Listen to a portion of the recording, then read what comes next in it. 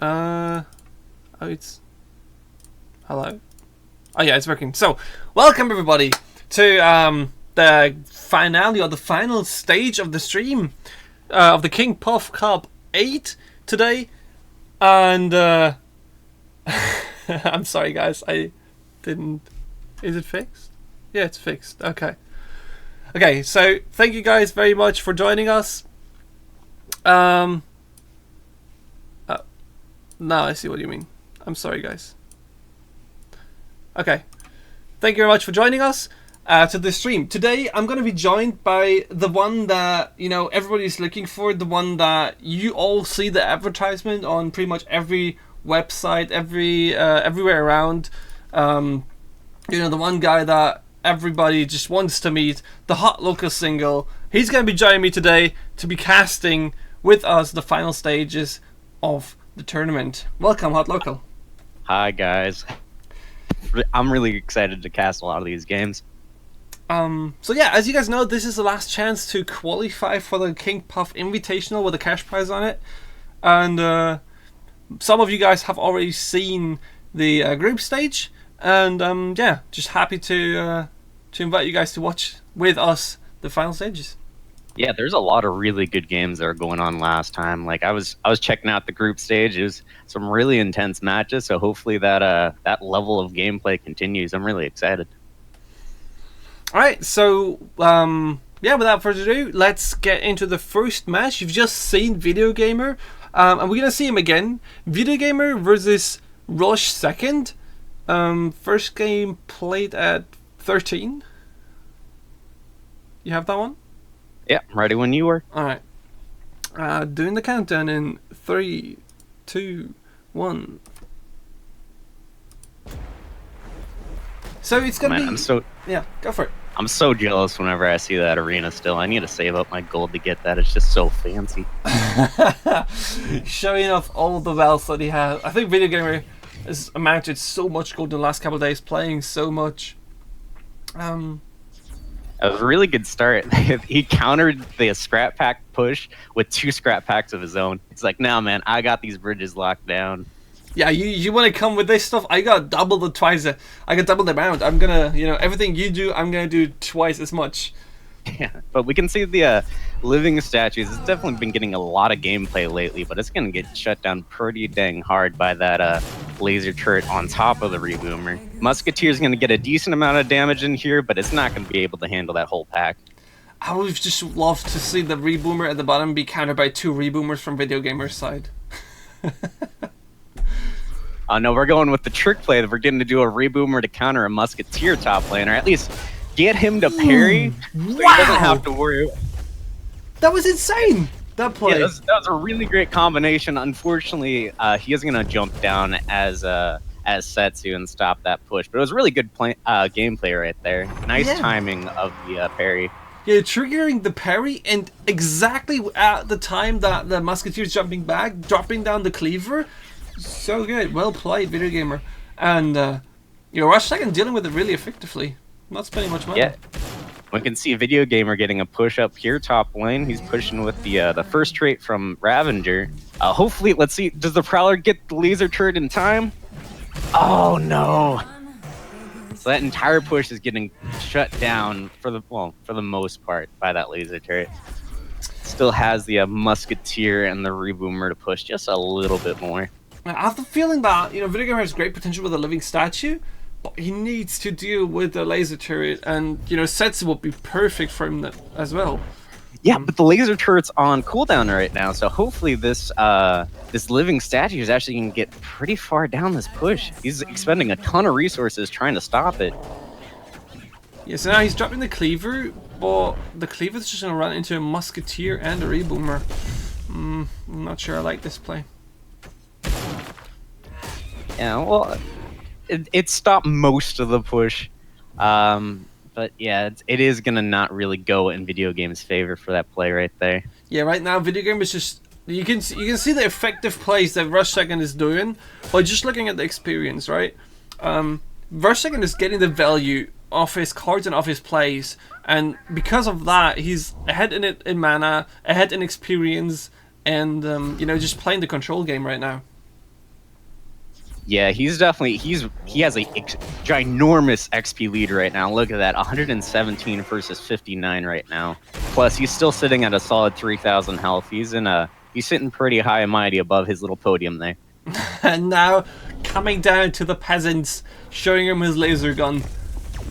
Oh god, that poor Ravager. Yeah, this is a big push right now, and you can see right now Video Gamer doesn't really have the cards in hand to deal with it. Yeah. He's gonna get a little bit of damage in, but look, he's down to 1,665 health, and Rush Second is so close to getting into Mana Frenzy right now at this point too. It's not really going in Video Game's favor right now. Wow, look at the value. Rush Second is dealing so well with the aggression Video Gamer's trying to put down, right? What did the Musketeer do? 200 damage to the skeleton? Yeah, really nice play though, right there with the timing. The parry is appropriate, making it so that the parry, instead of going back on the reboomer, he actually has a living statue, so the parry is going to land on something that has a little bit more high health, so that the reboomer can keep pushing and get a lot more damage in. So this is the first kind of dangerous push that Video Gamer is able to do right now, but Rush Second has Setsu, right? So. Yeah, well, look at the Musketeer. He has no answer to the Musketeer right now, and it's frenzied. Look how much damage it's doing by itself. Yeah, that damage and there is it goes. It got a ton of damage by itself. It's insane. And that Cleaver, perfect counter at the top, except Cleaver's Rampage, or Enraged with a 50% speed increase by Ravager. So yeah, that's Setsu's that third trait by Setsu, giving that additional stun isn't really going to help out, because it's going to stun that Cleaver before he can really take advantage of that frenzied trait. Yeah, I mean, Rush Second, didn't get as great value trades as he did before in the last couple seconds, but look at the experience, man. Rush Second is so close to Mana Frenzy. It's just, it's an abomination, man. Yeah, I mean, Video Gamer definitely was making a really, really good comeback for a while there, but Mana Frenzy should tie up this game pretty easily for Rush Second. Yeah, so Rush Second's kind of play style really helped him out here. He was being really defensive and, went for as much value as you could get, right? Just not do the push yourself, just play defensive and take the bridges, have a bridge shrine. Well done. Video Gamer knows he's... he knows when he got beaten. So it's a great game by both people. That bridge shrine was really the key card for that deck, getting into Mana Frenzy so he can tie it up really easily. Because we saw that Video Gamer was making a comeback. It's just you can't stop that Mana Frenzy. Yeah. Well played by Rush Second. I mean, Rush Second has been known to be a great player, right? And he's on the top of the leaderboard for the KingPuff Invitational. Has the most points. And he's so hard to play against him. I did have that honor myself, and he beat me fair and square. He's definitely a good player. Yeah, great play by both players. They were these guys are not people you want to be queuing against whenever you're on the leaderboard. They're really, really good players. So I hope Video Gamer switches up his plays a little bit, because Rush Second just dominated that match. Video Gamer needs to find a new way of countering that value play, or maybe do it better himself, get more value yourself.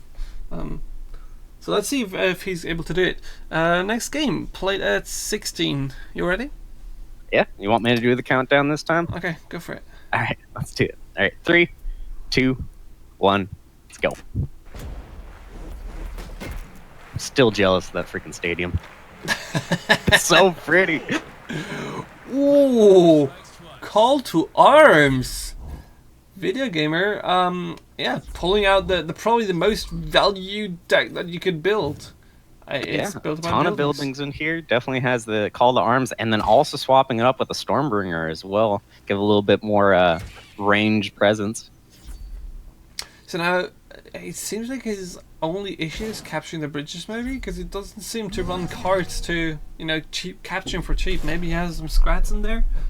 Yeah, and try as you might, that Ghost Rate's not going to grab that bridge for you. So a lot of the cards in his hand aren't really going to help him get on the bridges, but you can see Wall Combination with Ghost Shrine has a really good defense, unfortunately, was a little too close to the bridge, and I got destroyed by that reboomer. Call to Arms only getting one warrior, which isn't, you know, one warrior is fine for 2 mana, but it's just not as much as you would hope for. Yeah, it is going to make him lose that bridge shrine, but it's really nice because he needed some additional defense right there when he didn't really have it. But look So it's at gonna this get a little bit. reboomer, man. That reboomer exploded, what, 3 times, I think, there? And before that, on the bridge as well, killed the ghost turret over here. That reboomer was definitely one of the best reboomers I've seen. Yeah, I've been seeing a lot of really, really strong reboomers this tournament. Seems like that's another one of the MVPs of the tournament. Definitely, man.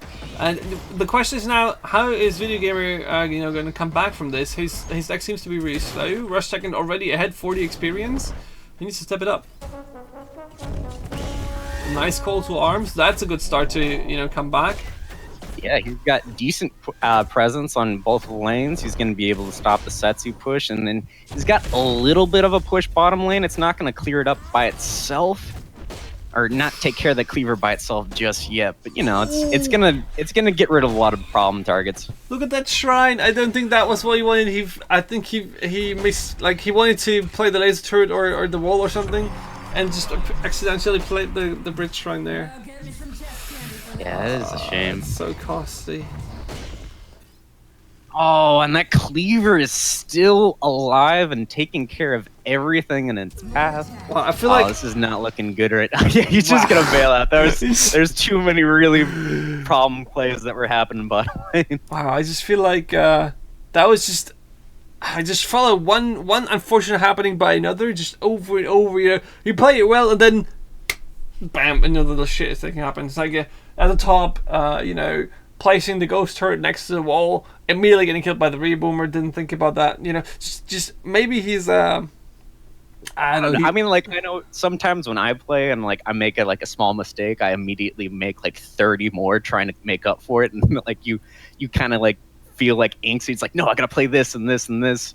And I don't know if that's what happened there, but there was kind of a combination of bad plays that kind of made him say like, nah, I'm not gonna see this through. There's no way that this is gonna turn out in my favor. Yeah, I mean, that was just really unfortunate for him. He just have one thing followed by another, and you know, just really a lot of mishappenings there. Unfortunate for him. Still really, really, really good player. Just a few misplays here is gonna cost the game for anyone. Okay, so yeah, let's head into the next one. Darian versus Pacomaniac. Again, 2 players that are great, and Pacomaniac, every time, or pretty much every time I cast him or see him, he's my favorite kind of guy. Because he's just so good, right? He's just playing it so well. He's always having great black holds, showing us immense style and skill during the matches. Yeah, well, I'm excited to try this out. Are we going to be starting at 13? Yeah, give me 1 second. The Pacomaniac versus Ravine, yeah, at 13. Starting up 13, in awesome. 3, 2, 1, let's go. Let's get this duel started. Oh, look at... I'm sorry, I always judge the arenas. We got freaking grass versus fire right now. I love the setting that we got going on for this match. Grass versus fire. Hey, we're missing the Volca though, right? That would be... We are missing the Volca, that's very off. true. But you can see a very popular opening that we've seen so far is just Scrap Pack, take both bridges in these matchups. It's really great, 1 mana, gets you both the bridges really cheap, and yeah, it's you know, it's no blood imps. Like you're not gonna be losing any health for having any Scrap Packs going on. So, God, look at the picture though. Poor Prowler. Somebody took out all the you know, Photoshop skills that he had. Like, I don't know if you followed the previous tournament or the previous round, the group stage, but Pacomaniac basically having a Prowler nerf picture up every round, and he seems to be able to continue to do it. I like it. He's got a message and he's gonna make it. He's gonna make I mean, you look so sad. Look at those tears. He's gonna make sure everybody knows what he wants. We got a great answer to the blue golem bottom lane. Actually got a scrap pack that's going to do a ton of damage to the blue golem and get a tiny bit of push going on, but unfortunately it is going to get shut down by those plasma marines. It's a great way of dealing with it, though, right? The scrap horde just does so much DPS. Yeah, you see the blue golem spin around, confuse what he's supposed to be attacking, while meanwhile that entire horde is getting a ton of DPS on everything, or everything it's around. Oh, that HP is not going to be enough. Needed both plasma marines to buff up the succubus to survive that. Yeah, it does not look like the Spirit Mancer. Yeah, the Spirit Mancer does not look like it's going to be getting too much value here. Well, if Terra Ravine does one misplay with a Scrad Horde, oh god, save him if that succubus get buffed 10 times. Yeah, really something scary to watch out for. Especially since I believe that Pacomaniac is running a succubus of his own, so the second that succubus gets buffed up by all that stuff, it's gonna be really, really terrifying. Yeah, and it's really hard to come back from that. So now Terra Ravine had some struggle at the start, but now is pushing ahead with the experience. 30 experience ahead and a bridge shrine up. So that's really good. He's in a really great spot right now. Yeah, unfortunately, Stormbringer's not the best at dealing with the Reboomer, so the Reboomer is going to grab that bottom lane and kind of preoccupy all of Stormbringer's attacks. And it is going to give him a tiny bit of XP back for Pacomania, but it is going to be followed up by that those Plasma Marines.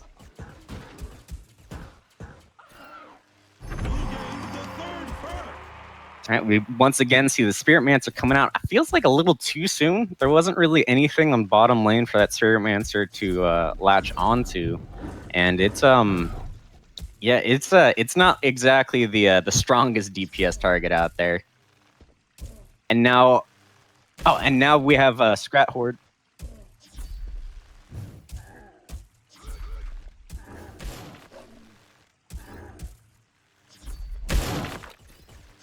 Yeah, the Reboomer is going to be a ton of damage on its own. So we got some damage there.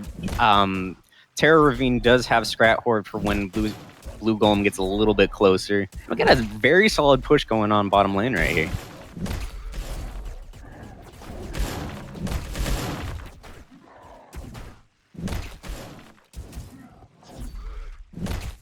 Yeah, I believe the statue should be able to finish this up right here, and it will. It's a great game, great play by both players.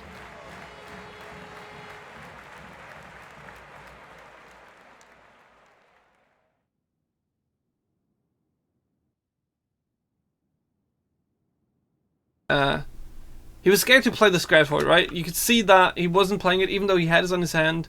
He used the Reboomer instead. He was aware that if he does that and does one mistake with it, the Spirit Mancer's gonna come out and end the game with a hugely buffed succubus. Yeah, I think the second he saw that Spirit Mancer, he's like, no, I'm holding on to this card. it's too risky. And yeah, Reboomer did plenty enough damage. He still was able to deal with the Blue Golem just fine without it. Yeah, so well played, Terra Ravine, taking those matches against Pacomania. Great game by both players.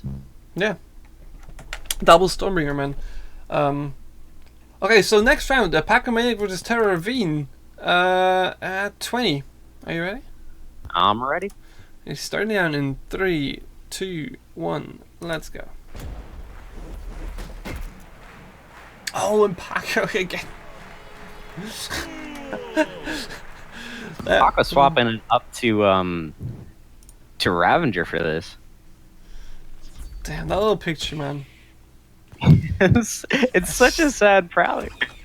You just gotta feel sorry for the Prowler. If anybody that doesn't feel sorry for this Prowler, I don't know, you must be a monster, man. So Terra Ravine, it seems like he's stuck with the same deck. Oh, yeah, it looks like there's still a Scrat Horde, there's still a Reboomer. It looks like Terra Ravine has the exact same deck going on. Oh yeah, and then there's the Scrat Horde, so definitely the same strategy that Terra Ravine's going to be pushing by basically having a really big living statue, good follow-up with Reboomers for AoE or Plasma Marines for range DPS, and just trying to push these really destructive lanes. So then, but that means both players did switch it a little bit, right? He didn't play it before, did he? I believe Terra Ravine did play this deck before. I think Paco Maniac is swapping this up because I don't see the Spirit Mancer and I don't see the Succubus. Yeah, but yeah, okay. So obviously with the Ravager as well. But did Terra Ravine? Yeah, he did play before. My bad. I switched up the players. That's all good. Okay, so this push is so heavily and so strong with the the Ravager. Level 2 ability, the best body Brutus, so tanky. And a cleaver on there too. That's a really, really destructive push to have this early on. Yeah. I like the Legionnaires in Paco Maniac's deck. They're really great at capturing bridges and nicely split in the middle. Yeah, and they have a decent amount of health too, so they don't get one shot by most things, so you can get a little bit of frenzied going on with Ravager's second trait. But unfortunately, yeah, Reboomer's just doing so much damage this tournament in general, but also this game. It's just destroying everything in front of it and everything to the side of it. He's just having a blast. Oh, that was too cheesy of a pun, man. I was like, I had to do it.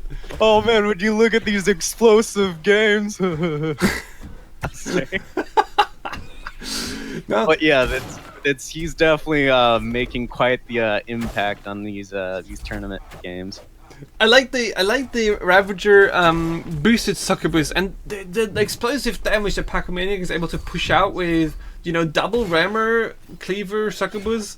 If they get Enraged, man, Feeding Frenzy with 50% attack and movement speed, it can end the game so quickly. Yeah, but unfortunately, it doesn't look like Paco Maniac has an answer to Scrat Horde anymore. So. Terra Ravine is definitely a lot more liberal with their uses of it. They're just putting down for extra DPS. They don't have a ton of AoE. So the Scrat Hordes actually went from being a card that they were really afraid to play to probably being their favorite card to play in this matchup. Oh man, the Reboomer. It hurts so much to just see this awesome Succubus. Such a strong card, 50 DPS, 200 HP, jumping back, dodging every attack. And then it's a Reboomer. It's like, He's like, no, man, I'm just here. I'm gonna blow up anything around me. I'm gonna have infinite value potentially. Just slowly strolling towards you. Yeah. Go on. Luckily, Ravager's really good at taking out the Reboomer, so it's not like your Stormbringer who feels helpless with the Reboomer sitting at your feet. Ravager will clear it up pretty quickly. Damn, look at this! Look at this Scrat Horde value. Every time it's played, so much damage, and God, I just hope for any player that plays it that there's no Spiritmancer waiting on the other end. Because boy, you're going to have a bad time.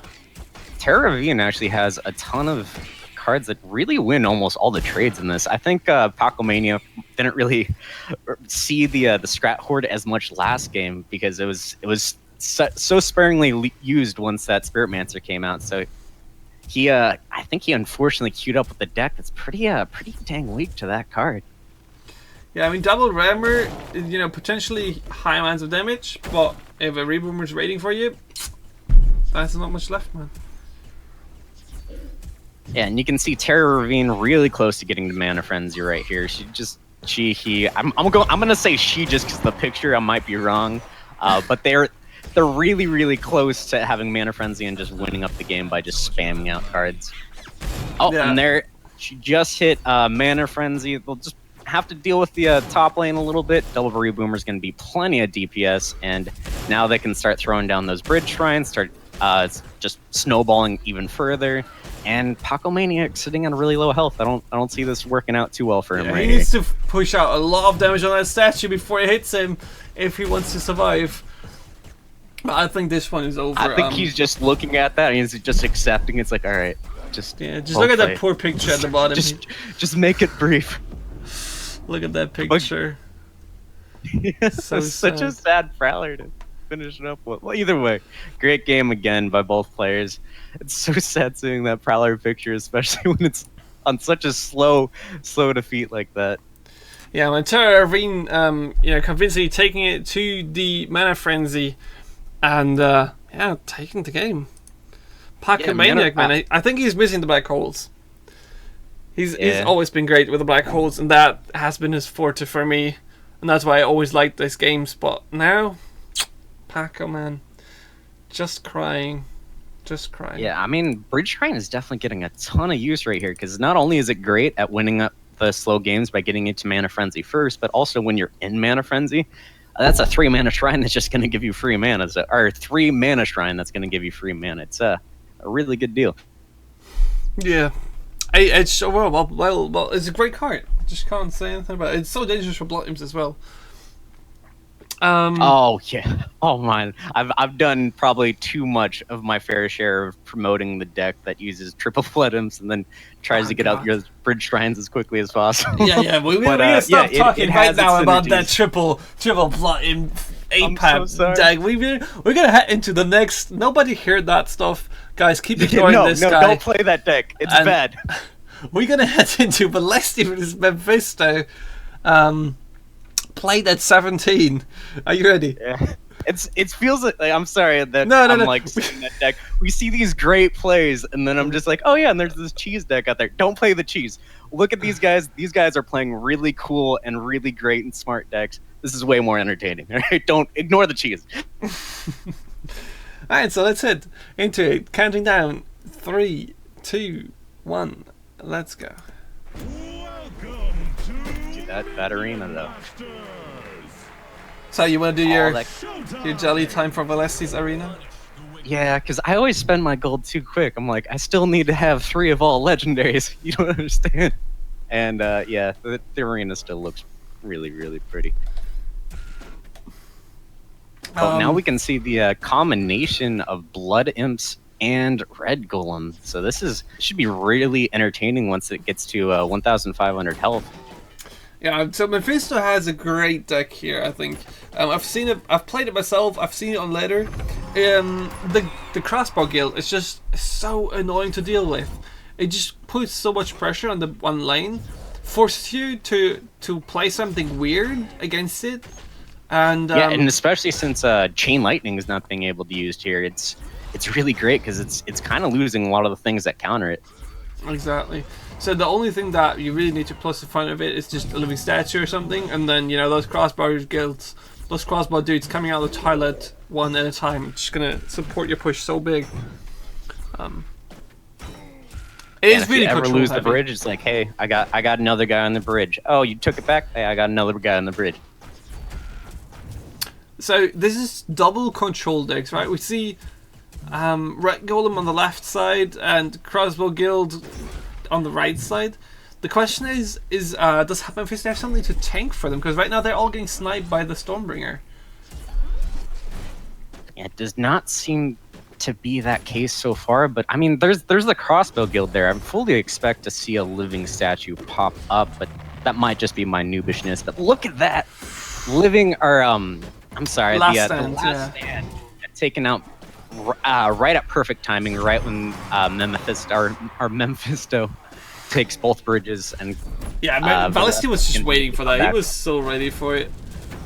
You could see the color switch and instantly dropping the last stand. Yeah, he was holding on to that card for a while too. I'm sure he was just waiting for that perfect moment, and he got it. Great card for Mephisto there that he has the Fire Imp. Because without that one, oh god, that last stand is horribly to deal with. Without spells. Yeah, especially a Stormbringer too. Stormbringer doesn't exactly have the most useful AoE for dealing with that. So both players have well played the shrines, protecting them. The shrines have been running down from the top to the bottom pretty nicely, but Valesti is having the middle bridges more. It is 20 experience ahead. Mephisto really needs to catch up. Yeah, but he has his he has all of his buildings going on. That Crossbow Guild is going to provide really consistent pressure for him. But Last Stand is going to let Valesti come back anytime both of those bridges are taken. Yeah, so it's so frustrating to take both bridges and just get wrecked by Last Stand. In this case, though, Mephisto only needed to use Ghost Turret, right? That's 3 mana, and the rest, the Crossbow Guild did. The Crossbow Guild did. So Easy to deal Yeah, with. Leslie has some really great buildings as defense. One thing if I was him and I'd be looking at this right now, I've seen the stun lancers out quite a bit. Now I'd be trying to find out when the like about what pace the stun lancers are going to be coming out, because that red golem, if it drops and there's a stun lancer out, well, it doesn't matter that he has double health. He's not going to be doing much either way. So I'd be making sure to play that at a time when the stun lancers are really far behind in the deck. The question is, does Mephisto realize what he's playing into, right? He does see the Blood Imps. Does Mephisto know that, Blood Imps are going to get paired with Red Golem? Or does he think, okay, well, Blood Imps maybe to capture bridges cheap. One shot to the face, there you go, Valesti has the Red Golem now. Yeah, and Last Stand too, so he's going to have a pretty decent combination right here. An activated Last Stand and an activated Red Golem if you really wanted to capitalize on it. And we do know that Stun Lancers wasn't played too far ago, so that Red Golem could squeeze out right here, but it's really hard to tell if enough time has gone by to make sure that the Red Golem is fully in the clear. Yeah, and the problem is that Mephisto, I haven't seen the statue yet, and that missing tank for him is really, really problematic, because the Stormbringer himself, the Valesti Stormbringer here, is shooting down the complete crossbow guild, right? It's just one by one. They don't spawn fast enough, especially with the level 3. Yeah, and we can see here, there we go, yeah. Valesti has been holding on to that Red Golem, making sure that the Stun Lancers are coming out before he places it down. Now, I wouldn't be too surprised if he wanted to follow up with the Red Golem now, knowing that the Stun Lancers are at the bottom of Mephisto's deck. And he's just ran into Mana Frenzy, so it's not like he's going to be expending too many resources to get that thing out. The question is, what is he waiting for? I don't...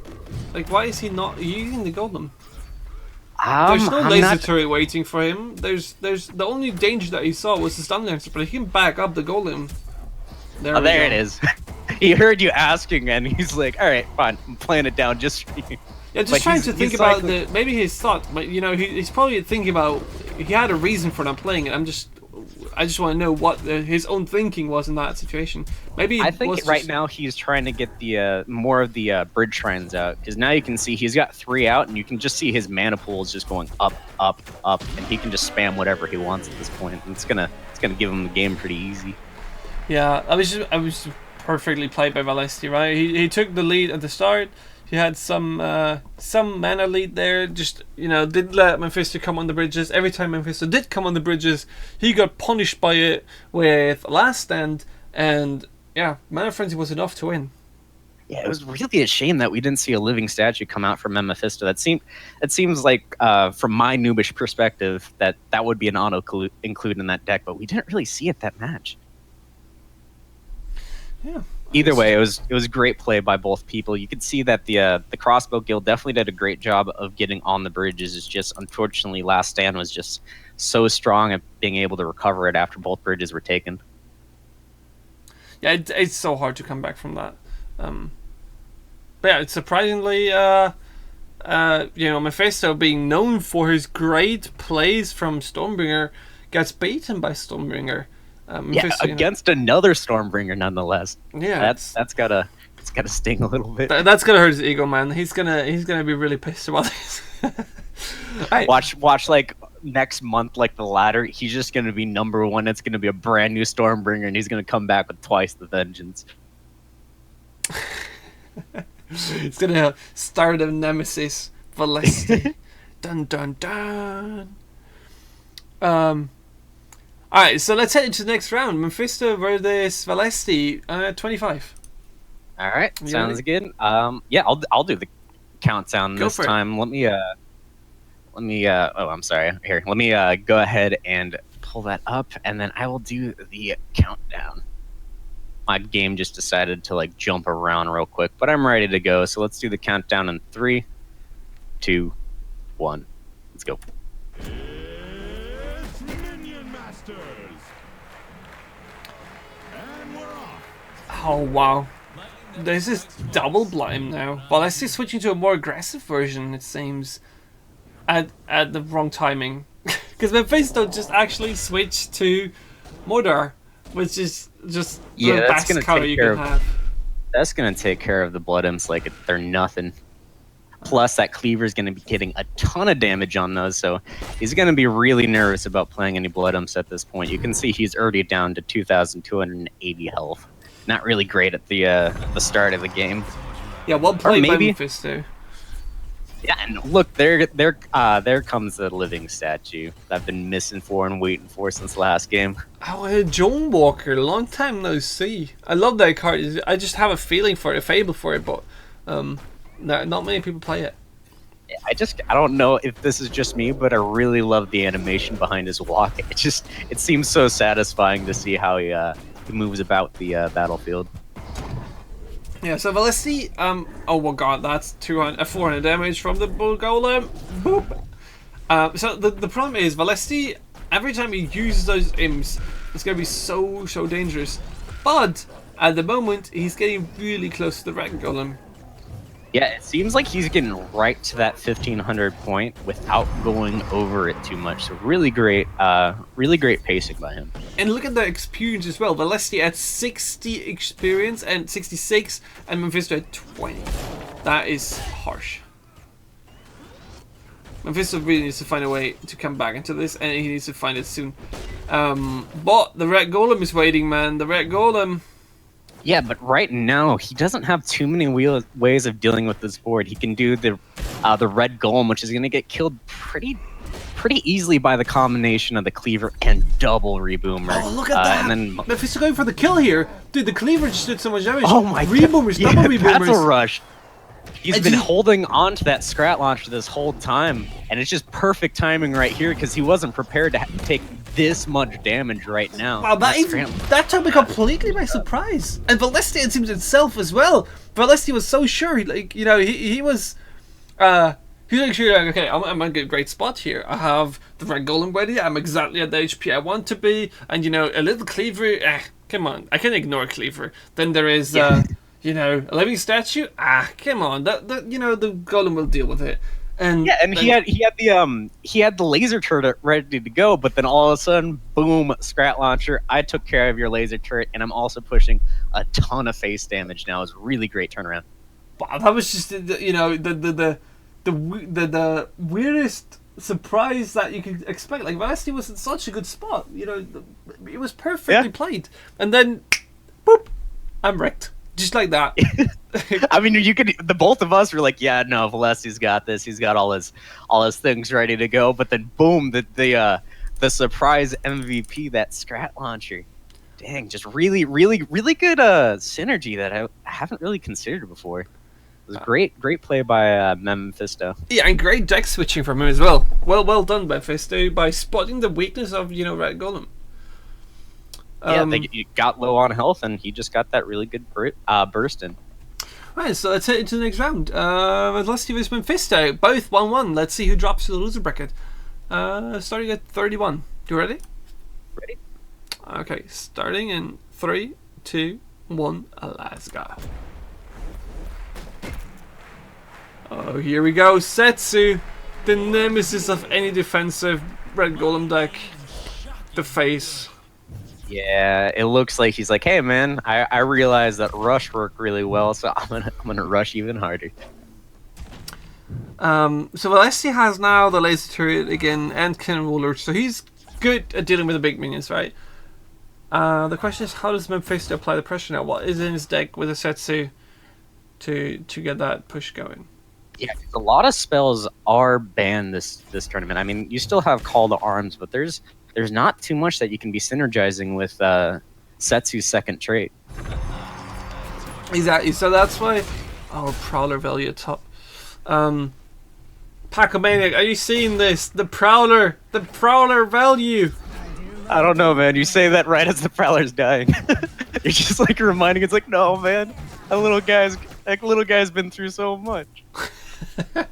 500 damage though, and killing that. Oh god. We're seeing the Scrat Launcher come out just again, and look, that laser turret's not going to be able to deal with it. Scrat Launcher is going to take a ton of damage to that wall, and it's gonna keep pushing, getting more damage in. I'm really surprised that Scrat Launcher is that great in this matchup. It's a good thing though for Valesti to pick up that wall. It's a really smart move because it's soaking so much damage from that Scrat Launcher, right? That was 6 shots that could potentially, you know, have been going to the face. It's really good pickup on grabbing that. Yeah, good teching there. The sniper, man. Sniper Scrat getting great value as always. Just so chill, taking his time to line up the shot. And Valesi getting close to the desired 1,500 HP. But look at this push, and now you're like, oh shit, I don't want to be at 1,500. I want to be at more health, way more health. I take back whatever I said. He's got the combination of the living statue and the reboomer right now. Setsu's on the board. He's got a really disgusting push. If Scrat Launcher comes out again, yeah, you don't want to be at this low of health. Yeah, Prowler coming in to support this attack, taking away that cannon roller. Yeah, unfortunately, cannon roller is gonna deal with it. The Prowler's not gonna get any face damage in, but it is gonna take care of that cannon roller. Sorry, when stream saw the little flap with the arms of the Prowler. And here comes the Scrat Launcher. Good play with the wall right there by Valesti. Wow, yeah, but this damage, man, it's just so harsh to deal with. Valesti's just any second so scared about his life, knowing that that Scrat Launcher's coming out. Yeah, good tuck by that bazooka Scrat though. That's gonna help take care of the Scrat Launcher with the Scrat of their own. He has the perfect teching. He did the right teching options here, right? He has the wall, he has bazooka Scrat, he has laser turret against the statue etc. He has everything he needs, but he just can't line it up for the finish. And Mephisto just, you know, needs to jump 2 or 3 times more to the face, and it's done. Yeah, it looks like Setsu's gonna be jumping across to get a really, the final shots in on the opposing hero. Yeah, well played, Mephisto, showing us that he is indeed able to do a harsh attack here. Yeah, and pulling out surprising cards that are just not usually played, right? The Scrat Launcher. Scrat Launcher, OP, man, definitely. So yeah, great teching by both people. It's just the playstyle of Blood Golems might have been a little too risky right there. They definitely had the great answers with the tech cards in there. It's just being at that low health isn't really going to fly against a deck that's able to put out that much burst damage.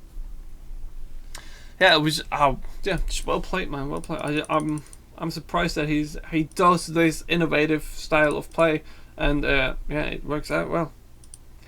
So yeah, next round, next match is gonna be Edelweiss versus Dirian. Edelweiss, you know, former champion, pretty strong player, and known for the Ratbow deck with this living statue. So Ratbow being banned because of a spell, I'm gonna be curious about what he's playing this time. Yeah, and I gotta just warn you now, right now, I might mispronounce his name. I'm just gonna try to shorten it to Edel. But I'm pretty terrible with names in general. I know like people who've seen me before. I'll call the Colossus like Cleaver, and yeah, just no one get offended if I mispronounce your name. I'm terrible with names. All right, yeah, no problem, man. Edelweiss knows. I think everybody pronounces his name wrong, or pretty much a lot of people. So yeah, next fight, it's played at 15. All right, I'll go on your countdown. Do you have the right game? Just make sure, because yeah, ready to go when you are. Okay, 15. Starting in 3, 2, 1. Let's go. Double border, and a sick new picture by Edelweiss. Yeah, that's intense. Is that? I don't know if that's like from anything, but I really love that image there with the really strong blues, and I don't know. I'm into the aesthetics. So yeah, I think the Musketeer being a must pick for a lot of people in this tournament. So good against Cleaver, a Reboomer, high DPS card. I would always go for it. Yeah, and as we've seen earlier, you can time his parry to make it so that you can actually get it on different targets if you have proper positioning. Blastmancer. I don't know why you're playing that. What is your target here? Did Darian meet too many blossoms? Maybe he saw the Scrat Horde pack earlier on, and he's like, "No, I'm not dealing with this today." But we can see there's a really strong push here. The combination of the Guardian and the Reboomer is able to get some serious damage potential in.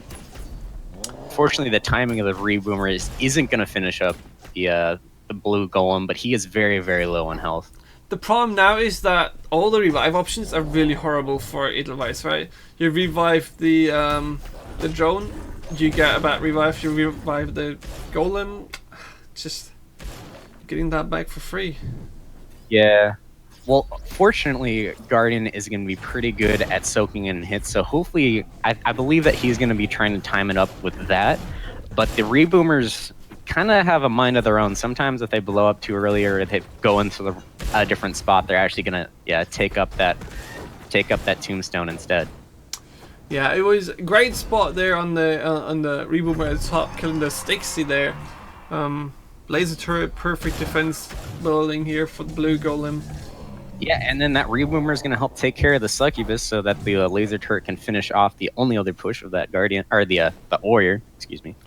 So even though Darian plays the bridge shrines, Edelweiss is ahead of experience, and that is surprising me, to be honest, because Darian got a great revive and quite significant lead too, because he's had his second trait for a little while now, and he's working really well into the third one.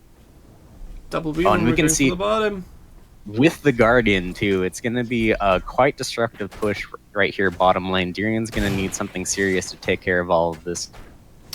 Stixie revive, slowed down, Reboomers. Man, that Reboomer push is so scary. 500 damage to the face. Yeah, but he is going to get that Guardian back. He can just revamp this entire push bottom lane, and you can see that blue golem's the really only thing that he has to worry about, and he's going to be able to finish that off really easily with that Reboomer. That Guardian combination of that Reboomer is just so strong. But dangerous. The timing. He's going to make it so Tyrion is getting a free blue golem for top lane. Yeah, that blue golem at the top is, pretty nice, but still the second push is coming, and the third push, the golems just keep coming, and there's 3 Reboomers now on the way to kill Darian. Yeah, this is actually really scary. I don't think Succubus is going to be enough. Succubus is not really known for dealing with the Reboomers there, but luckily Mordar's ramp up speed is so high now that it's going to be able to take care of that Guardian just by pure cleave. Yeah, it was a really well placed wall there, just protecting the Succubus. It's going to die now, unfortunately. Actually, no, wow. Nice illusionary cleaver, saving the Succubus. But yeah, Darian really needs to find a way to deal with all this small stuff that Edelweiss is playing.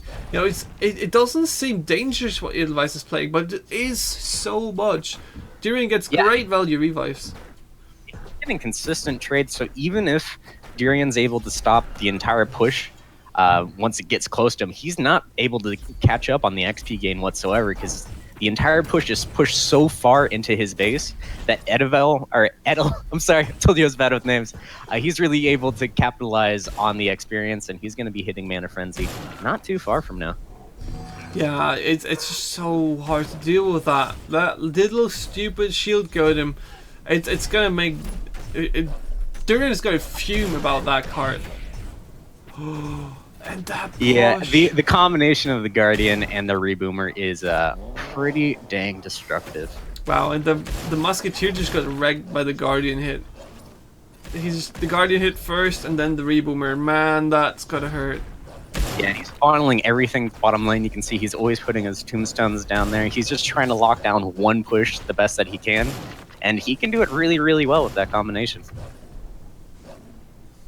And unfortunately, yes, Succubus it's great damage, but when the Reboomers are coming back from the tombstones and they keep pushing that lane, it's not like that Succubus is going to get that much forward. That's a frenzied Succubus at the top, though. If he's able to put a tank in front of that, support the attack a little bit, that's going to be really dangerous. Yeah, unfortunately, too, that Guardian that he just placed, or that Edel just placed on bottom lane, is going to soak up that wall. And he's going to actually take a lot of damage before he gets a push going on. So this Succubus on top lane is doing and it's doing work. I don't know if it's going to be enough to come back, but it's definitely getting its value in. Yeah, that was 100 DPS hitting Edelweiss's face, but Edelweiss reaching Mana Frenzy now. And Dirian, again, taking damage from the Reboomers, not being able to deal with them fast enough. Laser turret, perfect counter here at the bottom. Man. Yeah, I'm surprised that he's not just spamming cards at this point. I mean, the laser turret's going to be able to take care of this entire push bottom lane. But yeah, Edel is in Mana Frenzy. He can basically just vomit all the cards on bottom lane, and he's got enough push potential with his deck that he should be able to win up the game here pretty soon. Man, those Reboomers are so annoying to deal with. Dirian has great revives, played it pretty good, but it's just not enough. Yeah, and we also had a really great, there's a really great timing going against the Musketeer, showing that you can time its parry to go ahead and actually attack a different minion that has a little bit more health if you want to keep some things alive. But yeah, this combination Guardian, Reboomer, it's just so much damage. Luckily that Divine Warrior is going to soak up some of it, but it's not going to save it. Yeah, Divine Warrior, a great pickup against the explosions, right? But it's just not enough. Yeah, it's going to be a game. Those Reboomers are just so much damage and so annoying to deal with. I feel sorry for Dirian, man. That was so frustrating to watch. Yeah, you just see the Reboomer gets immense value the first time it goes off, and it's like, oh wait, hold up, I'm gonna come back with full health and do the exact thing over and over and over. Yeah, so let's head into the next round. Maybe Dirian finds a way to deal with all those annoying Reboomers, or Edelweiss, just pushes out more of them. It'll be interesting to see for sure, because that was very clear. The MVP of that deck was the combination of Guardian and Reboomer. Just so much value and such a great push. So let's head into the next round. Dirian vs Edelweiss. Played at 22, I think, or 20. I got 22. Yeah. All right. Let's start in 3, 2, 1. Let's go. Oh, I switched sides. Okay, well, I'll watch Dirian. Don't worry, I got the stream open on another side. So now, in fact, we have a little bit more of a fancy setup going on because we can give both players perspectives.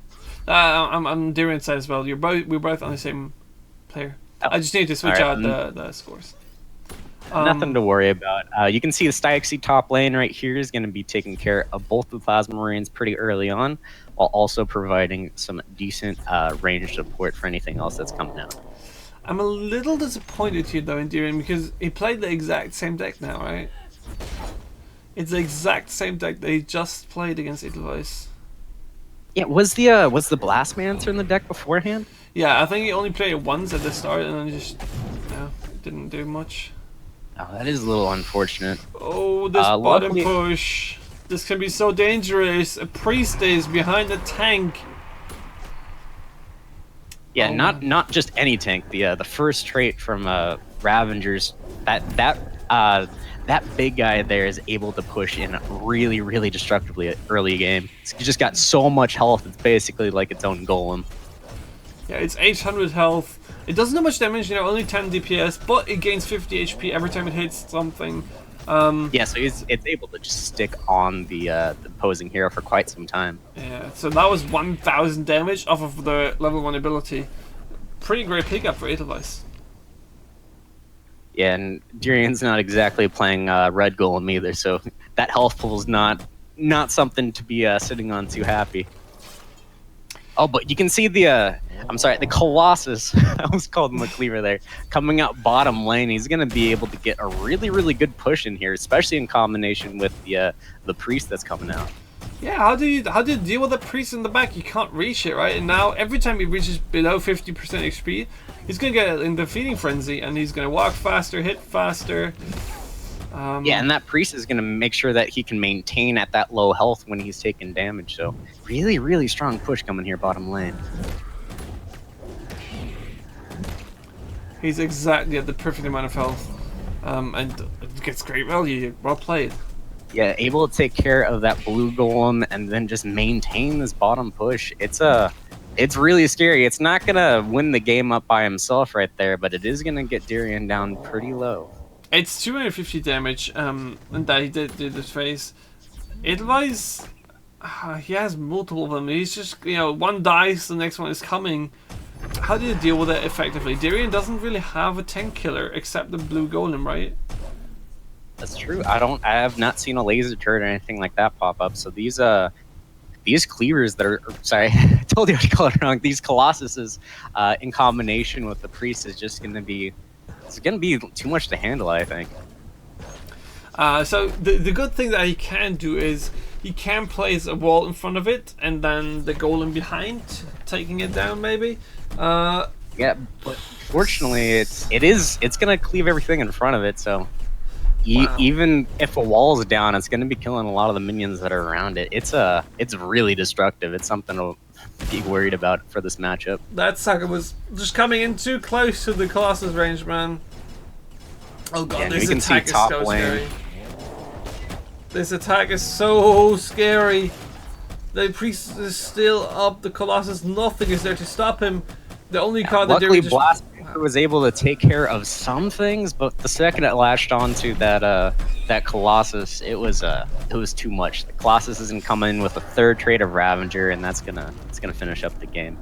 Yeah, man, that was convincingly won by Edelweiss 2-0. Wow, that Colossus, man, it's so hard to deal with. I think the only real option that he had was place the wall, and behind the wall place the blue golem, let the Colossus hit the wall, and then, let the blue golem kill the Colossus.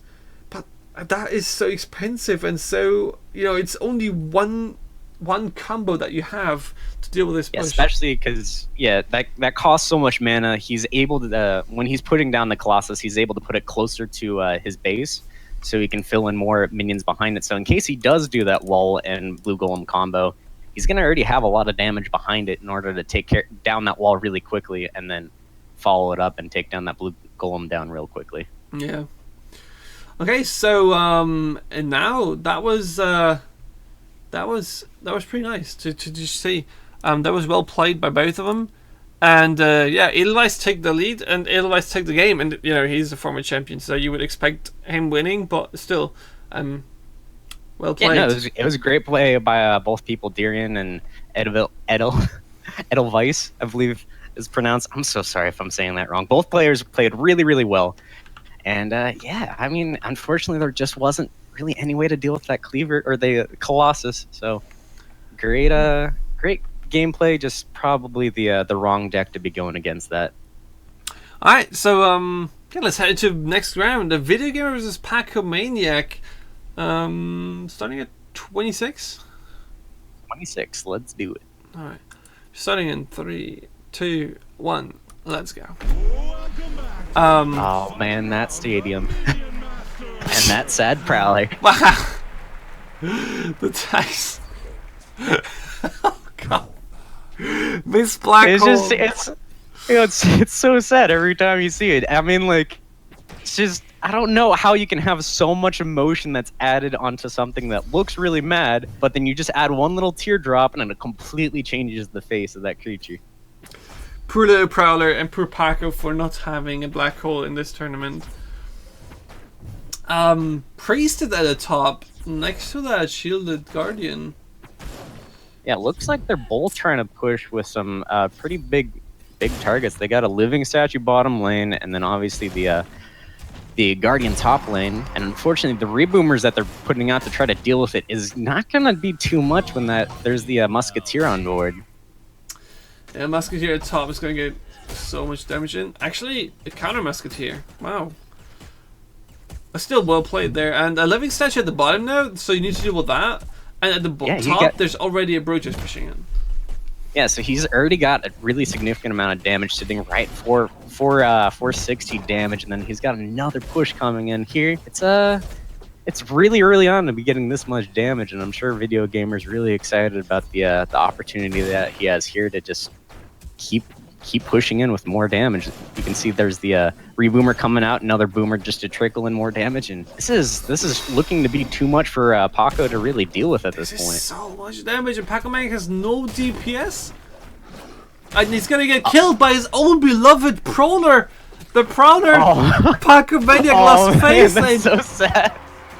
Well, I mean, you can see the Guardian got down trying to save it, but the Reboomer AoE is just too strong, and unfortunately, that Prowler is gonna be the bane of Paco's game, I guess, right there. It's so poor little guy. Paco Maniac lost face in the Prowler, and he gets punished for it. Yeah, it's like you dare question my strength. Wow, that is damn, man.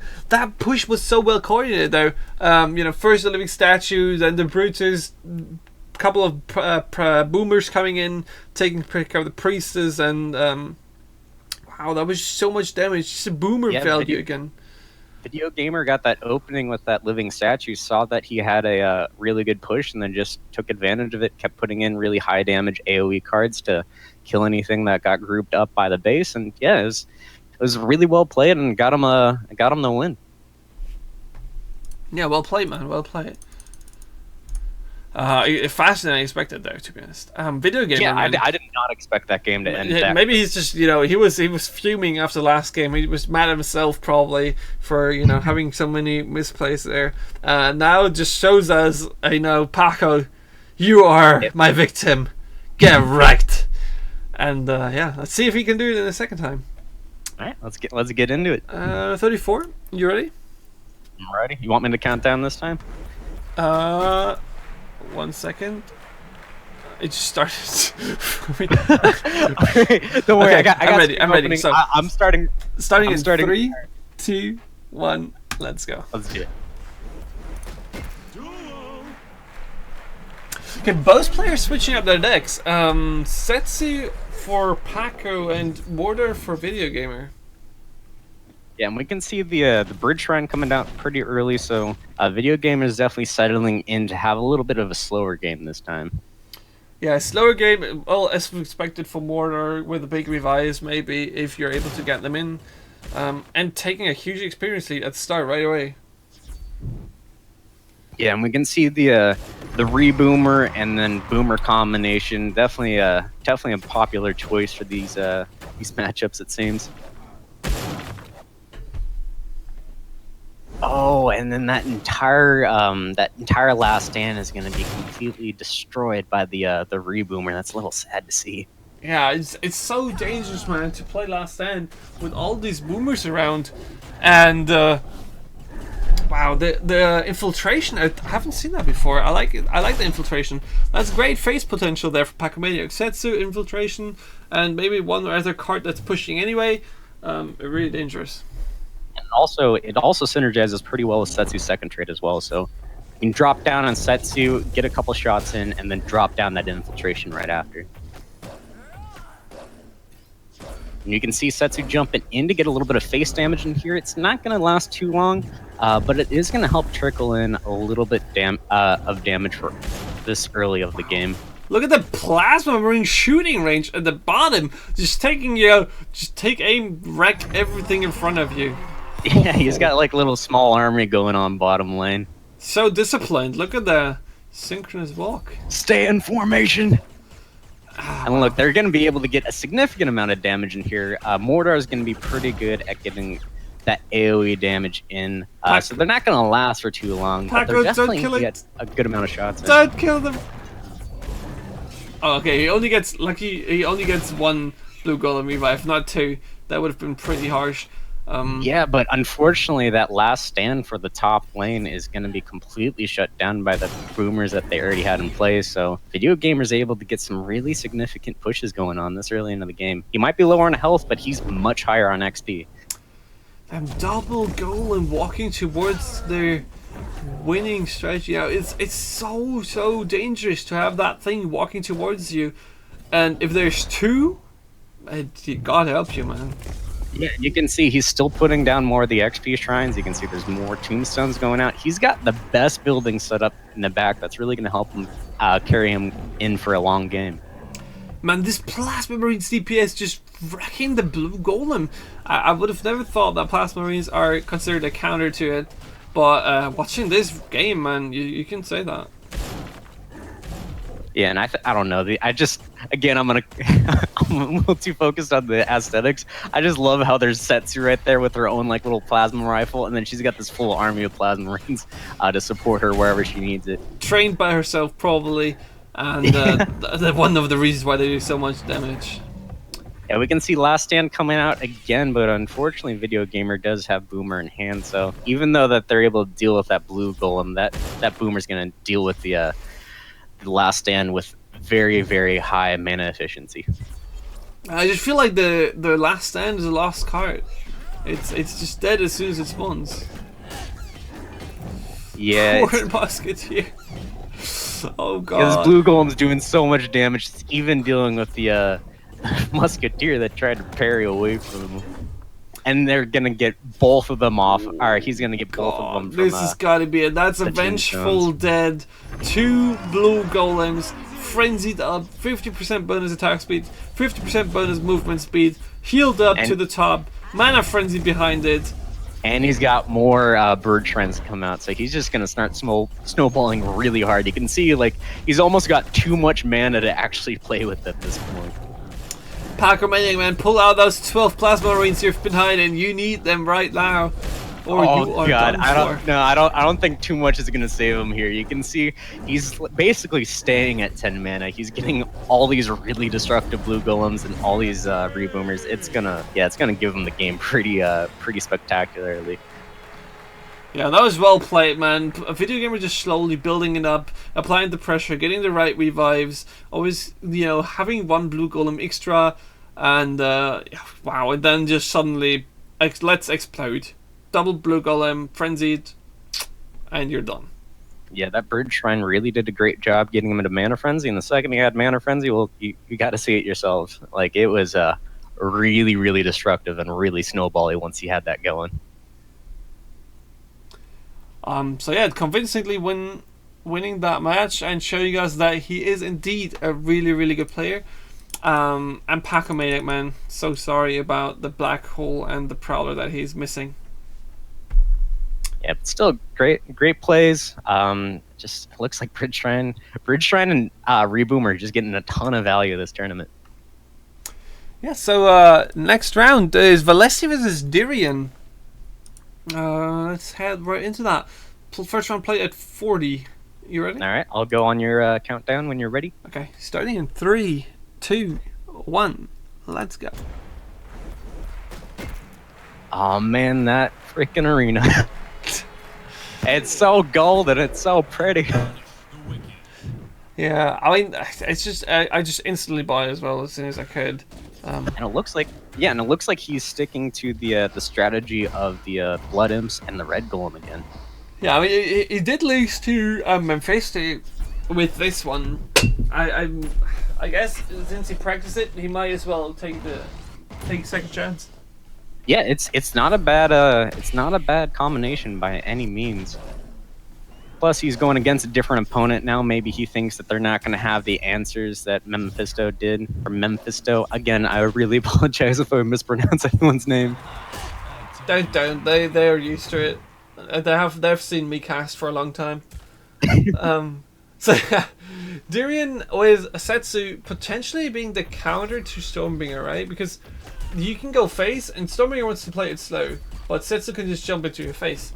Yeah, especially considering that he has all those Blood Imps and he's trying to get at half health. So if he gets too low, maybe Dirian's going to be able to capitalize on him by throwing down Setsu and getting right in the face. Those anti-skeletons are a great way of applying pressure, and this Prowler, wow, and what a huge combination attack. of the Plasma Marines or the Infiltration and Setsu's jump. That's going to be such a destructive push this early on. That is so much damage. That was 1,400. That was so good. Well played. Another one of these attacks, and Valesti is done for. Now, the only danger is the Red Golem. That one is going to get ready now, and Dirian needs to have a way to deal with it. Yeah, and Dirian himself right now, you can see there's only one ammo left in the clip for Setsu, so she's going to be a little vulnerable right now while he's getting that Musketeer in. Wow. Now, the problem right now that Valesti's probably thinking is if he does do that Red Golem, which looks like he is, now he's going to be a little shy on mana, so if Dirian tries to get a really big push in here, he's gonna be kind of struggling to deal with it. Does Durian have a way to deal with the red golem? That's the question. I mean, he could go face and try to get that last 800 damage in. Setsu, infiltration, could do doing it. Yeah, I think you have to at this point. I have not seen any laser turret or really any swarm minions that are gonna help deal with that red golem effectively. What are you trying to do? He's gonna try to do. Yeah, the Grenadier is going to try to get a little bit of damage in, but you can see the amount of DPS that Red Golem does is absolutely insane. Wow, that is so much damage. And the Musketeer dying in the process, which you would have liked to, be in the pushing force. Undying Skeleton is going to get revived. So this is actually a really nice build-up, right? Undying Skeleton here in the base. Sets to jump now, maybe infiltration behind that. That is so dangerous. This is a ton of face damage, and he doesn't really have, or Valesi doesn't exactly have the cards in his hand to get too much of a recovery going on. If it wasn't for that cannon roller here getting so much value, I think Valesi would have been dead. But now Valesi is in the pushing part. Darian really needs to find a way to close this game really fast. 400 HP. He needs Darian to cycle for that sense of jump.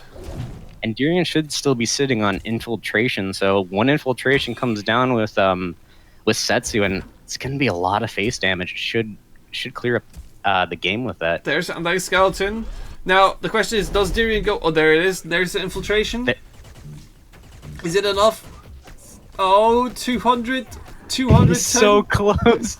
So close. And Sense of Jump is not ready yet. The golem is just so dangerous. It's right there in your face, and it's gonna be ready to kill you, Darian. And he's buying some time by playing out minions to turn around that red golem, but unfortunately Red Golem is going to be able to squash anything that's getting in its way. Oh, Musketeer trying his best at poking him, but that's just not enough.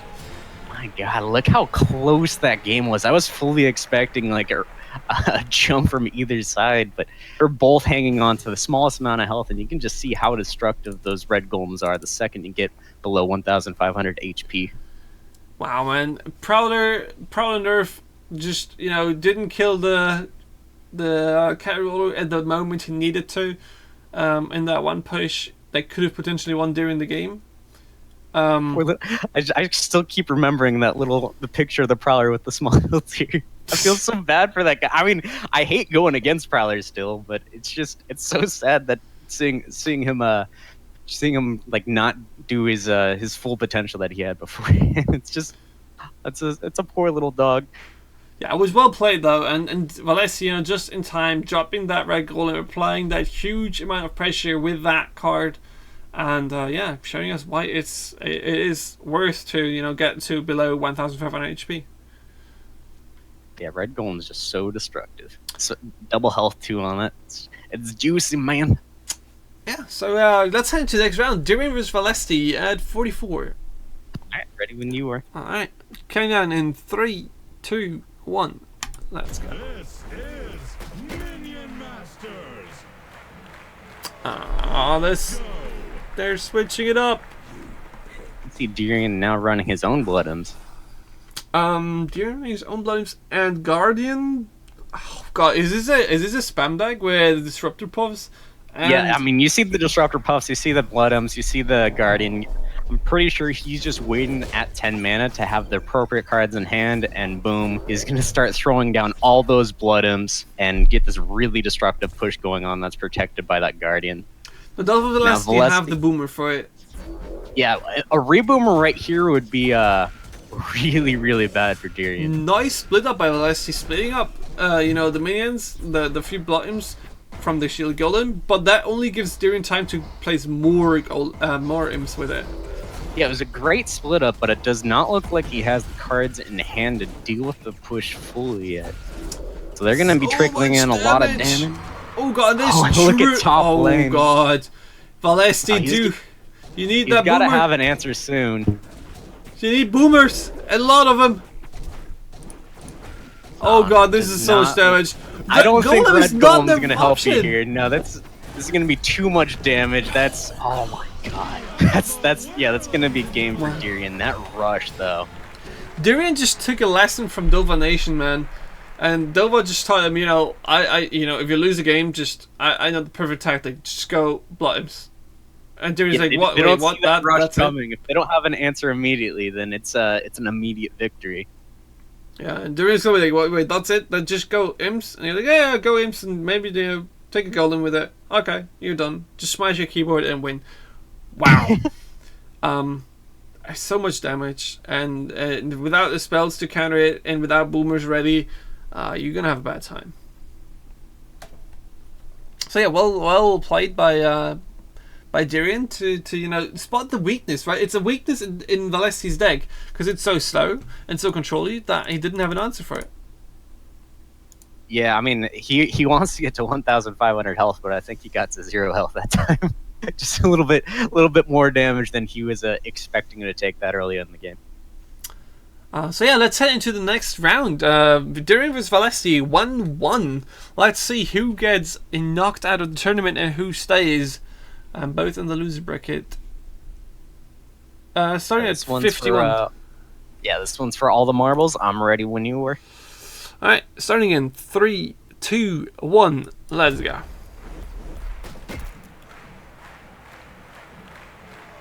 He did a smart play here. He put out the blood imps and then he immediately got off of it in case his opponent wanted to make sure that he punished that play style that he just swapped to.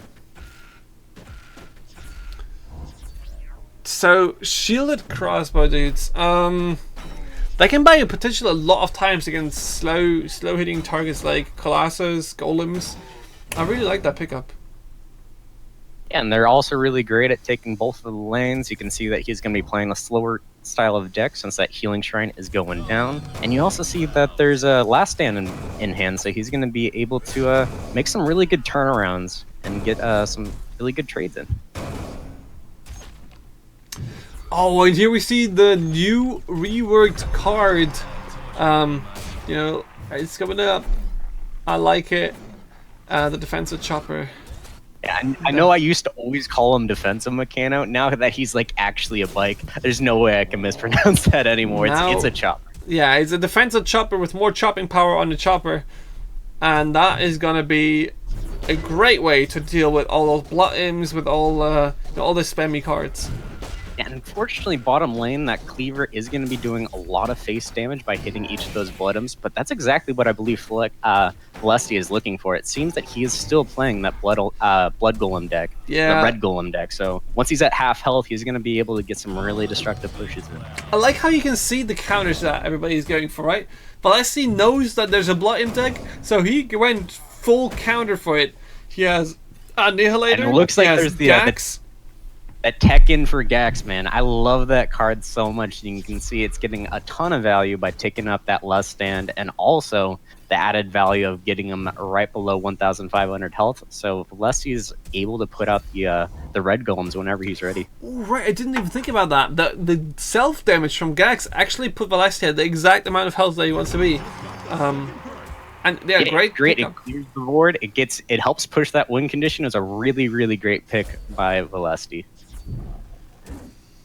And we can see Red Golem going bottom lane. Now this is a really destructive card. It can be followed up by anything behind it to get even more AoE in, and it's going to need a little bit more than just a cannon roller to deal with that on Darian's side. Yeah, it's going to be, just chipping away with that with all those cannons. It's going to maybe get 1 or 2 hits in, but that's going to be it for the Golem. And unfortunately, that Prowler on Valesti's side went unattacked, so he's sitting at a little too low of an HP to be comfortable at right now, especially with that red golem going down right now. In fact, if this cleaver gets in, that's gonna be game. Does he have anything to stop it? Oh no, he played bottom lane. Oh, but he's got Plasma Marines to save the swing last second, because if that cleaver lands, it does 300 damage a swing. Oh, please have something. That's a bridge shrine. That's not what you want to have to counter it. Something. Just trying to do anything to stop it. Oh god. That was so. Oh, that hurt looking at. You could see he was playing whatever he could to get in the way of that cleaver, but that cleaver was too mad. Man, that cleaver madness. Going for the face. Cleaver to the face. Oh god, that hurts. It was the perfect play at the time too, because Valesti was right at 300 health, so just one swing by that cleaver, and you can see what happens. It's just Yeah, going to give you a game from one swing. It was well played, on the back of countering the red golem really nicely with the cannon roller. Taking 400 damage for it, yeah, because, the cannon roller doesn't do quite enough DPS. Well, that's just 400 damage. You can deal with that, and then, have a cleaver ready for the counterattack. It was really, really great play by both players. Plus, I don't know. It's so sad to me seeing that red golem deck lose, because I love playing it myself. I love being playing a little bit more on the edge because you want to stay right around 1,500 health. But unfortunately, if you get too low, you're in the danger zone and you don't have too many ways to pull yourself out of it. Yeah. Now we're back into the winner bracket. No one of these players have dropped a single game yet, or a single match. My bad. Sorry, games they did drop, but not a match. Rush second versus Terra Ravine. Oh god, this is gonna be good. Terra Ravine, a lot of people know him, and he's a great player. Rush second, again, at the top a lot of the time in tournaments, leading the KingPuff Invitational leaderboard. Let's see who's gonna take this one. It should be a really exciting game with these. We got some really high level players that are going against each other. It should be interesting. Yeah, so first game, Rush second versus Terra Ravine, starting at 27. Are you ready? I'm ready. Starting in 3, 2, 1, let's go.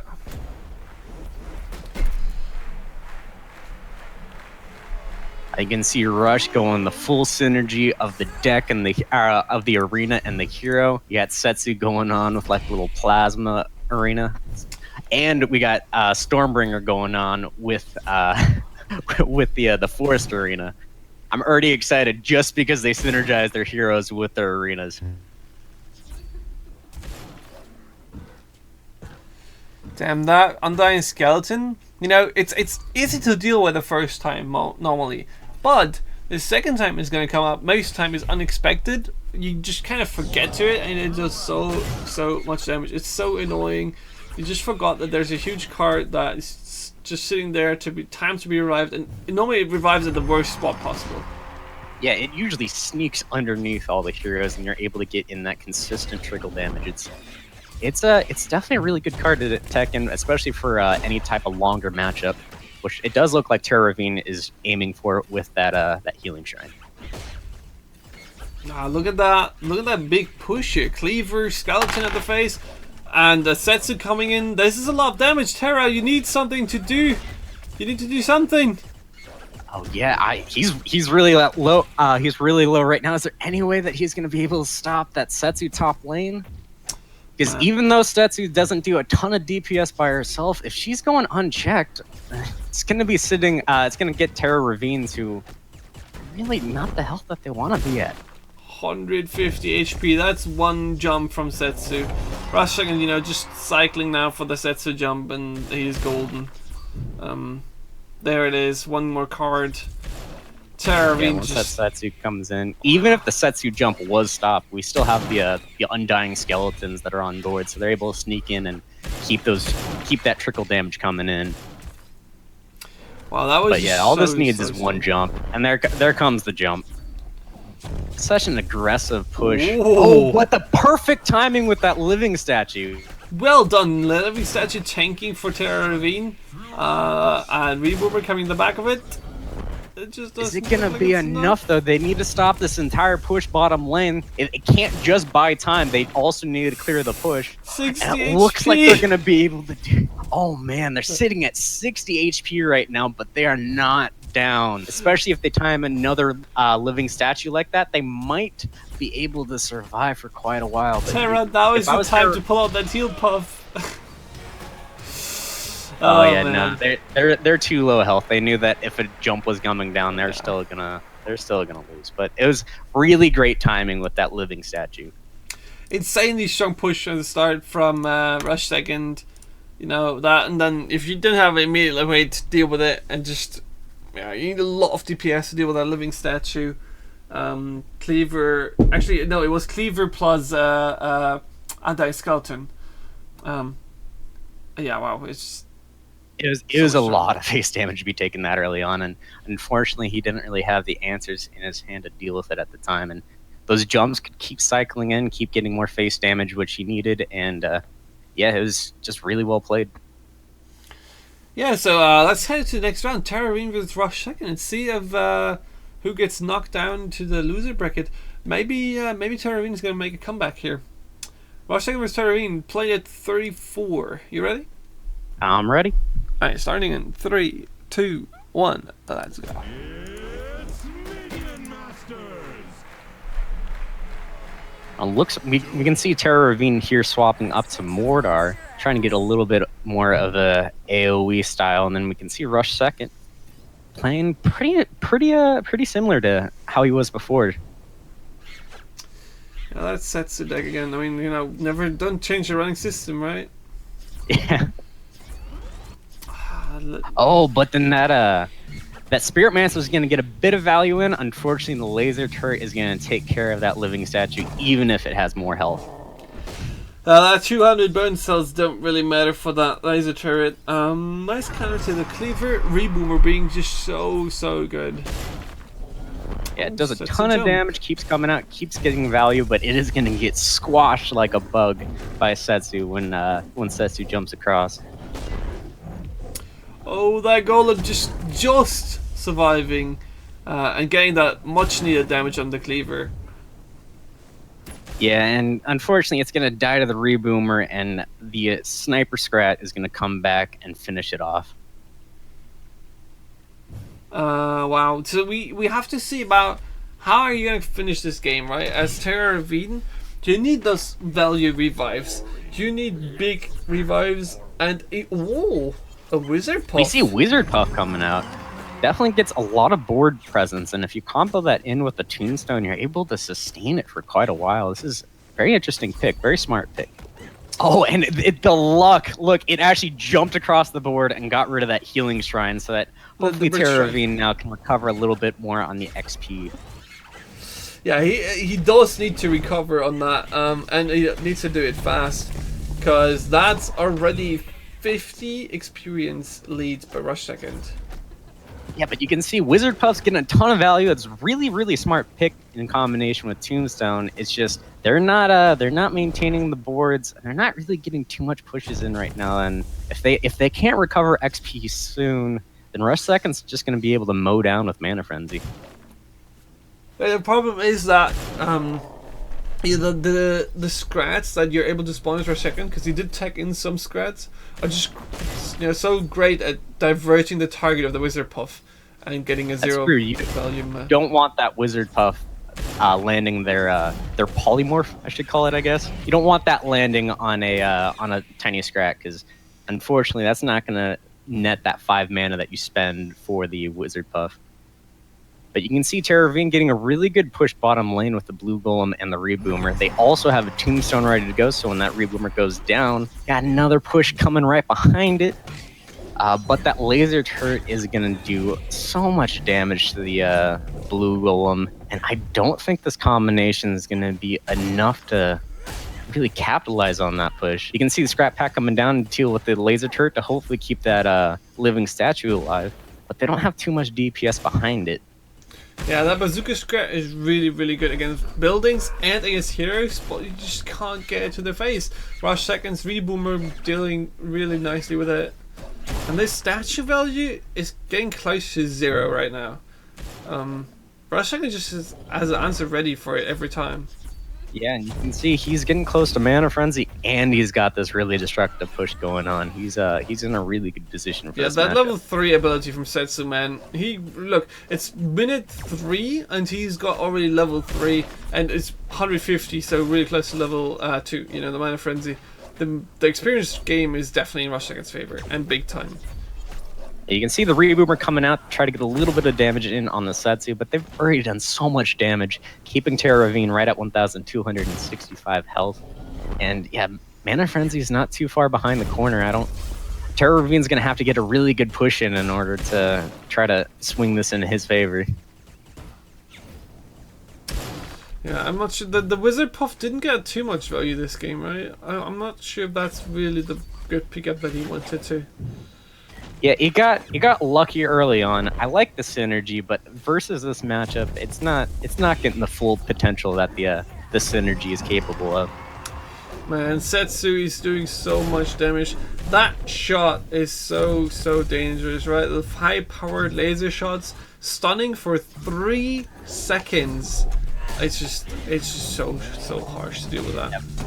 Now Rush Second is in Mana Frenzy. He's gonna be able to just cycle his cards so quickly and just get these really unstoppable pushes in. Terravine's already at not a great health pool that yeah, I think this cleaver is gonna be able to finish up the game for Rush Second.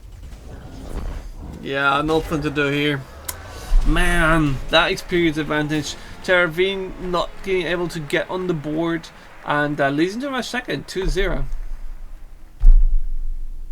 Yeah, really good game by both people, but unfortunately, Terravine could just not deal with the rush from Rush Second. Oh God, I just. Okay. It was like after I said it, I knew it was a bad joke, but at least you know. Sorry, I had to, man. I could not stop myself. At least you know. Okay, so next matchup, Memphis vs Edelweiss.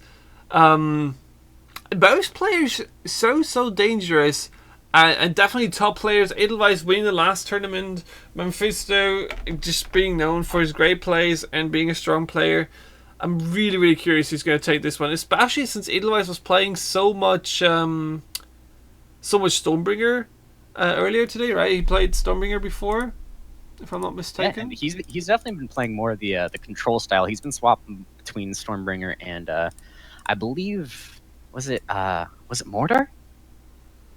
I'm just checking. I'm well, either way, I kind of he's definitely been doing the control style of game, so I expect him to be honing his skills at that. And yeah, never mind. I thought I changed it up. It was Edelweiss played Ravager and Mordor. My bad. You're right.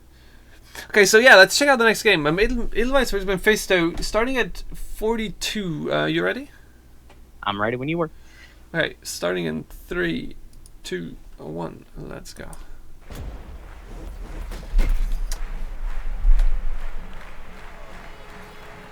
Now, I really like the. I'm gonna keep commenting on the arenas. I'm sorry, I'm like taken away from it because I rarely see someone use the arena that Edel has right now, and it's really cool. It's especially in combination with Mordor. You got that contrast between the blues and the oranges. So many I'm oranges. so sorry. Like, I have to say something because it's just so pretty. I'm like, every time I jump into a game, I'm instantly like, all right, let's see what these guys' styles at with their arena that they got going on. So if you guys ever meet Hot Local Singles in a tournament, just change your arena every time they play, every round, and you're gonna stun them for the first 20 seconds of the game. I'll be so distracted, just like keep swapping the arenas and then run a rush deck, and the entire time you're putting the rush, I'll just be like, wow, that's a really pretty arena right there. Oh god, I'm already getting frustrated at seeing this. Edelweiss having the Reboomer Shield Guarding pushes ready. They are so dangerous. There's so much value to gain from that. And so much you get the protection from the Guardian, and then you keep getting the revives either for more protection from the Guardian, or you get even more DPS in with additional reboomers that keep coming through. Now the good thing is Mephisto has a Cannon Roller. Right now, not a good card. Later on, it is, because with a range buff on level 2 Stormbringer, he's actually able to outrange those reboomers. Right now he's gonna die to it, but later on, definitely a great card against him. Yeah, but Edel right now able to maintain, a pretty sizable lead on experience, and also able to get these really destructive pushes in. You can see top lane, he's got another combination of Guardian and Reboomer, and even though the Musketeer is able to parry the Reboomer, it's not going to stop the entire push because the Guardian's protecting that entire squad. Yeah, paired with Ghost Turret though, Ghost Turret is shredding those attacks, and Mephisto playing the control deck really well. And Edelweiss doesn't really have a way to deal with the last end except Boomer. I know, well, okay. So now the Boomer with he's got a wall ready, and then he's also going to be able to get into the Reboomer. So unfortunately, that last stand definitely got a ton of value and got a really good push going on, but it's going to get shut down by that reboomer. So with that sniper scrat, I really like the pickup from Mephisto. Having that sniper scrat and the cannon roller, as mentioned before, now has improved range. It's gonna be great against that reboomer. Yeah, it's definitely gonna provide some nice ranged assistance, but you can see that the Shield Guardian in combination of that reboomer, just has so much value in it. Edel's able to maintain both bridges with ease, and it's definitely looking like he's got some pretty serious pushes to deal with. Mephisto did switch out the crossbow guild that we saw before. Maybe because he noticed that it doesn't get so much value against the Stormbringer if he does me. Oh, never mind. There it goes. Right as you were saying, it was like perfect timing. It's like, oh yeah, hey, you were worried about crossbow guild? Well, boom. Okay, Mephisto's just messing with everybody today. You know, just switching to rush 1 second, then defensive against next second. Yeah, he's probably holding off on it too because unfortunately, that crossbow guild's not really a good answer to a shield or like a shielded guardian and a reboomer at the same time. It's gonna be nice to get guys out, but it's gonna be able to shut down that entire lane pretty easily. So yeah, it's oh god, that's so much range units at the bottom now. The cannon roller needs to dodge. Oh, not fast enough. Double reboomer coming from the bottom. That's 500 damage. Yeah, and that reboomer is going to take care of that crossbow guild, making it so it doesn't see its full potential. And you can see that he's getting a reboomer off the tombstone. So this is a frenzied reboomer that's going to be able to get some serious damage going on. Yeah, poor Musketeer. Getting triggered by the illusionary cleaver, since that explosion does count as a melee hit, same as boomer explosions. And then, you know, dying to that boomer. Yeah, luckily that reboomer is not going to be dying to the Stormbringer anytime soon. He's going to be able to revive before the Stormbringer is able to fully take care of it. Now, one thing that's really important to see here is that the Stun Lancer deactivates the shield from the shield golem, so you're actually able to hit those reboomers once that Stun Lancer hits the golem.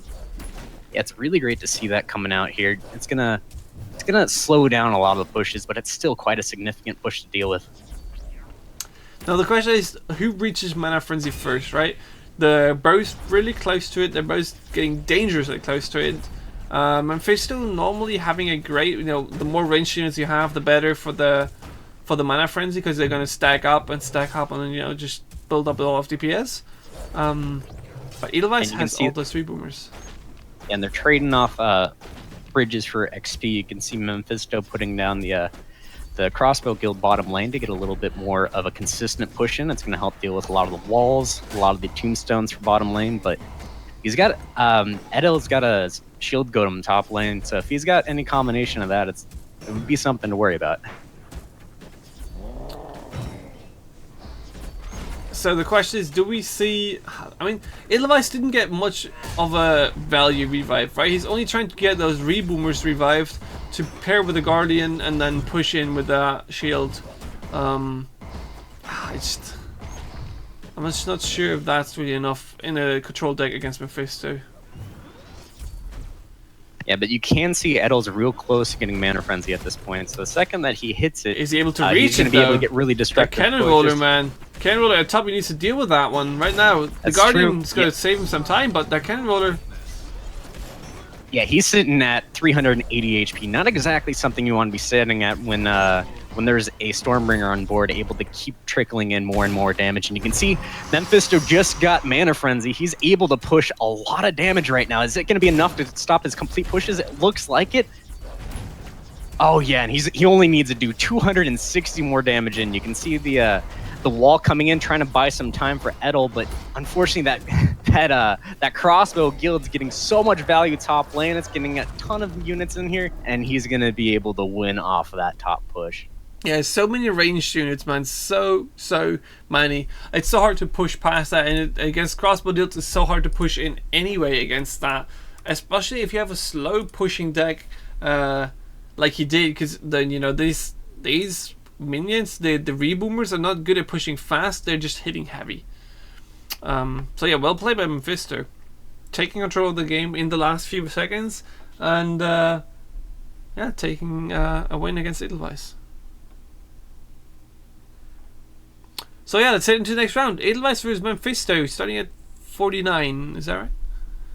Yeah. You ready?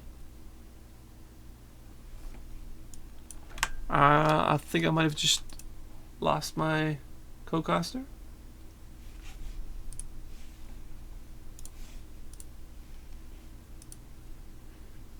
Okay. So yeah, we're gonna do a little. Let's take a 5-minute break, guys. We're gonna be right back while I sort this out, and we're gonna see the second round of Edelweiss versus Mephisto in 5 minutes. Stay tuned.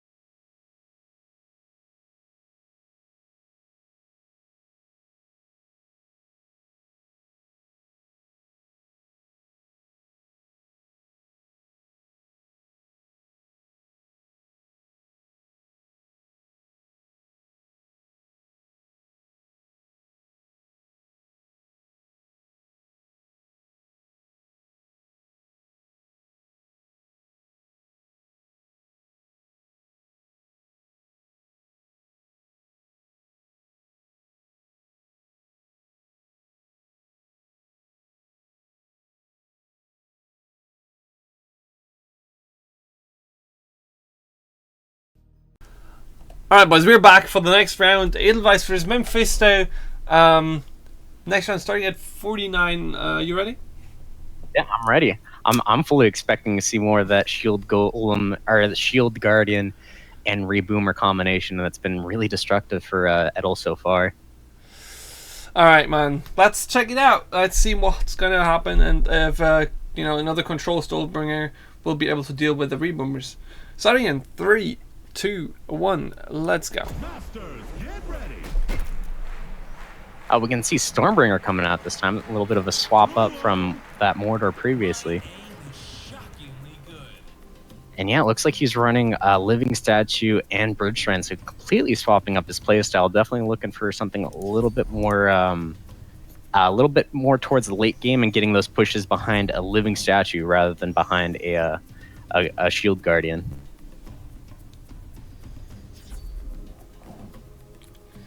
So, man, this shield, this living statues are so dangerous, right?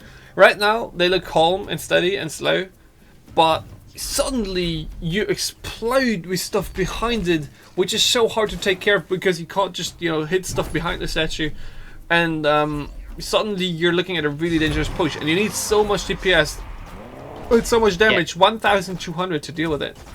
Yeah, it's essentially like a living, moving wall that also does a ton of damage to the opposing hero.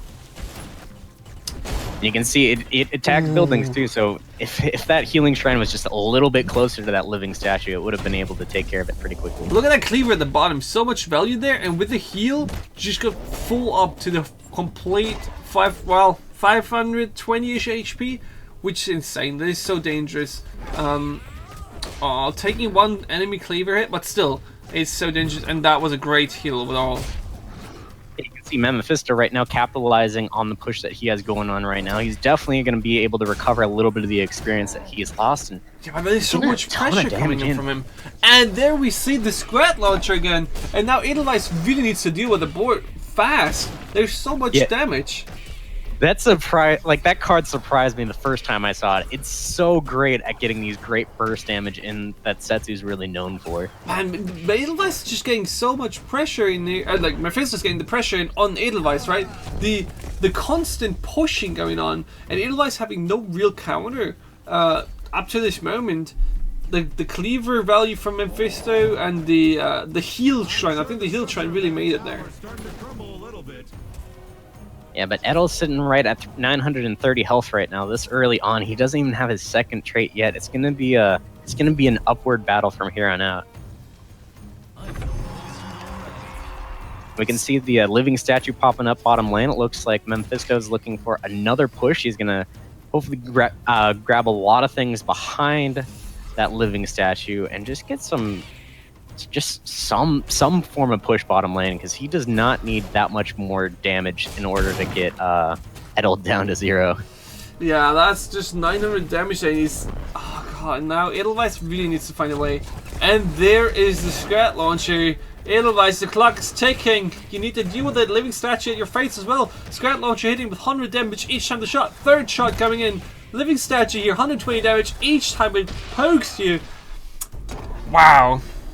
Yeah, that Scrat Launcher is just doing wonders for Mephisto today. I just really love the style that we see right now from Mephisto, right? He's showing us at one time the control Stormbringer, really slow.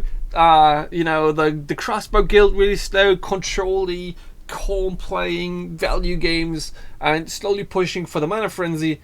And then the next game, suddenly he bursts into action with one of the craziest face stacks that you can see right now in this matchup or in this tournament. Despite discounting the bottom spam.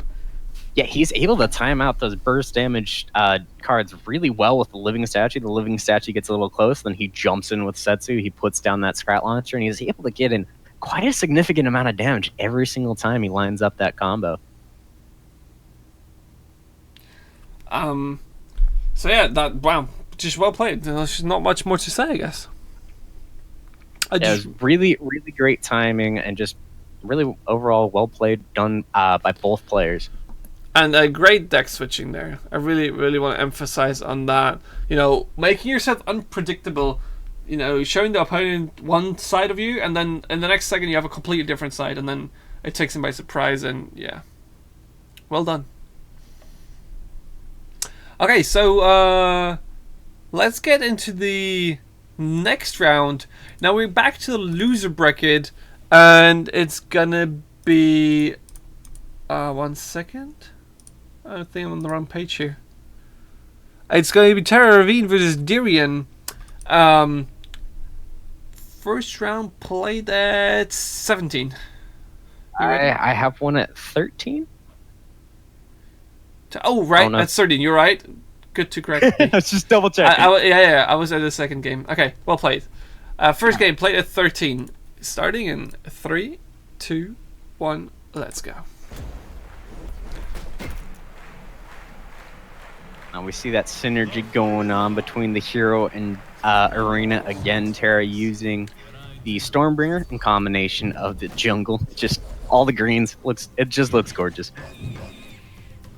And there's a lot of range use on his side. Succubus, Reboomers. I'm really not sure about the Succubus picks I've seen this tournament, right? A lot of people are running Boomers and Reboomers, probably 2 of them. And Succubus is just so bad against him. With a level 2, you gain the range, but... Yeah, and especially when you consider that a lot of people are using Cleaver to get in a lot of their burst damage with the restrictions for this tournament. Cleaver is an amazing card, and it completely shuts down that succubus. Yeah, I mean it's a great card, the Cleaver to it's a great win condition, right? 300 damage to your face suddenly popping out of nowhere. It's really fast on the board, rushing. It's a great card, and then the succubus is just not the card to counter it. Yeah, and oh, you can see the infiltration coming down with the Setsu jump right here. This is going to be a ton of face damage, but it's all going to be turned around by that living statue, which is greatly placed, and it's going to swing the entire push into the direction of Terra Ravine. He's now got a living statue on board in combination with the Reboomer. He's got Plasma Marines that are going to take both lanes, and really, really great follow-up to that would have been a really significant push on Dyrion's side. Yeah, Dyrion had a well-executed push here, and Terra Ravine well played here with a great turnaround, taking basically no damage to the face. He essentially stopped the push completely and then got one of his own. It was really, really nicely played. So the good thing about the skeletons though is, you know, 2 skeletons walk to your face, they're gonna die, they're gonna come back, and if you don't expect that, you're gonna have a bad time. And Dyrion is basically now already preparing for the next push. The next push is, you know, just gonna be that much stronger because it has 2 extra skeletons in it. Yeah, and you can see that Scrat Horde was great at dealing with the Cleaver, but unfortunately, it looked like Dyrion saw it previously and timed it really well with the Grenadier to shut down that push. But you can see Terra Ravine's lining up a whole nother push. They got the living statue bottom lane, followed by another Plasma Marines, and I would not be surprised to see if they start cycling more cards bottom lane and try to trickle in a significant amount of damage. Yeah, I'm a little bit disappointed for the reviving skeletons to not get more value here. Just a little nuisance, I guess, here in this case. You need to Cleaver. Oh yeah, okay. Nice Catches timing the with the Cleaver Plasma Marine in order to save that Reboomer from being swung down by the Cleaver. Well played, Terra Ravine. And what you always need to consider on this, Terra Ravine has experience shrine. While all of this is going down, ticking firm, getting in more experience, you know, being 30 experience ahead, reaching level 3 soonish, and that's going to be really good for him. Yeah, and Terra Ravine's sitting at a really good health pool right now too. So in case Dyrion does try to do a quick burst of damage, it's not going to win the game alone. So Terra's in a really good spot to wait this out until Mana Frenzy, and then just be able to cycle in some really great pushes. Now I do think that once Dyrion reaches level 3, his pushes become a whole lot more dangerous because of those stuns. Plasma Marines nicely dropped here at the left, doing a lot of damage, 300, maybe 400. And then Reboomer coming down to try to stop this push, but they definitely bringing down Terra Ravine to 2,000 health. Not exactly, not enough to end him, but really was able to bridge that HP gap that was there. Yeah, and Dyrion really close to level 3, and that's where Setsu really shines, right? Level 2, all good and nice, but without the spells in this format, not much of a, you know, of a game breaker. Level 3 though, high power laser blast stunning for 3 seconds, that's a whole nother deal. Yeah, if I was Dyrion, I'd be trying to get a really significant push on right here, because Terra's real close to Mana Frenzy, and games don't usually go in your favor if your opponent's sitting on Mana Frenzy. I mean, God, you just need to find that one opening, that one misplay from Terra, and then Dyrion can explode on that. Terra, though, taking the control-y lane, you know, taking it really slow and steady, needs to find a, you know, one really good way to build up a big push with the living statue to finish it.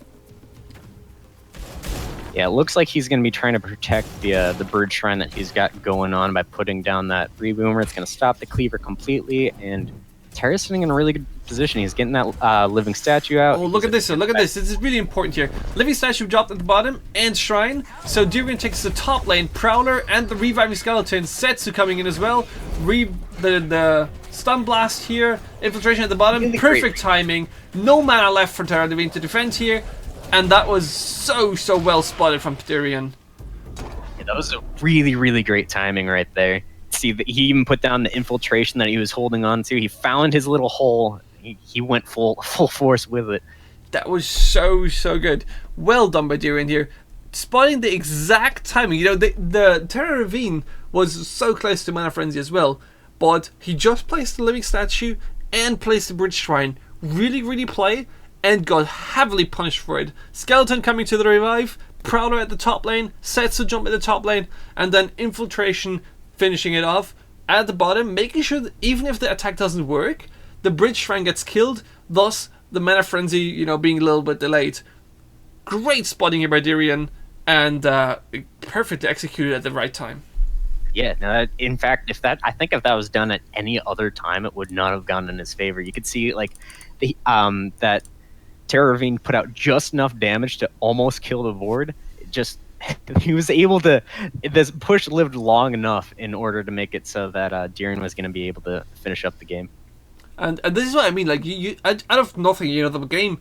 I think this is really dangerous. You know, you kind of start to get into a control-y feeling of the game, slow and steady, playing for the experience, going for the counters, taking the bridges, and suddenly, boom! There's a Setsu in your face, and shit is going down, and there's so much damage, and you're just like, wait, what happened now? We just played for, 4 minutes, and nothing happened, and now you are wrecking me in like 20 seconds, 10 seconds? And that is really dangerous. First damage you can get out with Setsu is really intense. It was a great play by Durian. Alright, so, next round, Durian vs Terra Ravine, played at 17. You ready? I'm ready when you were. Starting in 3, 2, 1, let's go. So now we are a little bit of a swap up with the Ravager, and also it seems like there's oh god, it's the cheese. Oh god, there's so many blottims. It did work before for Durian. Let's see if it works against Terra Ravine as well. He's got that Guardian going on, ready to go with the Blood Imps. He's going to be able to get this really destructive push top lane. Is Terra going to be able to deal with it? Disruptor Puff's in the bag, both bridges captured. We can see a Reboomer go down, try to get a little bit more damage in. It is going to take care of the Guardian. Double Reboomer. Second. All these Reboomers are going to punish this strat so hard. You can see that Durian's actually sitting at 10 men. He's afraid to play anything really at this point. Yeah, I mean, look at that. Both Reboomers now at the bottom though, so Durian is fine to push at top. Terra didn't take much damage though from this attack. It was 500 damage.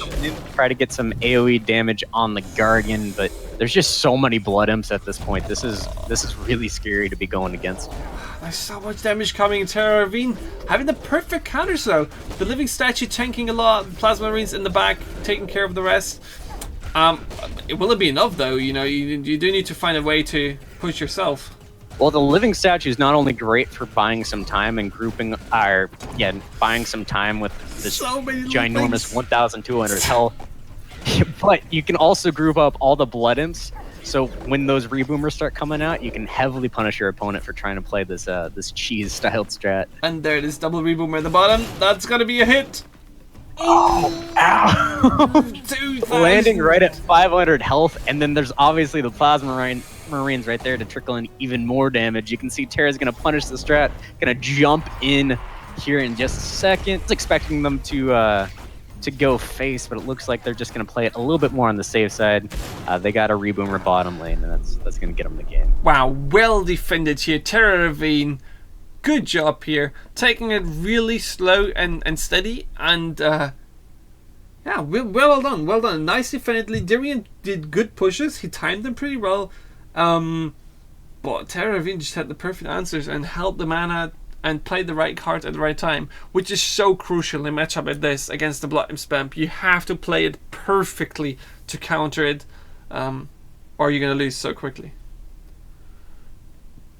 Yeah, it's nice to see that the cheese deck gets a little bit punished, because last time it worked too well. So it's good to see it kind of get shut down by decks that require a little bit more timing and finesse. Yeah. I mean, yeah. Let's check out the last match. I mean, both are ones when Durian vs Terra Ravine played at 22. Let's see if they go for cheesy strats again. I know if I was playing cheese, I would be afraid to play it again against that deck. But yeah, I'm ready to go when you are. All right, starting in 3, 2, 1. Oh.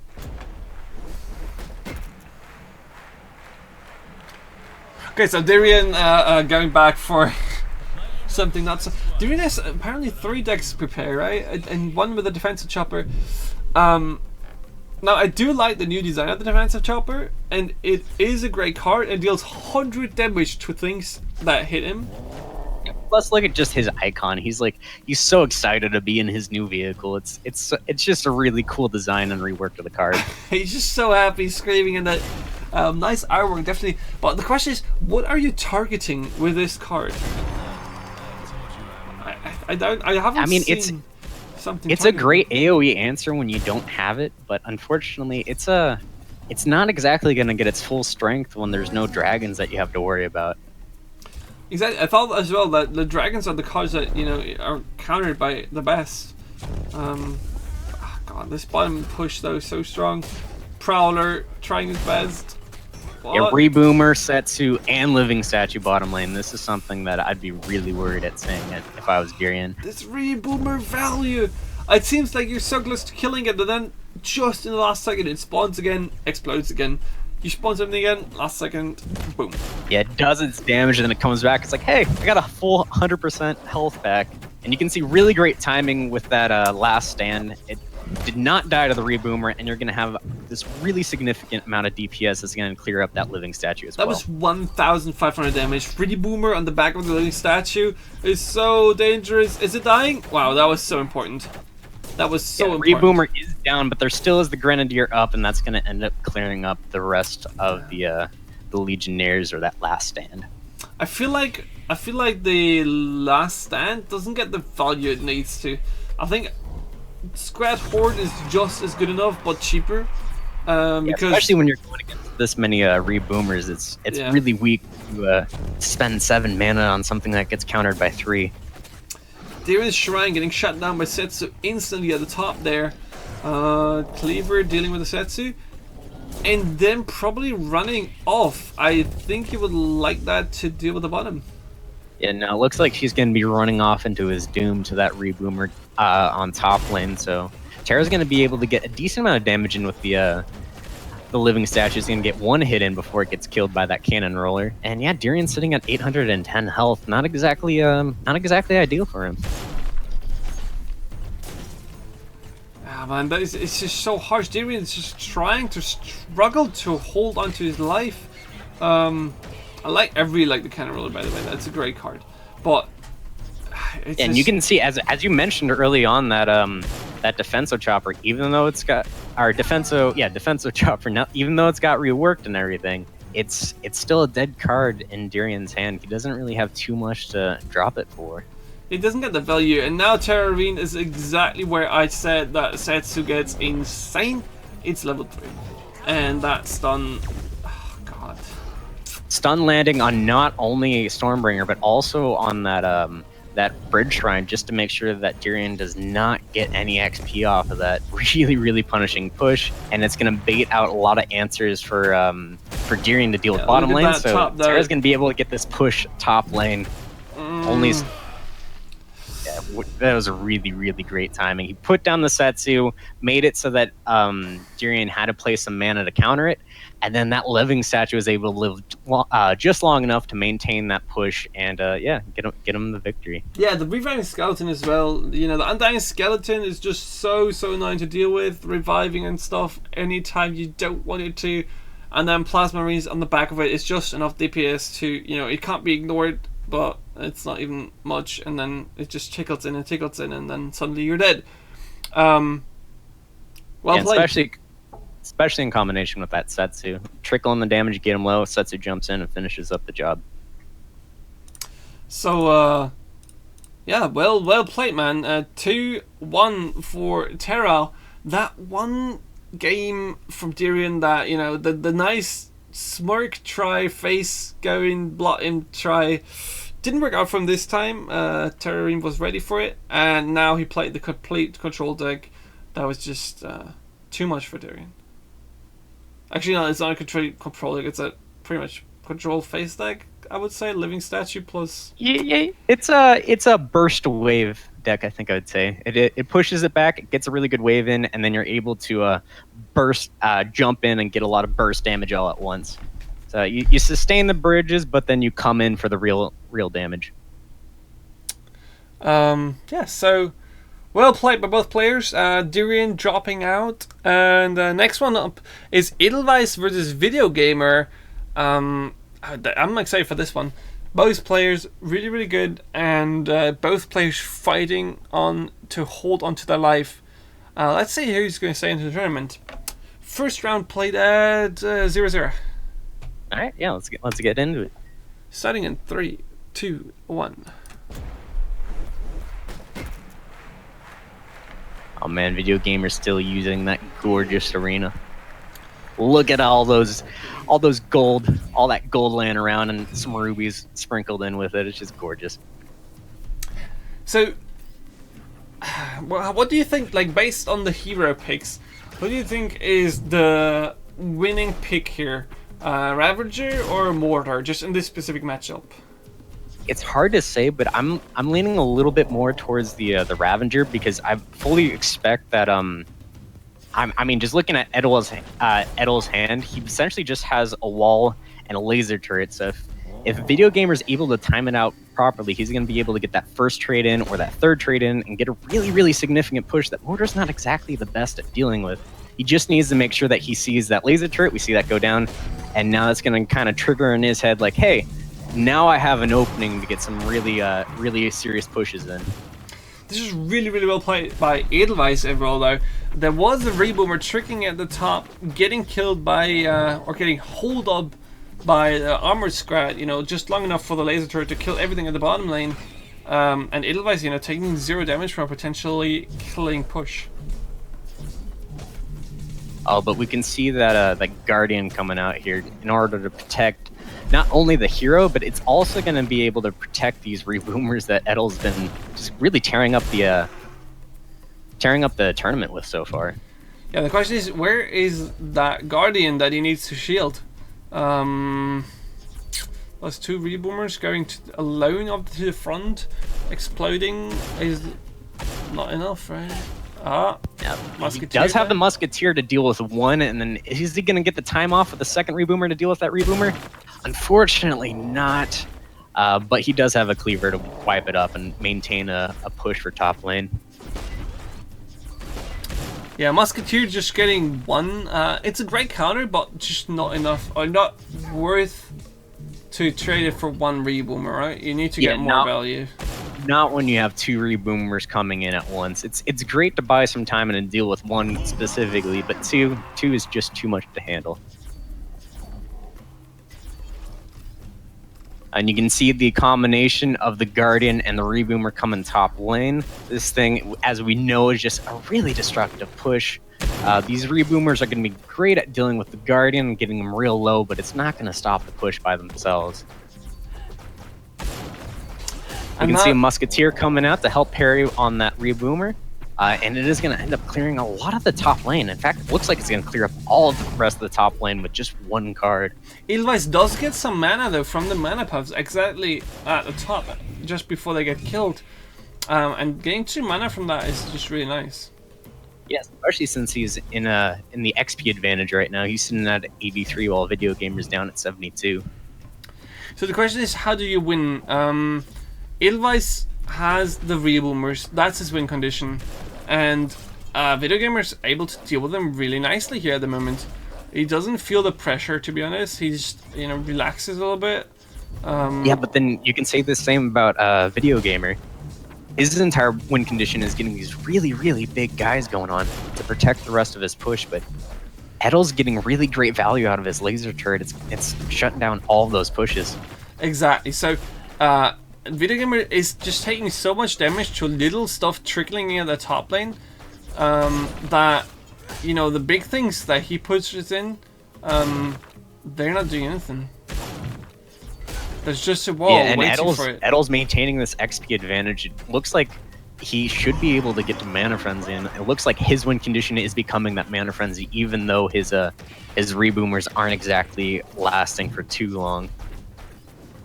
Yeah, so Video Gamer really needs to get that push working that he needs to, you know, the big minions going that he needs to win. The problem is the wall and the laser turret. I really would have liked to see a bazooka scrap from him here. And the STNT's bottom lane were surviving for so long. They're getting Video Gamer down to 500 health. Fortunately, Video Gamer bringing out that reboomer to try to stop the push a little bit, but he is not in a good spot right now. He's got a reboomer on his face, bringing him down to 270 damage, and that reboomer's coming back from the tombstone with Frenzy. So, really tough position to be in right now. And that golem is gonna hit the musketeer, and then the reboomer coming in. Boop! You only get one hit. Oh, no, unfortunate targeting from that stint, and that's gonna be it for Video Gamer. Yeah, if only that reboomer was a little bit closer to the hero, the STNTs might have avoided it, but no, he was already at such a low HP. Edel would be able to come back with Mana Frenzy either way. He was just fighting a really too uphill of a battle at that point. Yeah, well played though. From Edelweiss, it's just so frustrating. I would have really liked for Video Gamer to have just have the bazooka squad in there and kill that laser turret. I think that would have changed a lot. Yeah, just that combination though, of the Shield Guardian and the reboomer is just so destructive. So yeah, let's head into the next game. Video Gamer versus Edelweiss. Let's check it out. Starting at 7. Okay, cool. Starting in 3, 2, 1. Let's go. Thanks for tuning into the Caesar Network, sponsored in part by Bram Flakes. Oh god, I see double Bannerman and I see the scrap pack and low cost minions. Looks like Edel is embracing the cheese. Yeah, Video Gamer, I hope for you are ready for this. This is Bannerman, Spiritmancer, or Blastmancer to be correct.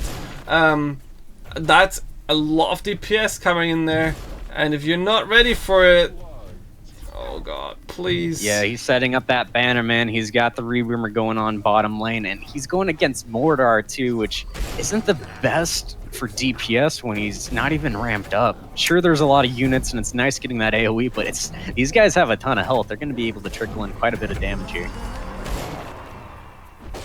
That's 500 damage already to Video Gamer's face. Sets a jump, clearing that reboomer, and experience advantage not really there.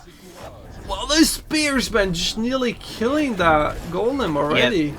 The combination of Bannerman and any pack, such as Spear Throwers or Crossbow Guild, anything is really destructive. So yeah, Video Gamer does take the experience lead though, and now he just needs to be aware that at any time there can be a devastating push, and this game can turn so quickly. You just need to be ready for it. Yeah, Video Gamer now knows what he's going against. Now he's probably going to be adjusting his strategy a little bit more, trying to save a lot of the big high health minions for when these waves come in. You can see the blue golem going down bottom lane in order to stop that reboomer and most of the push, but he's still taking a ton of damage from that Setsu, from everything that trickled in. He's sitting at 1,300 health right now, and he's not even that far into the game. Now the question is this enough? He has 3 blue golems. Great revive here, placing the blue golem in the front here in the bottom, making sure that only a blue golem is the revivable target. This attack is dangerous. The question is... It's a really great turnaround done by Video Gamer. You can see that he's got great pushes both lanes. The reboomer is going to be taking care of any swarm minions on that blue golem bottom lane, and then top lane, just 2 blue golems together. That is a huge amount of health pool for Edel to try to get through. Oh god, and you think like you trickle down one of them, but then there's a heal shrine, he's back up to full health. Edelweiss, you might have a problem. Just saying. He's got 3 blue golems on his face, and he really doesn't have too much to deal with that. I'm pretty sure that this is going to be... Okay, wrecked all the way to Mordar's side, just resting at Mordar's feet. Yeah, that game completely summed up to that really great revive to get those double blue golems pushing top lane together. Really well played. Video gamer, man, having a great revive here, and Edelweiss just, having all the pressure on his side, chilling in his sleep, being like, oh yeah, I got the betterments, I got the power, I got everything I want against blue golems. And then suddenly, wait, not against 3 blue golems, I meant 1. And that's just too much to deal with. Yeah, it was a ton of health and it was a ton of damage. You can't really deal with that too easily. So yeah, let's head into the next round. Video game versus Edelweiss. I played at 13. 13. Let's get into it. Okay, for anybody that is sitting in front of the computer watching the screen, really focus on it. Do check your body. There is mosquitoes flying about. I just noticed myself. All right, you want to do the countdown? Yeah. Starting the game in 3, 2, 1.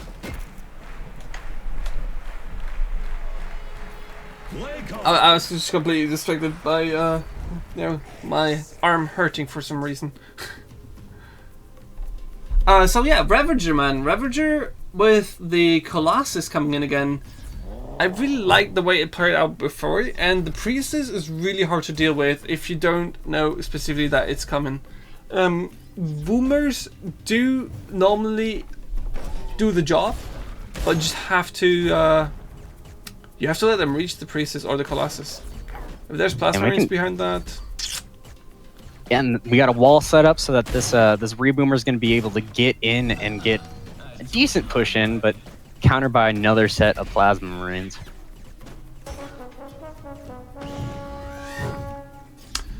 Damn, Call we to see Arms. Call to Arms coming out. So that's going to combo well with the wall, the Ghost Turret, and the Bird Shrine. But is it going to be enough to really get a significant push on against that Colossus? Yeah, I mean, Colossus is just a great way to deal with all those warriors. They're just little flies to him. Nothing to really matter. Well, the laser turret again. The laser turret seems to be like such a good pickup for all these matchups, and Edelweiss doesn't have a bazooka squad, it seems. So. Yeah, it looks like that laser turret's going to definitely get its work, and it's going to completely tear down Ravager's first rate. It looks like it's going to tear down this Colossus as well. Yeah, that is so bad for Edelweiss. The call to arms is just focus on getting as much value as you can with all those buildings, and then generate even more value with the call to arms. And if you are playing on a big minion, even the ghost turret will be enough, right? But he has double ghost turret and laser turret. Yeah, there's definitely a really good amount of back and forth here, because not only is Video Gamer able to put down buildings that take care of the Colossus and the big pushes that Edel's putting out, but once he gets the call to arms going on, that Colossus is going to be able to take care of his push as well. So there's a fair amount of back and forth to be had here. Oh, you need to kill that laser turret. Oh, it's so frustrating, man. You see this big almighty push, the big boss, the Colossus, the final end boss, from different games, and it's just gonna be stopped by a freaking wall with a freaking decoy. And then you can see the timing too. The second he sees that the Colossus is down, Video Gamer turns around and does call to arms, because he knows that his warriors are actually going to be able to get in at least some damage in.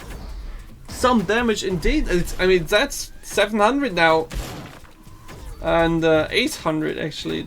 1,000. Yeah. Came down to 1,000. Bring him right to 1,300. Video Game's still sitting at 3,000, so he's just got to time his Video Gamer just needs to time that laser turret well, the wall, and then once he realizes that the Colossus is done, he's going to be able to retaliate with call to arms. Yeah, I mean it's a good spotting here from Video Gamer to switch up the decks. Have a new answer, have a new way of playing this.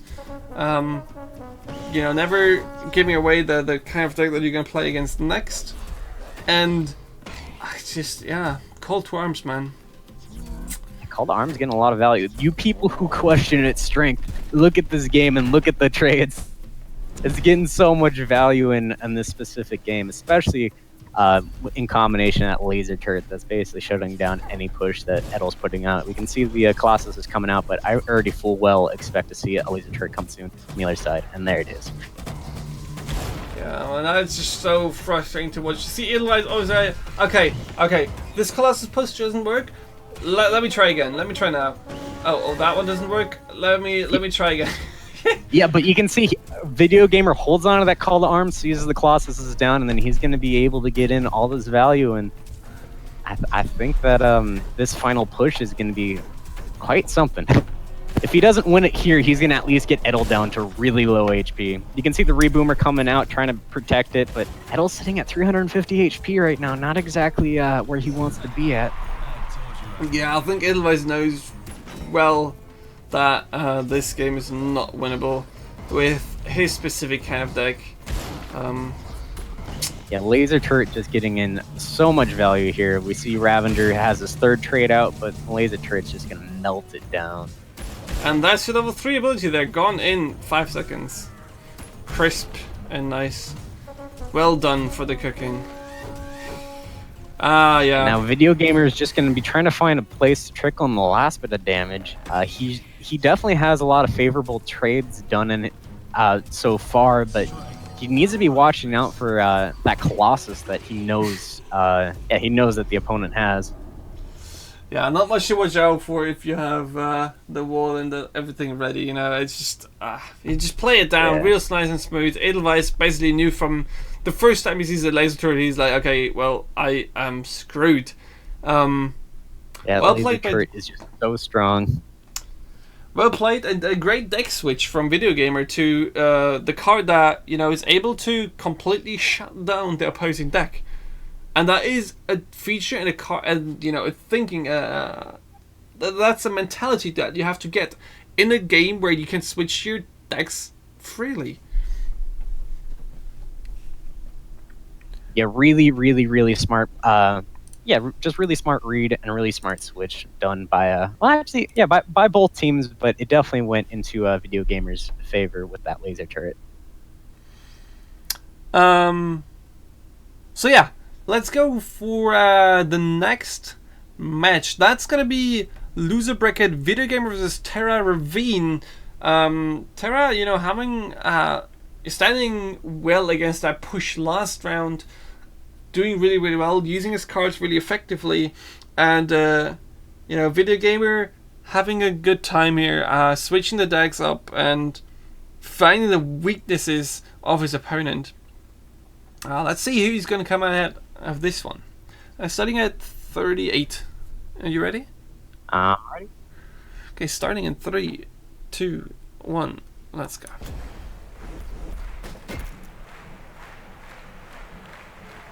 We can right off see the bat. We have Setsu going against a Mordar deck, so Setsu's probably going to be pushing in for that famous pushes and then jumps. And Mordar is going to have to find some way in order to stop the giant burst that Setsu's going to be able to put out. Damn, nice start though. Both Scrats, man, just showing off their brute strengths they have. Yeah, I think judging by the plays or judging by the games we've seen, this matchup is heavily favored by Setsu if she reached level 3. Now, yeah, the amount of control that you can have, plus that burst damage you can get in once you hit rank 3 is not something to take lightly. We can see right here, Terra's going to jump over to make sure that Video Gamer's not going to get too much value off of that that bridge shrine. And then we got a ton of DPS top lane. Though. Great heal shrine. Yeah, it's a great answer to that Reboomer and that amount of value. You can see that heal shrine goes in, wins the push, and then also leaves that blue golem out at a really high HP, almost 100%, but not quite. You should imagine how much value the heal shrine just countered double the damage from both Reboomers. That's 6 mana countered by 3. And Setsu is doing work in Video Gamer's base. Blue golem's gonna get revived. Terra's outside of her side, or on Setsu's on the wrong side of the border right now when these blue golems are coming in. Something to be a little worried about. Luckily, that Scrat Horde pick is going to take care of that blue golem, but there's a blue the next golem one. on either side. This is some serious pushes going on. So you clear one blue golem, and then there's the next one, and you clear another one, and there's the next one. Video Gamer Man showing you. Oh, that's going to be a Scrat revive, unfortunately for him. But those red blue golems just coming in, and one after another, and once you deal with one, there's the next one on the road. This is really stopping Terra from being able to get that big push in with the living statue. So even though he's able to jump in and deal with the healing shrine or the bridge shrines, they're still not able to get that full push potential that this deck has really shown that it can do. The problem is though that we can see, you know, sometimes you don't need big minions to do much damage. The golems, great, they're a lot of DPS, 7 mana. But they just can't reach Terra's face. And Terra's Setsu jump did 1000 damage and killed multiple shrines. So sometimes you just don't need much mana. Sometimes you just need to play it smart and, you know, find a niche of the opponent's deck. Yeah, and you can see the Scrat Horde that Terra's using is really great at dealing out basically with almost all these big pushes. You just need a timeout to make sure that the boomers aren't getting their full value in, and you're allowing the Scrat Horde to take care of the blue golem during that time. Man, Bridge Shrine shoots like such a dead card to a Video Gamer. He does get level 3 faster than Terra, but it's just always getting. But Terra's able to get in a good amount of face damage each trade. Unfortunately, the blue golems are definitely getting a lot of damage into Terra's face as well. Yeah, that was the first real dangerous blue golem. Now the bottom double reboomer. That's gonna be harsh on the other blue golem. That one is a rampage one or enraged one, right? 50% movement Yeah, it's speed got the and attack frenzy speed. going on, so it's going to be able to attack quickly enough to deal with the reboomer, and then also there's another reboomer falling behind it.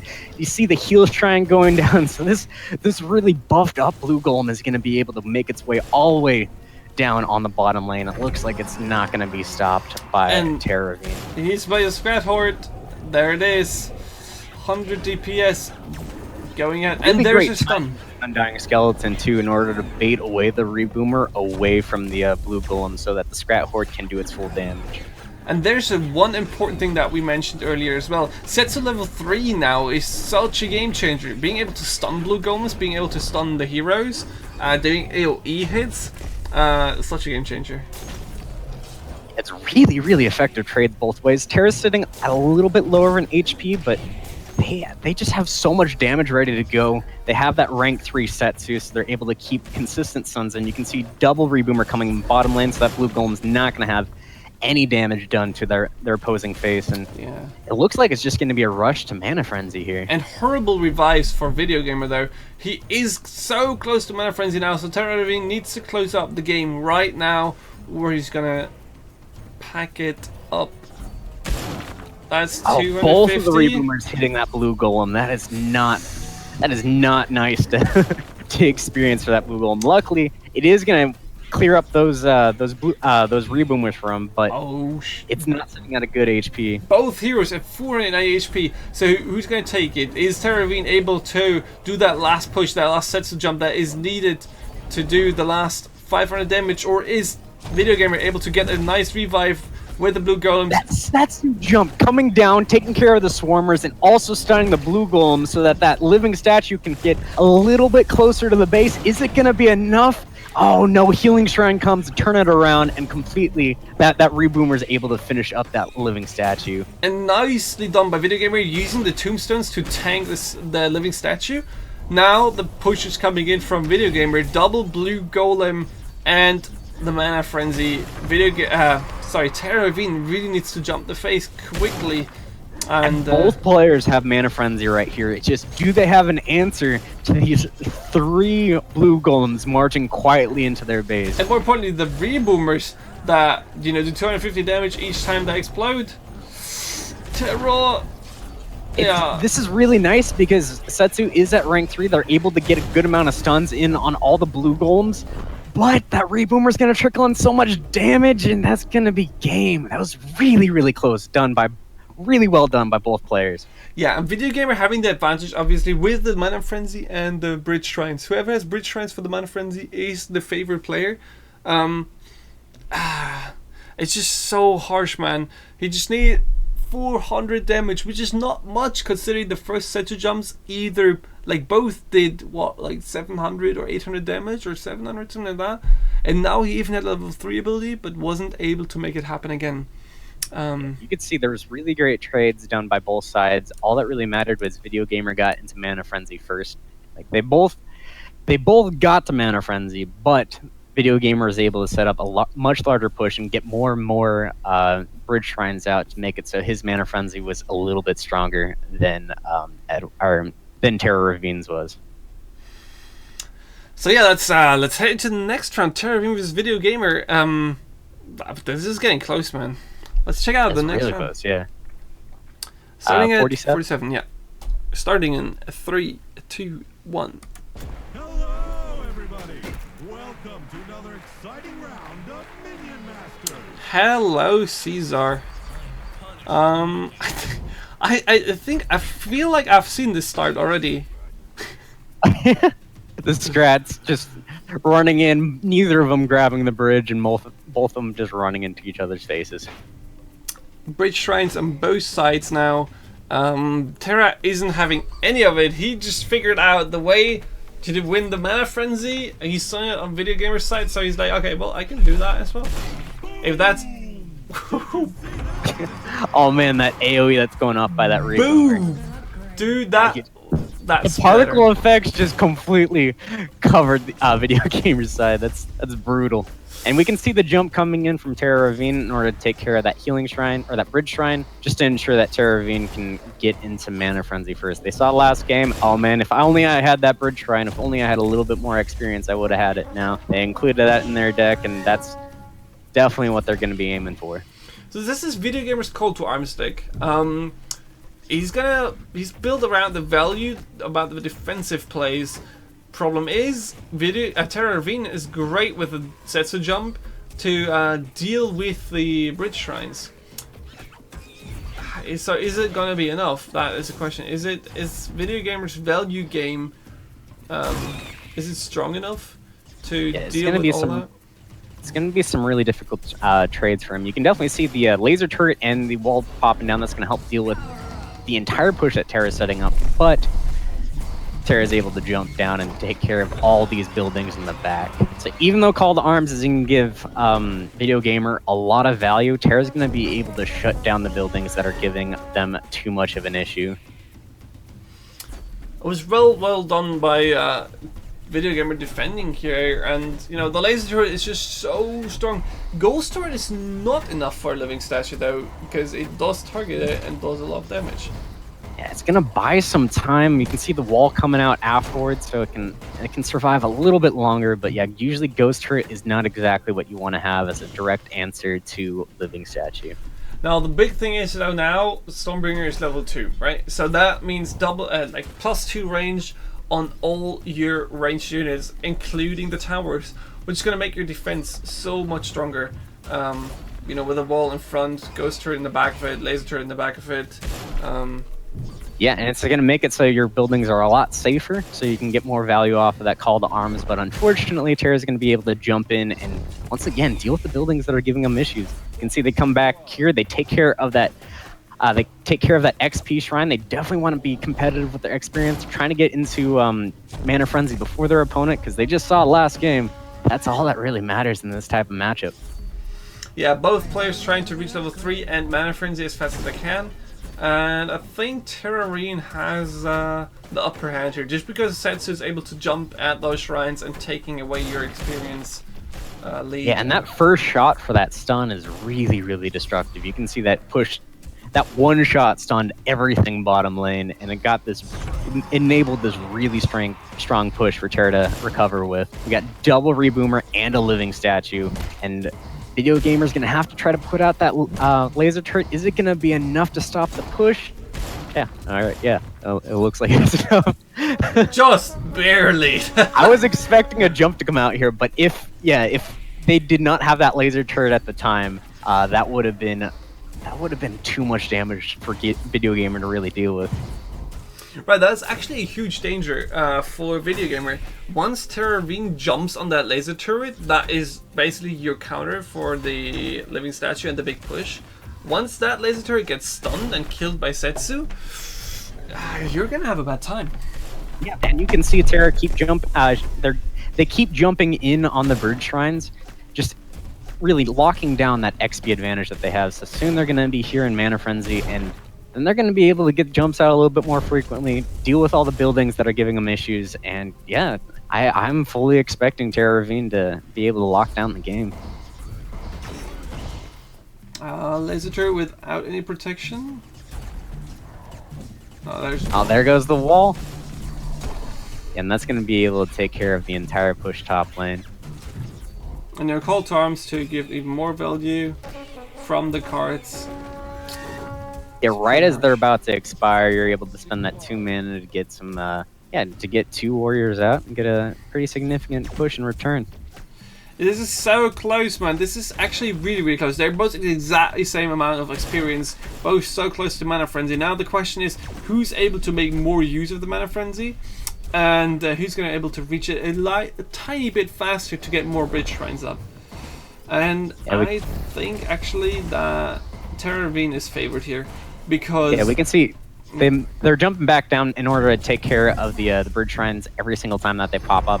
Really trying to lock into Mana Frenzy. Now both are hitting Mana Frenzy at the same time. This is going to be really interesting to see what kind of cards we see spamming out here to deal with their entire push. We can see Laser Turret popping out in order to deal with the living statue. It's going to get all of its shots out. Freaking Call to Arms is coming out, getting a ton of value. We're getting more and more bridge shrines in. Video Gamers able to cycle very quickly, and Call to Arms is becoming a lot more destructive here in the late game. Yeah, the thing though is that Call to Arms gets rid of your bridge shrines, right? While Terravine is using his bridge shrines to generate more bridge shrines. But Video Gamer started out into the Mana Frenzy phase with both middle bridges controlling. And that is the key right now, that he was able to have both bridges in the middle at the time that the Mana Frenzy was reached. Yeah, you can see all the ghost turrets are able to build up on board, so that you're able to sustain a lot of presence while also building up those bridge shrines. So when you drop that Call to Arms, you're gonna get a lot of warriors out for not much mana invested. You do get a lot of warriors, but you need to deal with Terravane's shrines because they are piling up as well. And while Video Gamer piles up a lot of turrets, if he uses Call to Arms, his bridge shrines are gone. And Setsu is slowly clearing all his shrines. So I think Terravane's got and that this. Reboomer is taking down those walls, even though that there's the double laser turret. The living statue is able to push back quite a bit. This is a lot of push and pull. Both people fighting here in Mana Frenzy, trying to get the best trades, and you can see Terra coming in with the jumps in order to try to provide a little bit of support with the stuns, with dealing with the laser turrets, and trying to really sustain this bottom push, protecting all their bridge shrines so they can start spanning out more and more cards, and even more cards than Video Gamer is able to put out. There's so much stuff going on. Now Video Gamer is trying to make a top push here, and I think he just waited a little bit too long with the Call to Arms. He did have the board stacked at his side one time, but Setsu just taking out one building by another. And this is going to be the push that I'm scared of. Yeah, they're really just focusing on this bottom lane push. You can see all the bird shrines are very well protected, and the amount of DPS they're able to put here bottom lane. You got all these reboomers, all these living statues, all these plasma marines. It's so much damage, and that's gonna win up the game. Yeah, I think Video Gamer had the advantage here at the start of the Mana Frenzy, and he was able to fill the complete board with buildings, and then he was scared. Like, he knew exactly what I was thinking. Right? Okay, if I Call to Arms now, I'm gonna lose all my bridge shrines, and if I lose all my bridge shrines, then Terravine is gonna have more mana. But I think at the point where he had like 12 buildings or 10 buildings on the board, he should have used Call to Arms. That was the option for him to win. And by giving Terra more time to get one bridge and more time to stack up his shrines, it just lost him the game. Yeah, unfortunately, with all those buildings, you really do need to put that Call to Arms. Otherwise, they're able to put their own bridge shrine so far behind that your turrets aren't going to be able to damage it. And you can see was able to snowball a stronger and stronger push for that bottom lane. And that's what got him the game. So, what I want to try to highlight here real quick, this is the loser bracket match of, the one guy that loses this match is going to get kicked out as well. They are this close to the, losers finals, trying to get 2 wins away from getting into the finals, or 1 match away. So these guys are really fighting for it all right now, and they really want to take this win to get a better standing for the KingPuff Invitational. And 1-1, I don't think anyone will take any risks now. Bo's probably really scared to get kicked out of the tournament. So let's see who's able to pull through, Video Gamer or Terra Ravine. I really hope it's going to be similar to that last match, because these matchups, these first 2 games have been just so close and so enjoyable to watch. It's it really shows you that people playing at this rank are all really high caliber. All right, so let's start out the game. Starting at 58. Starting in 3, 2, 1. Let's go. Masters, get ready.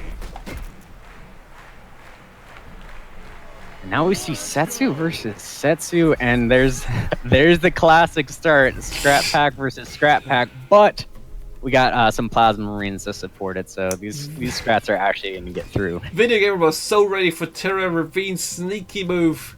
Nobody expected. Then we see a Scrap Horde coming in from behind, get a little bit of damage, and then also reclaim the bridges for Terra. But unfortunately, Plasma Marines, they got the range, they got the DPS. They're going to be able to take care of it. So both players, they do look like the same matches.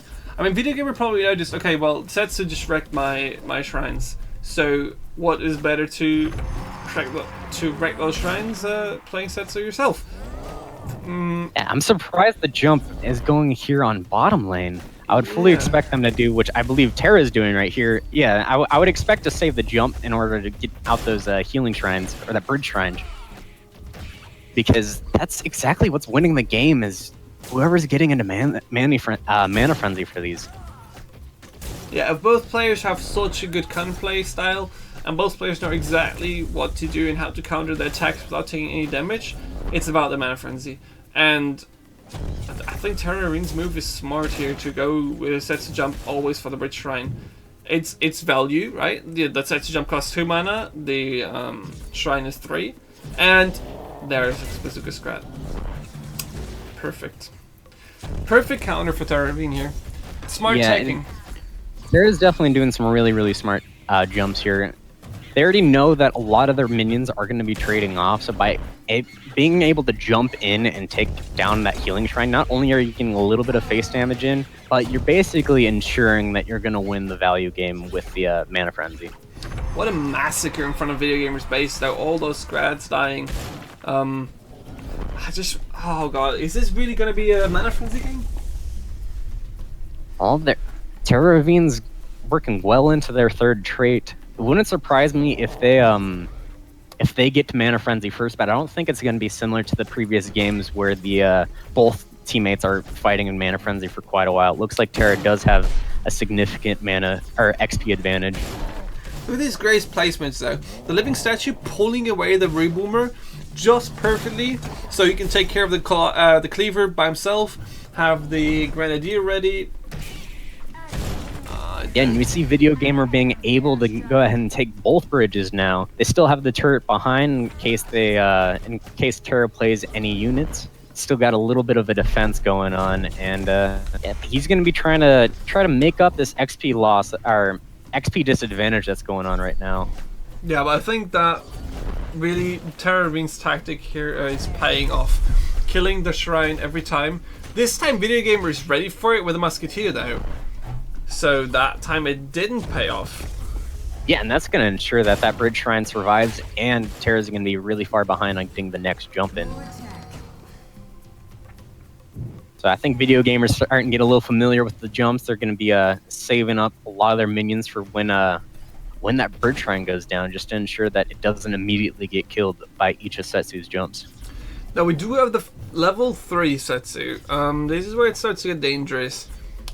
Hugh's able to get in the dangerous push. Nice bait out at the top for the reboomer. Really nice jump. If you saw that he put down the laser turret, he knew that the bazooka scrap was coming out soon after. So not only did the jump land on that bazooka scrap, but it also stunned that living statue so that the laser took care of it with ease. Really, really nice play. Well played indeed. Great, Leon. And Video Gamer getting back in the experience game right now. And you can see he's baiting out the bridge shrine. The laser turret was hopefully going to provide a little bit more support to it, but unfortunately it doesn't get stunned by Setsu's third trait. Yeah, that laser turret, that bridge shrine was a little bit cocky here, trying to, you know, going for the bait. That didn't work out.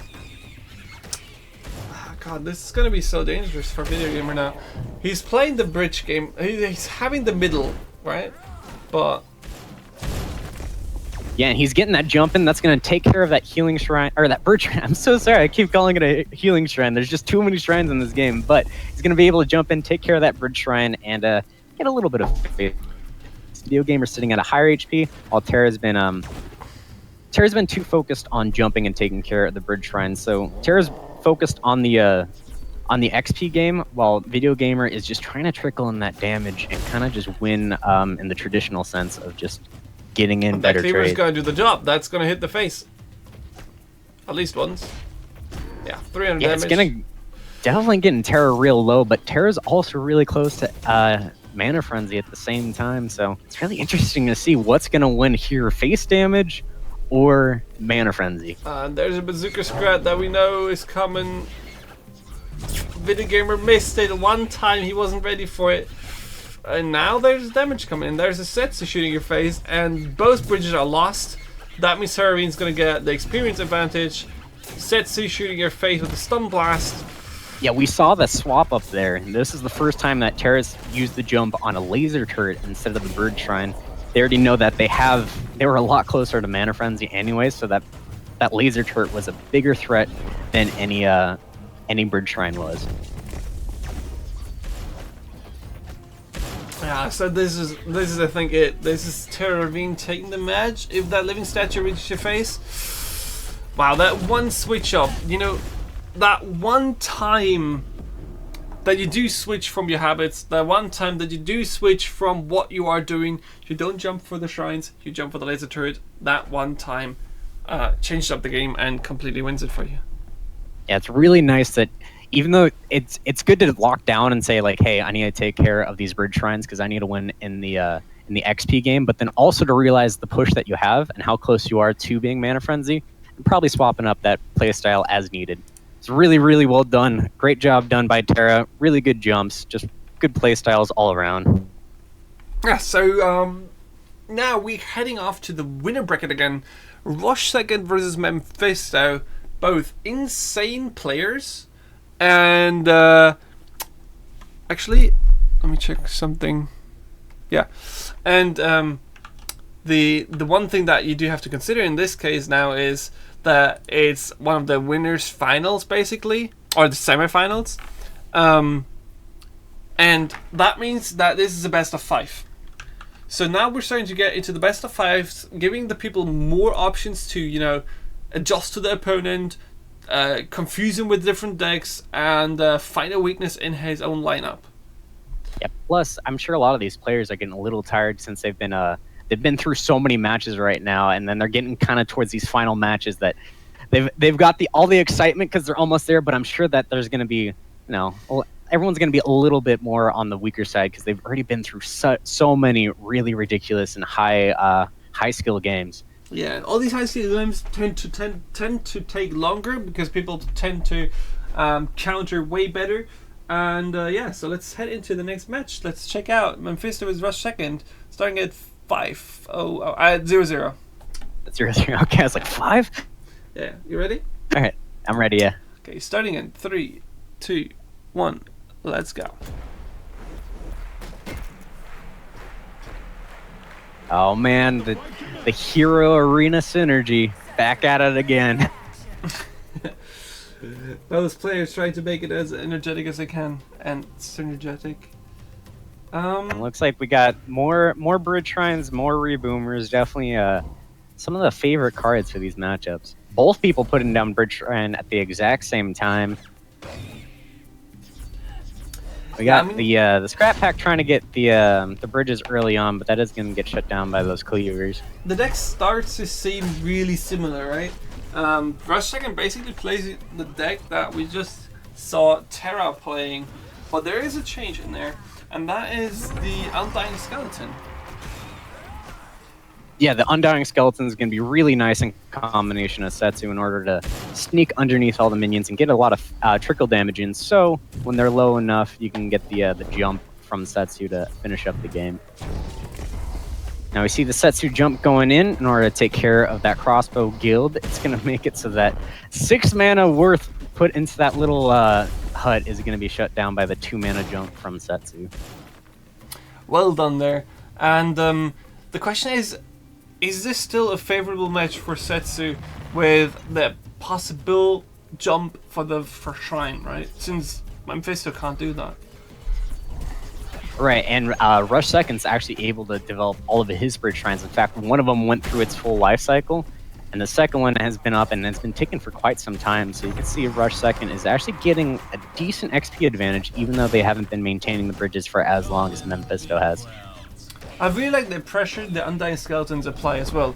Wow, nice timing at the bottom. Look at that timing from the Setsu jump, perfectly hitting the Swarmers. It's just perfect, yeah. And Gonna be able to take care of all those swarmers while also getting a push in return, retake the bridge, and also get a little bit of threat to Mephisto. Again, I apologize if I mispronounce people's names. I'm really terrible with names. So I would have expected actually for Rush Second to be way ahead in the lead with experience because of the possible hitting of the shrines, but Mephisto is taking the bridges really nice, and the shrines are alive. That one is going for the whole duration as well. So actually, both I players believe pretty it much looks the like same Rush experience. Second is saving onto their jumps for whenever that crossbow guild comes out. Mephisto's definitely been playing a lot of it on the ladder and earlier in the tournament. I think Rush Second knows he's going to get more value in if he jumps on the crossbow guild and develops his own bridge shrines in order to still stay in on the XP game. Last Stand so dangerous, man. Just one musketeer is not enough to deal with that. Setsu jump, not hitting all of them.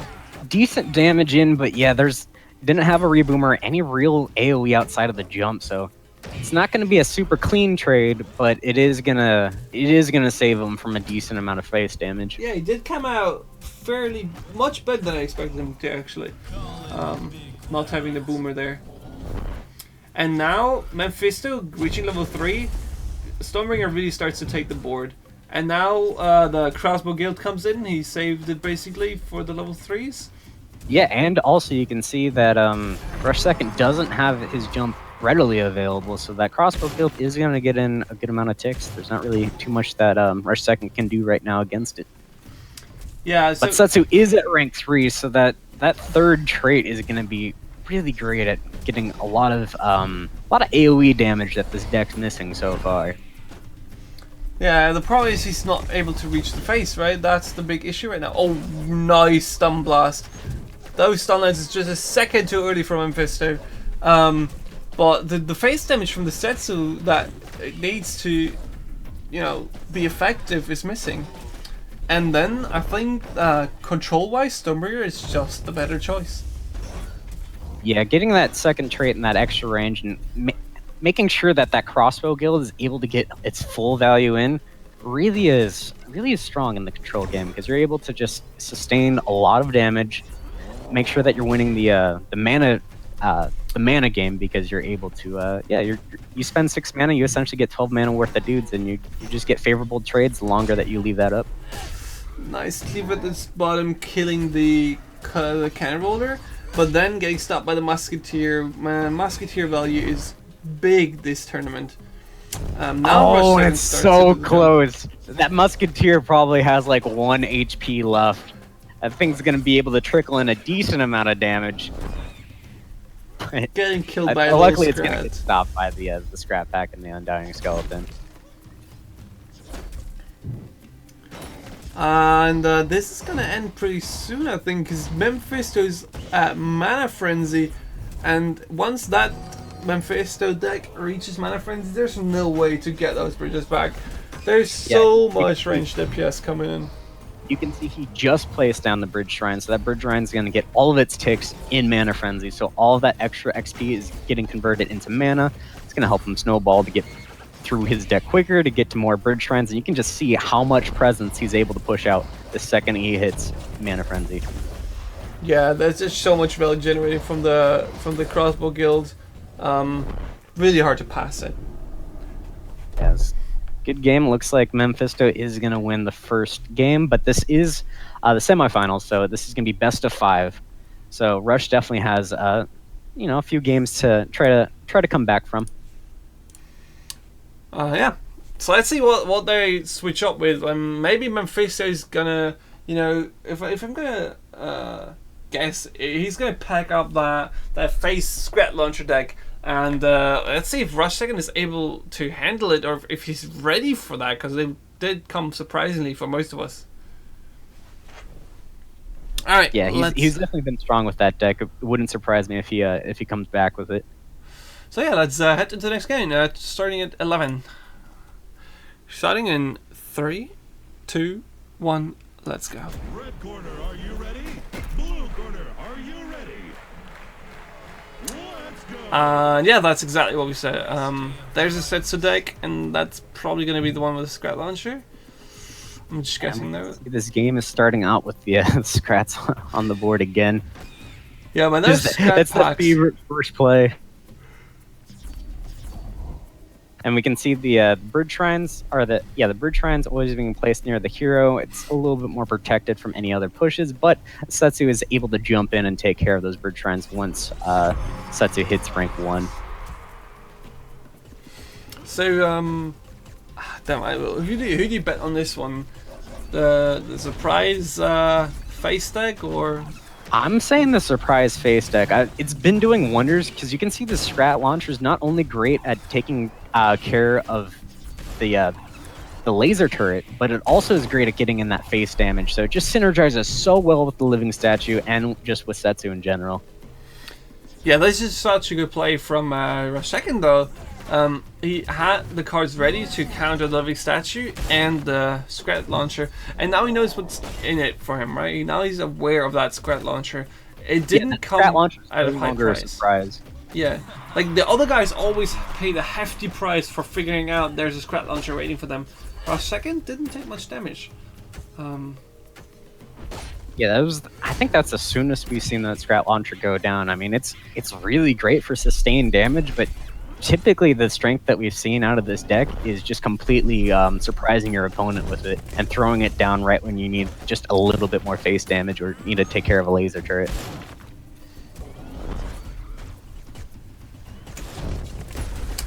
And this living statue, just the cannon roller is such a great counter to it, right? The cannon roller is just so good at dealing with all those big, slow-moving targets. Oh wow, nice snipe.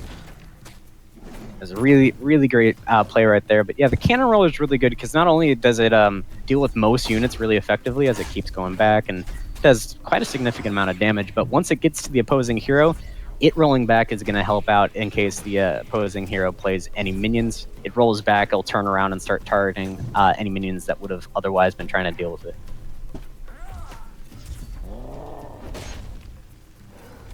And we can see the cleaver coming out. It's being supported by Setsu, so even if the musketeer got a parry off, that cleaver would have been fine on HP, and now it's going to be able to get a really decent push top lane. Might even be able to get a lot of face damage in if there's nothing to stop it, but we can see Last Stand comes out. It's going to do a really great trade, and it's going to be able to retaliate. Fortunately, there is Reboomer coming top lane, so 7 mana just got countered by 3. Exactly, and you know, wow, that Setsu jump did great value at the bottom now, and the Last Stand is gone now, so Rush Second can take some face damage here, and the Last Stand, man, it did kill the cleaver, right? But it just still feel like the Last Stand isn't getting the value that it needs to. The times that we've seen it.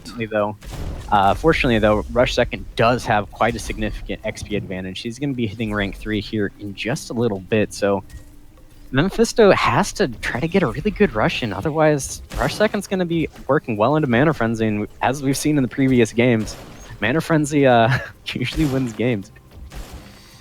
Yeah, so there's the Undying Skeleton at the top. Laser Turret. Laser Turret is going to kill that living statue without any problems. Yeah, perfect timing with that Undying Skeleton, too, because I was able to soak a hit from that Cleaver and made sure that that Laser Turret was able to survive long enough to deal with the living statue. So yeah, great value play by Rush Second here. He's really doing a good job at controlling this matchup, and Mephisto is really struggling with his ideas. And you know, there we saw the experience of these players. They both know how to handle situations like that and just instantly adapt, and don't get taken by surprise that fast. Exactly, and this is well enough into the game too. They both know exactly what cards are coming out when, and they kind of already know.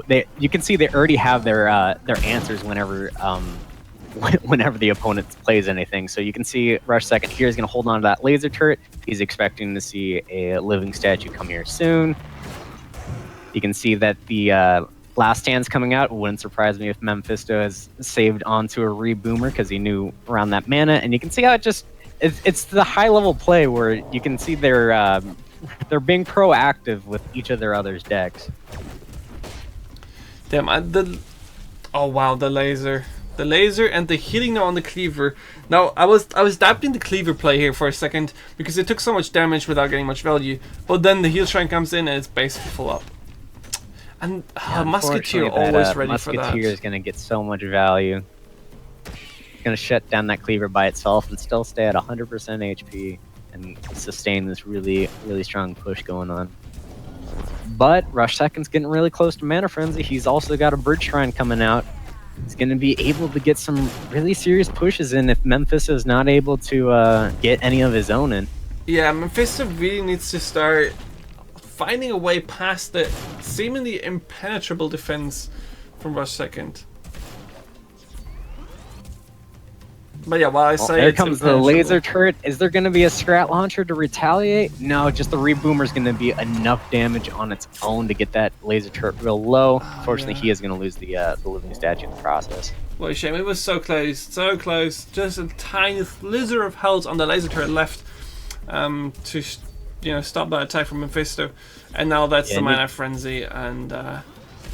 Mana Frenzy with 2 Bridge Shrines on board, so you can just look at the mana, just jump up over and over and over. Like, boom, they just spent all their mana, they're back up to 5, now they're back up to 8. It's just, yeah, Rush Second's going to be able to spam all of his cards here. Yeah, Mephisto gave up the moment he saw that Mana Frenzy hitting. Knows his plays, knows when it's lost, and now it's going to come up with a plan to beat that deck. Such a defensive deck. Yeah, we see Bridge Shrines, like it starts out and a lot of people are doing more cheese style decks and a little bit more swarm decks, but then as we get to these higher ranks of all these players that have gone through so many games, we really see a lot of Bridge Shrine play, and just how you place those Bridge Shrines are really are really effective in these matchups. Exactly. It's so hard to deal with them in the back of the lines, without spells that punish you for placing it next to a hero, like a beam or whatever. Yeah. Nicely done. So yeah, next round. Rush Second versus Mephisto, played at 21. You ready? Alright, ready. Starting in 3, 2, 1.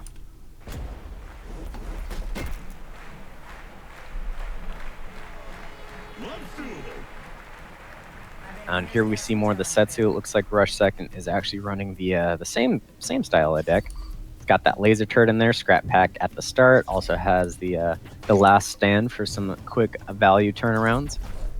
And we see Mephisto swapping up to Mordar for this. Also playing Bridge Shrine. It would not surprise me if they had some Reboomers or some Guardians, but I'll have to see. I don't think I've seen too much of Mephisto with Mordar yet.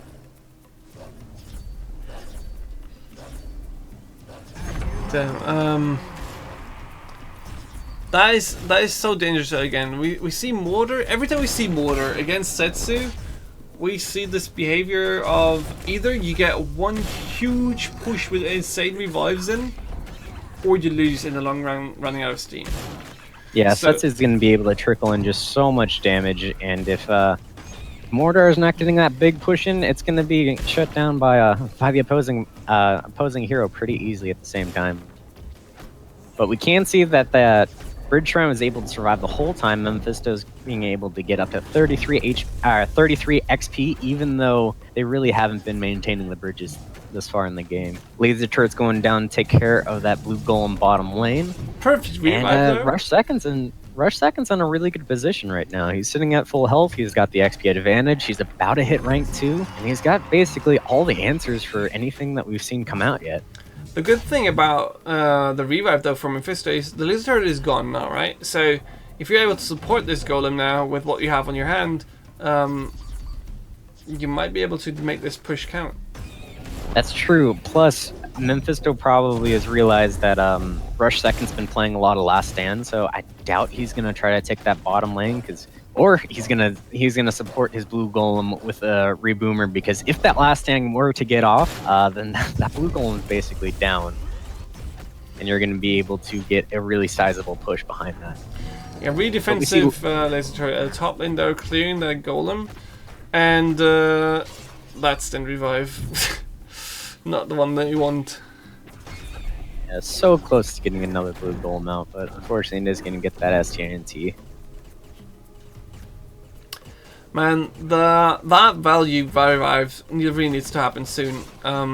It's not Of course, distant. it's not going to happen there. It looks like another SGINT is going to get revived from that tombstone. You got Musketeer to get a little bit more damage in on the blue golem, but its parry does not come back quick enough to make sure that it can parry all the attacks of the blue golem. So this looks like it's the sizable push that Mephisto needs in order to win the game. Just is it enough? And we see the Scrat Launcher again.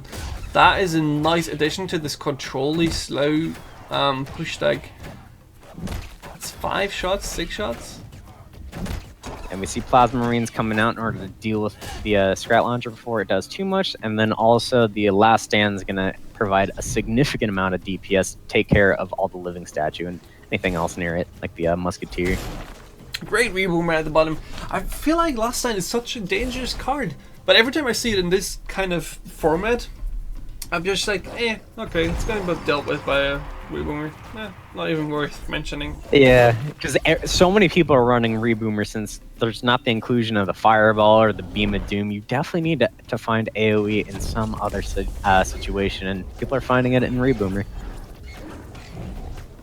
Okay, so now this is the time where the pushes come that are dangerous. Now 2 tombstones are going to come up. Blue Golem is the only thing that you can kill right now on the field. Now Living Statue adds to that, and you don't want to revive Living Statue either. And Drone Walker, better than both 2 options, but still not a good one.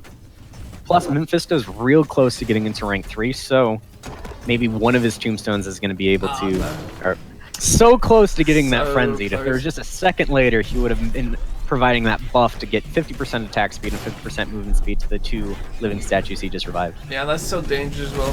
Now he needs to deal with that laser turret really quickly, otherwise his 2 statues are history.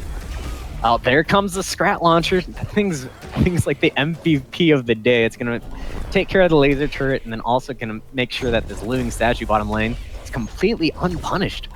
It's going to be able to get real close. Scrat Launcher is going to get an additional 200 health in on Setsu. And yeah, Memphis is definitely getting some value pushes in here. It's also got the Tombstone going on. It's going to be a frenzied one.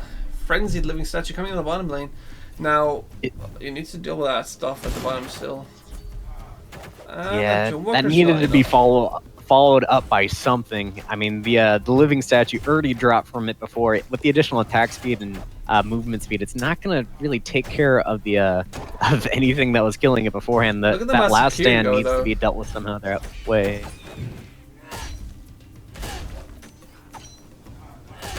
They're pause and jumping back and forth. Really nice on top lane to see what is practical, but it doesn't matter in the end because there's a laser gun pointed at your face.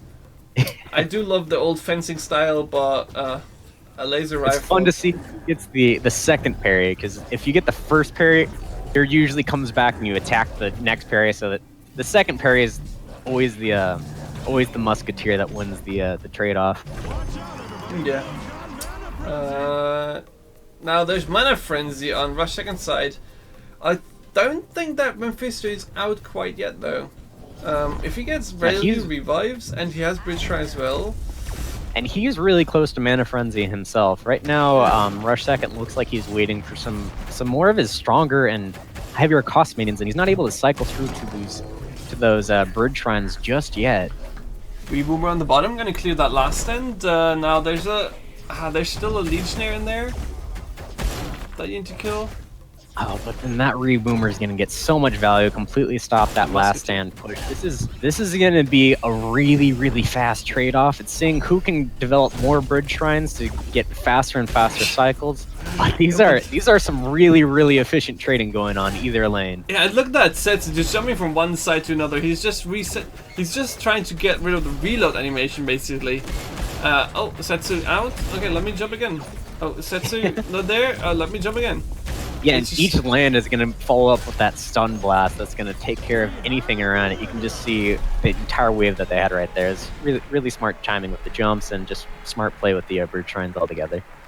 Yeah, well played here by Rush Second, having the Setsu here, and you know, even though he did get good revives, it wasn't enough for Mephisto to push in hard enough and win the game.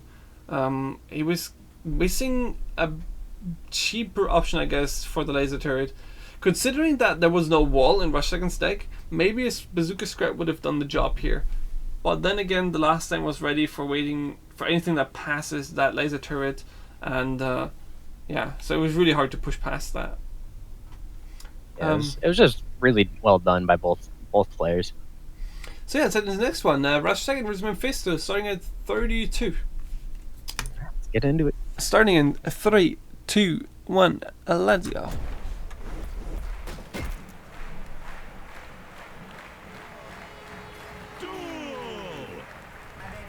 Oh, we see a little bit more of a Rush style deck from Rush Second. He's again Setsu, but now it's got the Rammer and the Undying Skeleton, so he's going to be able to get a lot of face damage with that deck.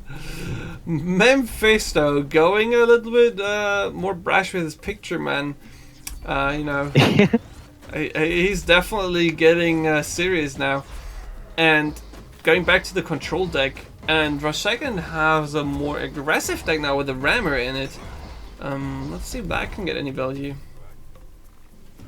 Yeah, we definitely he's setting up those 2 Undying Skeletons to be up top lane, so maybe once those 2 buildings are down or when they pop up again, he's going to be able to recover this this push that he has to deal with on top lane right now with the combination of the Ghost Turret and that crossbow guild. Oh, double Undying Skeletons plus Rammer plus Setsu jump in the back of it.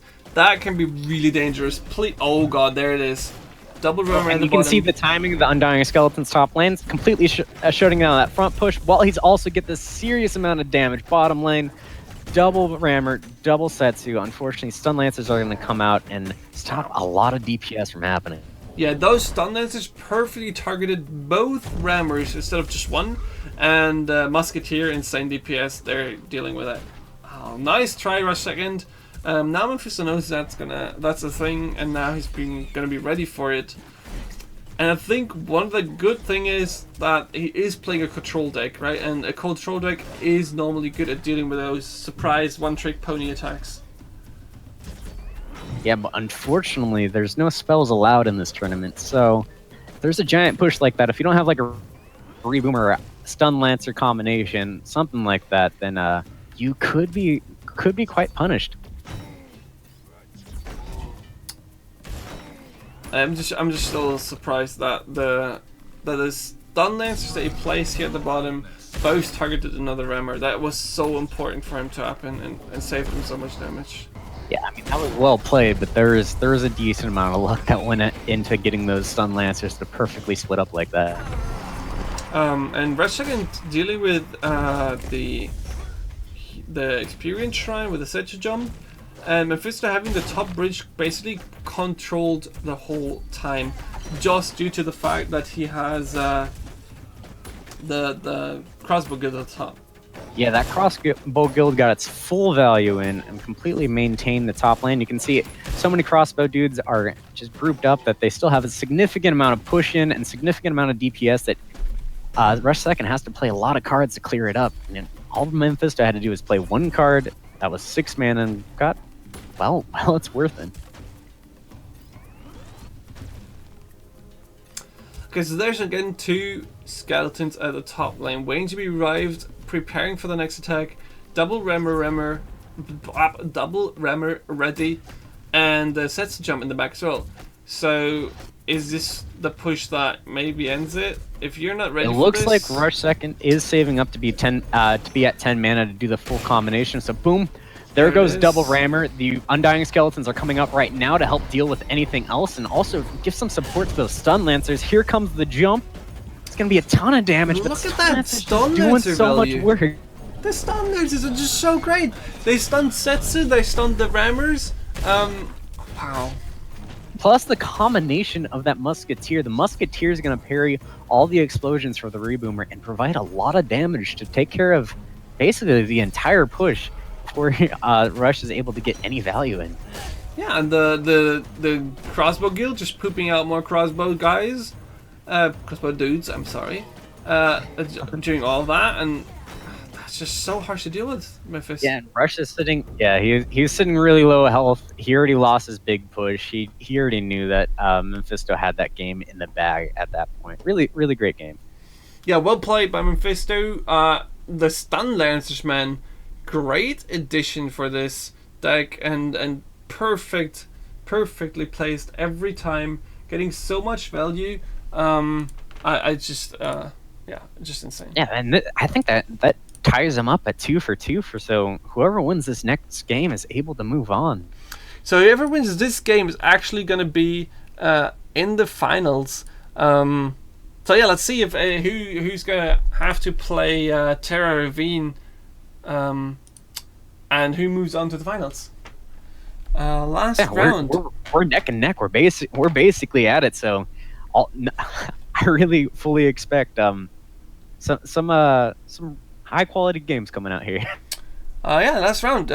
Mephisto with Rush Second at 41. You ready? I'm ready. Starting in 3, 2, 1. Let's go. So double Setsu, man. Oh man, do you see the taunt? He took Rush Second's portrait. Oh. It's got a little bit of it got a little bit more risk going on. Wow, he's But like, I can just call this now. Whoever wins this game has Rush Second's portrait. it's a Might be perfect Memphis adaptation. Rush Second. They're both gonna look the same in victory, though. To beat the master, you're gonna have to become the master. So He even went Setsu too. Look at this. It feels like, is this a full mirror matchup at this point? this is just so great. I mean, most players playing Setsu, both players being a little bit more aggressive and having a way to deal with the bridge shrines. One of the few ways that are out there. Now it's just a question. I of mean, who's like, able how to do you calculate the intimidation value that Mephisto's putting on right now? Doing Setsu as well, and then taking the same picture, like that's got to at least be like 3 mana on the board consistently. That Setsu jump from Mephisto was great though, and I gotta have to say this confuses me a lot right now.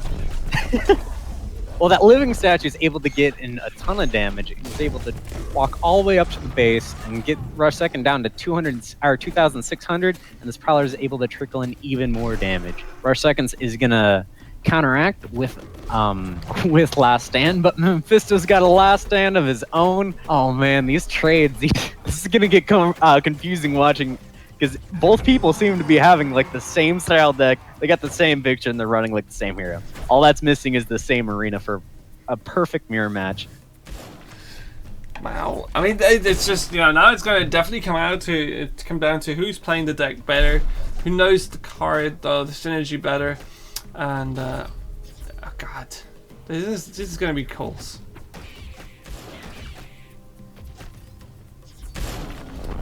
Really nice timing with that living statue. Otherwise, he would have lost that Reboomer to the other Reboomer. but Rush Second is going to get the jump on the Reboomer to squish it before it can continue pushing top lane. Man, the complete mirror. But Rush Second is doing the mirror at the moment way better because he is already at 90 experience. Well, I don't think it's a complete mirror. I'm sorry for saying a little earlier. There is a little bit of changes. Like I believe Mephisto does have that living statue, and Rush Second is running those undying skeletons. But it is very, very, very similar decked. Oh yeah, there's slight changes, right? But I would still consider it pretty much a mirror. And we see the Scrat Launcher coming out, trickling a little bit of damage. Rush Second is going to put down a laser turret to try to get some damage on that Scrat Launcher and also save some damage from his face, but unfortunately is not going to fully take care of that Scrat Launcher. So that Scrat Launcher got, I believe, 3 additional hits in, totaling 300 additional face damage that Rush Second has to worry about now. Yeah, man, that was pretty sick. That's a lot of damage, and now Rush Second is going to reach level 3 soonish, which is completely going to change the game, I think. Yeah, there goes that level 3, so he's going to be able to deal with that last stand push a lot easier, as this hero is going to be able to stun almost all the warriors or legionnaires that come out from there. But he is at a severe health disadvantage, and look at this push that Mephisto is putting out right now. That's another. Man, if he can do another one of those, then Rush Seconds, even with the higher XP, he's not sitting too high and mighty right now. And I'm not sure that sniper is really getting any value here. Yeah, like he's nice just Setsu. yeah, that was a really nice Setsu jump, and it does look like that sniper's just gonna die to the Reboomer explosion. Good living statue timing, getting that Reboomer away from Mephisto's face while he's able to put in a Prowler. And please, Prowler, don't jump too soon. No, he took too So much health. damage. But the Prowler's Still gonna actually a good card survive, against but the... Oh, never mind. yeah, gonna get cleared out by that living or by that laser turret and Setsu's bullets. Man, I mean, the Rush Second is obviously way ahead in experience, right? 177, getting close to Mana Frenzy, but missing 500 health. So maybe Mephisto is, able to get one nice stuff push in to take him out before he reaches Mana Frenzy. He needs to do it right now.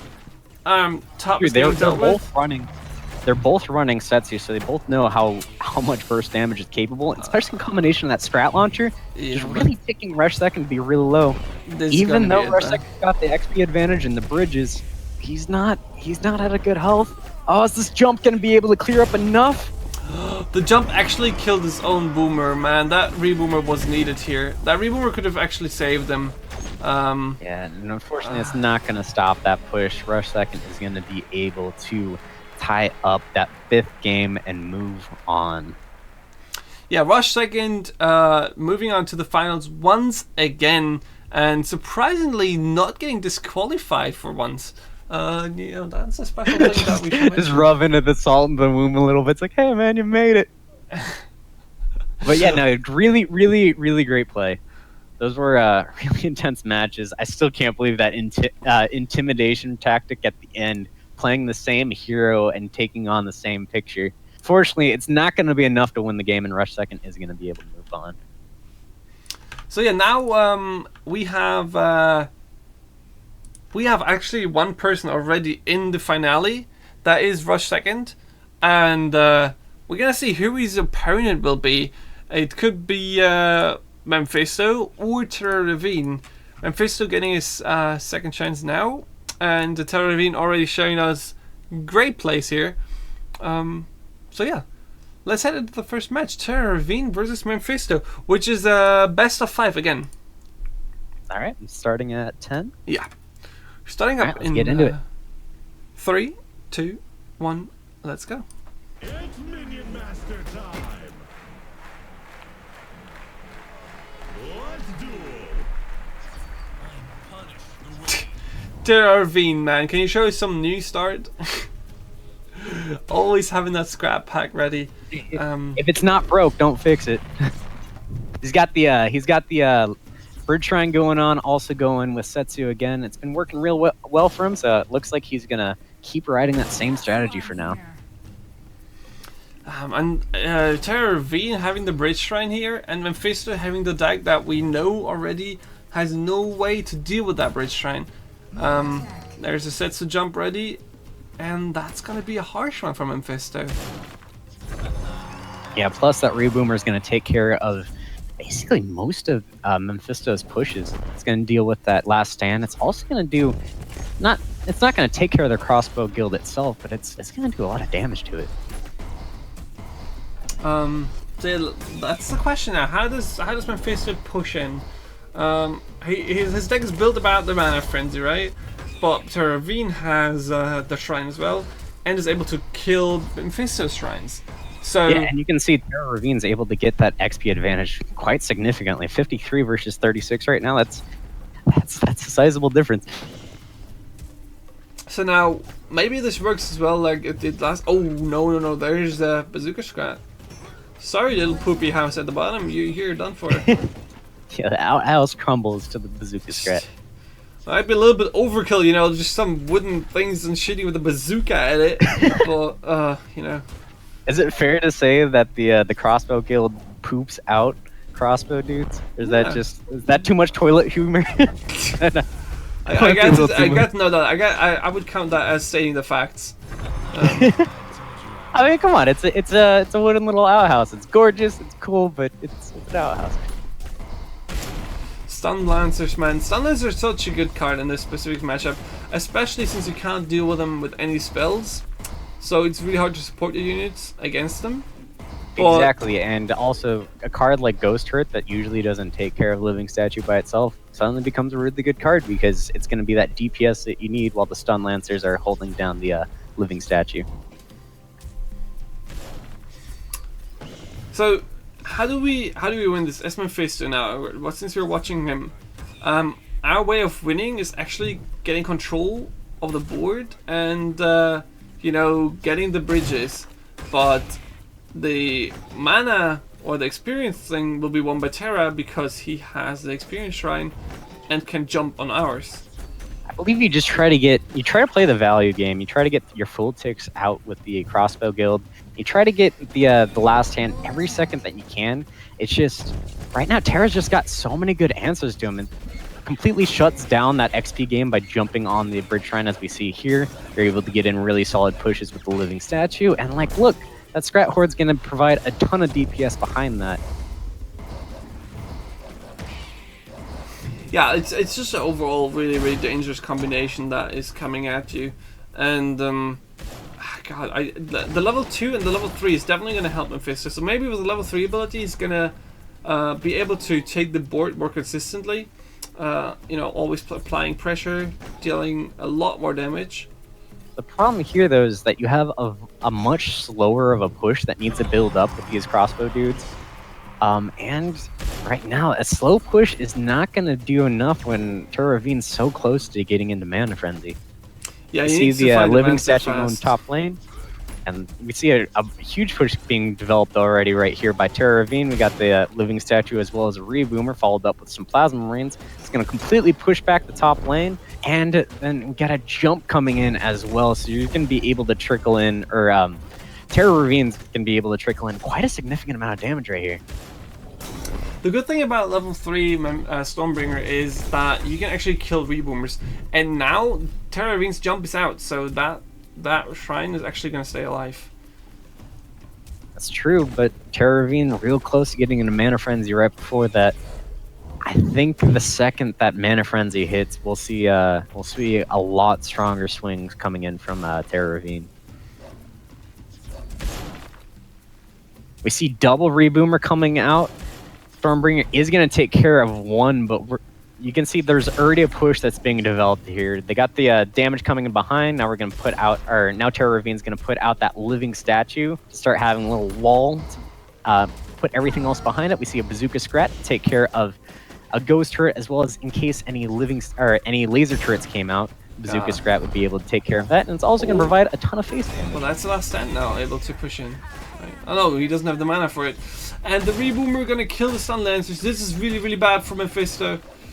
You really don't want the Musketeer's going to take care of the Reboomer, so Stormbringer doesn't have to worry about taking the reboomer to the face, but they're still sitting at 1,330 health, which is Yeah, but Mana not Frenzy really coming great, in especially here. since Terra. Look at that And Bazooka Terra's Scrat. just hitting Mana Frenzy. Oh god, Bazooka Scrat fight twice, and the third time.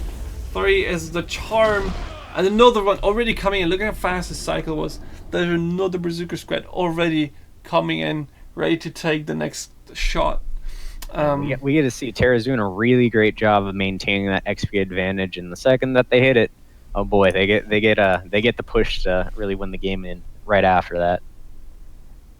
Okay, so you need to find a way to push that and get rid of that shrine.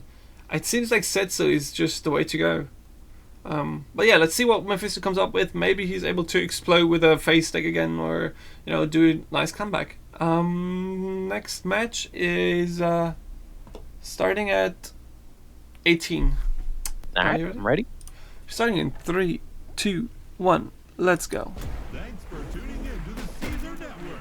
We've got a core Mephisto playing the profile strat. That might look a little familiar for you, Bad Habit. I have no idea what you're talking about, but this must be No, some it's not great familiar player. at all. But that I think that he knew. picture I looks think he knew that he was that you were going to be casting this, and that I think you're going to get. I don't know. He's playing the sympathy game now. Obviously, we're gonna favor him a little bit more now because it reminds us a little bit more of one of our casters. I mean that must be a great player on the left with that awesome picture. Clearly. I mean, the second you put on that profile picture, you instantly get you instantly reserve a spot on the leaderboard. Well, yeah, he can. God, how do we beat this man? This is so frustrating to see.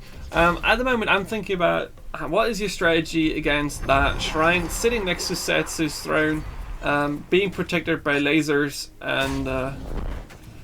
I mean, right now we see a great answer with the Scrat launcher. You could also put in a Bazooka Scrat, but I think ideally you would want to be playing Setsu as well and just be playing the jump game that we've seen Terra being doing a lot of earlier in these matches. It's really well done for nice timing from Ravine, killing the blue golem after killing the tombstone, so making sure there's no revive. Well done there.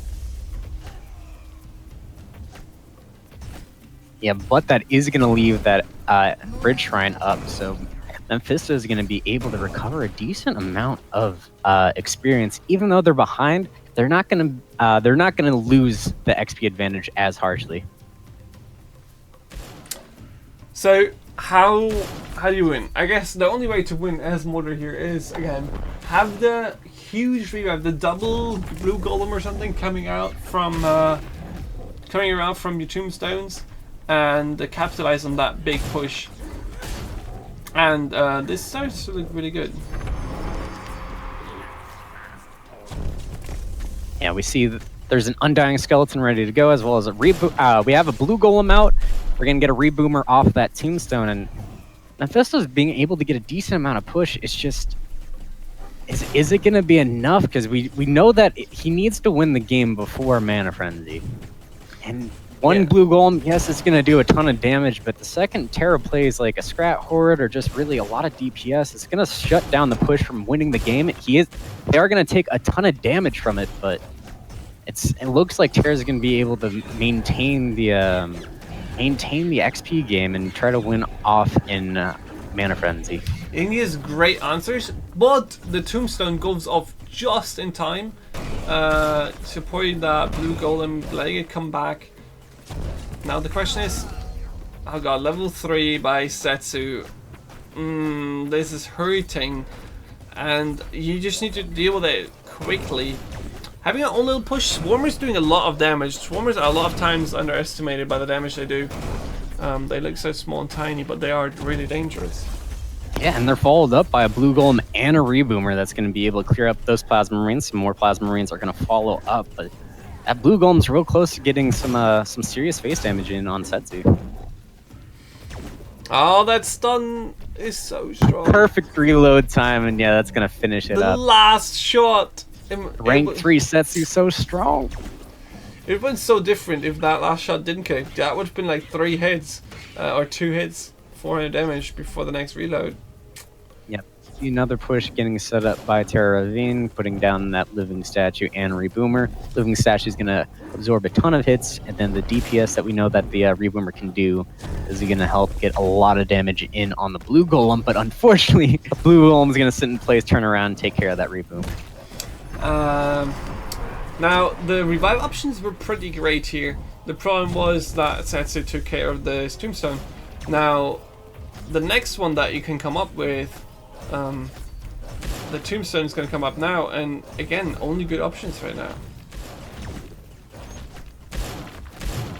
The Blue Golem, we see a really significant push coming in here. Is he going to capitalize on it? Is he going to put that on that bridge shrine or that Tombstone as well as any other unit bottom lane? Doesn't look like it, and that Scrat Horde's going to take care of that Blue Golem with ease. Yeah, I would have liked to see maybe I would have liked to see the Scrat Launcher earlier, but maybe he's trying to keep it as a secret as well. You know, making sure that he's able to surprise Terrorine with a big push that you don't expect.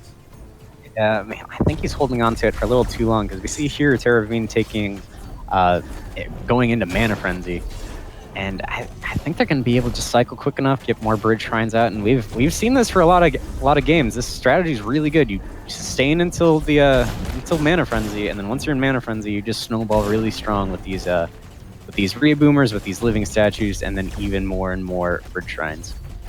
So that's a rampaged or enraged or whatever you call it, frenzied Living Statue at the bottom. But so much but DPS. it's going against so many different units. The double Reboomer and all those Plasmarines are going to make quick work of it.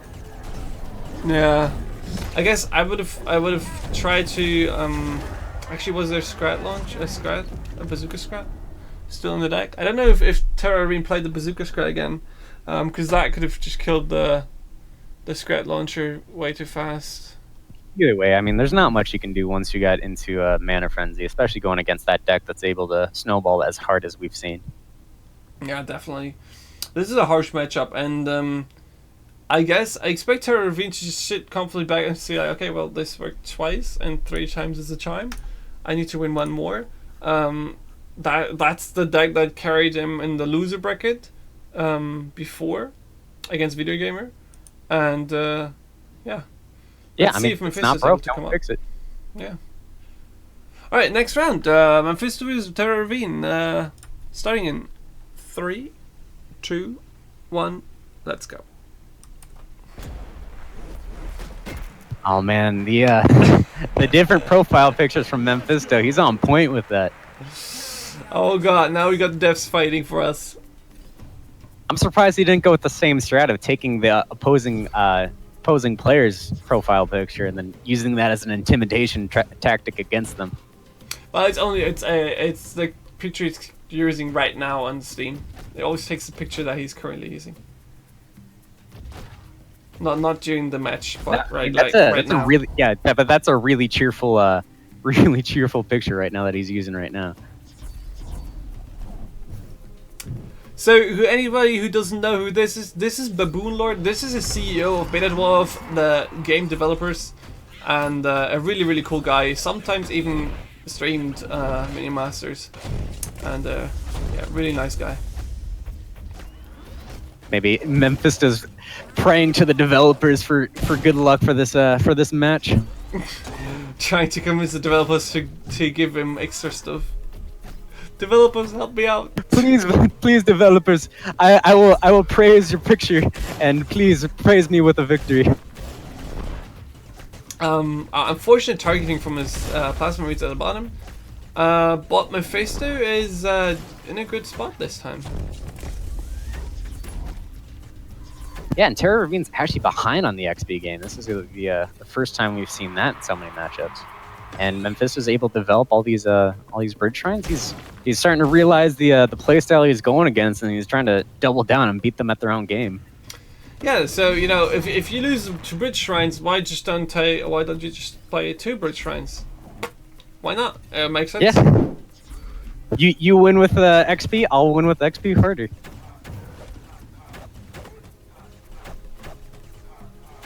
Yeah, we see the living statue not being able to get taken care of too easily. It's going to push back that one Legionnaire.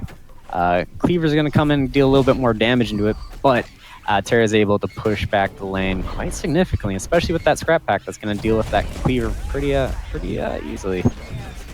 Never mind, Setsu coming in for that defensive, and you know, now Terra really needs to find a way back on the board. Mephisto is heavily favored in HP wise, and experience wise he's 15 experience ahead as well. Level 3 coming that much faster in for him, which is potentially game changer again. This is really interesting to see. He saw the playstyle. He went against that same deck 2 times in a row. I figure he expected to see it again and just decided to beat them with their own game. So let's see if he's able to do it. So here's the level 3, and a shrine up. Now he needs to deal with the bottom living statue. He's got the last stand. Yeah, he's gonna wait for both lanes to be taken so he can get the extra value with the last stand. That's gonna help deal with the living statue with ease. Unfortunately, there's a reboomer coming in bottom lane for all those legionnaires. That's gonna unfortunately trade 7 mana into 3.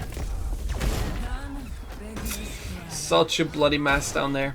Now Mephisto did lose 500 HP, but he has minions on the board now and is able to push. Now does he... I don't think I like this jump. He's jumping, but he doesn't really have much of a push to follow up with that, so he's only going to get the damage in of the jump, but he's not really going to be able to lock in the game with that.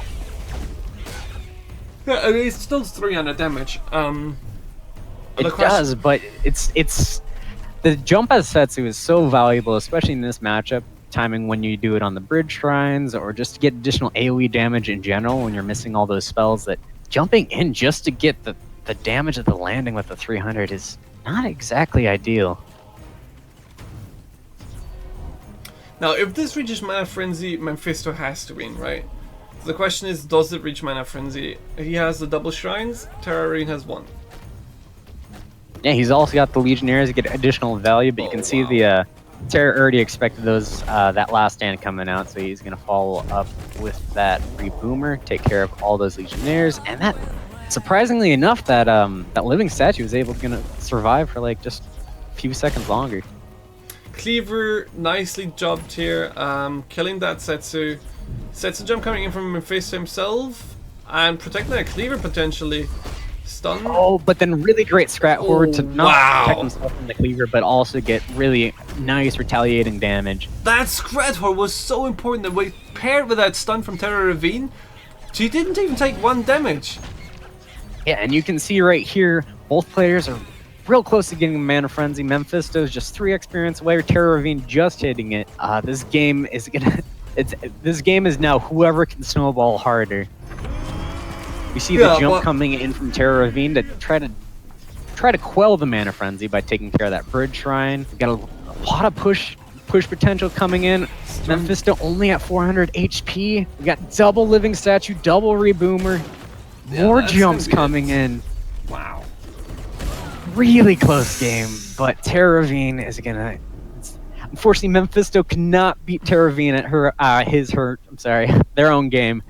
And Terra Ravine is gonna win the game. I'm sorry, it's like it's a I don't, yeah, I'm sorry. I don't know I don't know which one to use. I have not met them directly yet, so the undefined Terra Ravine. I'm so sorry. I'm sure, like, I don't mean to be offensive. It's just like I've never met them before. I don't know whether to say he or she. No, it's a dude. It's fine. All right. So that wraps up the loser bracket, and Mephisto getting kicked out of the tournament here by Terra Ravine, resulting in a finale of Rush second versus Terra Ravine. Let's see who's able to take this game and take this tournament, securing a little bit of prize, rubies and gold, and fixing up your spot in the King Puff Invitational. And also you get the bragging rights as well. You can go back and it's like, yeah, I won the KingPuffCup. Especially seeing these names, like any name that we've seen so far in the leaderboard are definitely scary names to go against whenever you see them on the ladder. Definitely. So yeah, let's head into the first round. First round starting at 41. You ready? I'm ready. Starting in 3, 2, 1. Let's go. All right, back to the normal profile pictures. I can actually tell who's who. I mean, Mephisto's profile strat was it was good, but it was kind of making it hard to indicate who's doing what play. It was kind of confusing for me to see my own. Especially, self. I bet it was, especially when you're going against like you're casting like your own profile picture. Okay, so this is Setsu, right? And Setsu is just proven to be an insanely strong hero in this specific tournament. The question is it your main goal with Setsu to just take out the Bridge Shrine, or is there a better way? And I'm just, the more I think about it, I think the less options you have with the Setsu jump. You just have to use on the Bridge Shrine. I feel like these matchups, especially specifically with the conditions that we have with the reduction of spells and whatnot, I feel like all the games are going into Mana Frenzy, so it's just who can play the Bridge Shrines better. Especially also who can play the Reboomers better too, because having no spells, you need to have some form of AoE, and Reboomer is perfect at that. The Terrorine has get to see bazooka. The Scrat. Perfect. Bazooka Scrat's going to take care of that laser turret, so that living statue is going to be able to get a little bit further down. But unfortunately, we don't. Terra doesn't have too much to deal with that Reboomer right there. So even though that they took care of the laser turret, that Reboomer is going to finish up that living statue. Yeah, so actually in the end it wasn't probably worth it. Setsu taking care of that shrine. Now, that Reboomer's not going to be enough for the Setsu. Did you just kill the Reboomer? Yeah. Yeah, unfortunately, Rush Second had a really good positioning with that Setsu jump. It was able to take care of that Bridge Shrine while also being far enough to make sure that it'll take care of anything else that Terra Ravine played in order to deal with the Setsu. But you know, even though Terra Ravine just lost the statue at the top for, you know, just against the laser turret, he is definitely applying pressure to Rush Second. Rush Second's already at 1,900 HP, and that's not too much against Setsu. Exactly. If Terra gets some just continues getting these really nice pushes in, they're going to be able to finish up the game before Mana Frenzy is even considered.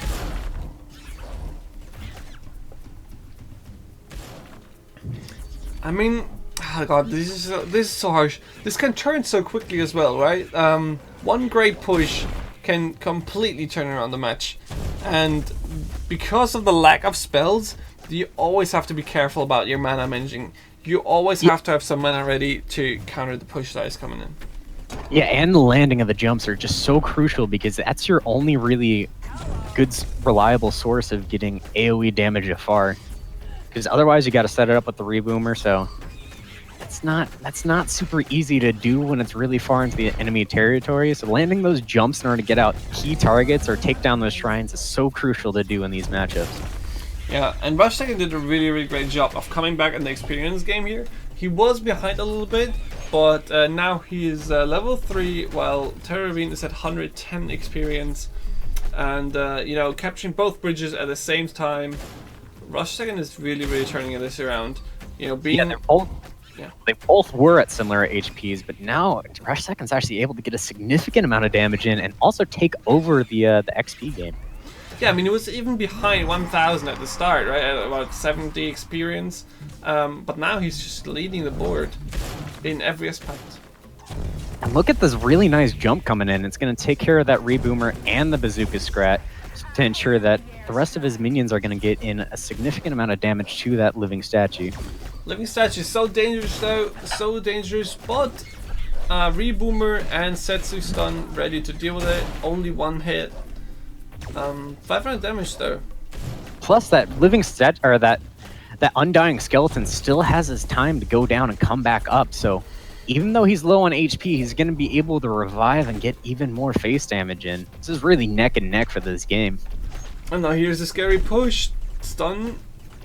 That's only 200, 300, 500, 700, Oh 800. no, that's gonna finish it up right there. Oh no!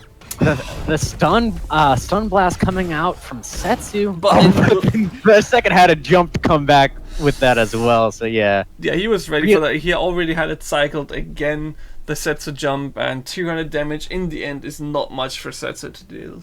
Yeah, that stun blast is just so strong. Yeah, I mean, it's just so nice to do that. To be able to finish up a game like that. I'm so sorry that I keep calling it stun blast is a card. That's or shock rock's a card and stun blast is another card. But I keep referring to the first shot that Setsu does in each magazine as stun blast. It's obvious. It's a laser. Shot. It's a high-powered laser, and that's actually true. It's called high-powered laser. Yeah. So well played by Rush Second. Taking the first match. Well played by both. I mean, Rush Second really taking advantage of the jumps in order to do some range damage while spells are not so much allowed in this matchup. Though, really great way to work around that. Yeah, so it's really crucial to when the stun goes off, when your shot from the Setsu comes in, and then Hugh reaches level Mana Frenzy faster. And yeah, Rush Second really did get a great comeback. Terra had the early game, Rush Second came in later. Yeah. So let's see who's going to take the second game. Rush Second versus Terra Ravine at 47. You ready? I'm ready. Starting in 3, 2, 1. Let's go. And here we see the same matchup again of Setsu versus Setsu. Are they both running the same style decks? It looks like they are both doing that that Bridge Shrine gameplay that we've seen. Terra Ravine basically dominating the tournament so far with this exact deck, and then Rush Second kind of adapting into the same style.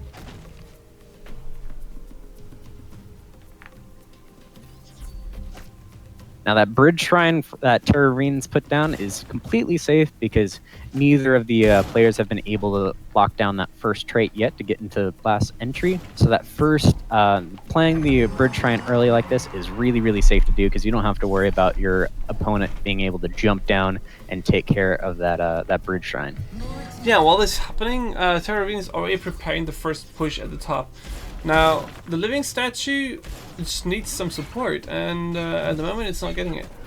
Yeah, that Reboomer might have came out a little too soon, because usually it's really great to go with that living statue if it's behind it, but that movement speed difference made it so that the Reboomer kind of trailed off in front and wasn't able to provide as much support as it could have otherwise. And oh god, this Reboomer is gonna get revived. Wow, that revive is so strong. Another 250 damage is just in range of Terra Ravine's hero, and that's 750 damage already being dealt by that one Reboomer. Yeah, and look, Rush Second's able to develop the Bridge Shrines while also maintaining this insane push, is taking care of both of the Bridge Shrines, and does a huge amount of damage, bringing Terra Ravine down to 1,150 health. Yeah, that was a huge amount of damage. It was basically 2,000 damage, 2 Bridge Shrines in the back of it, and the bridge in the middle captured for it.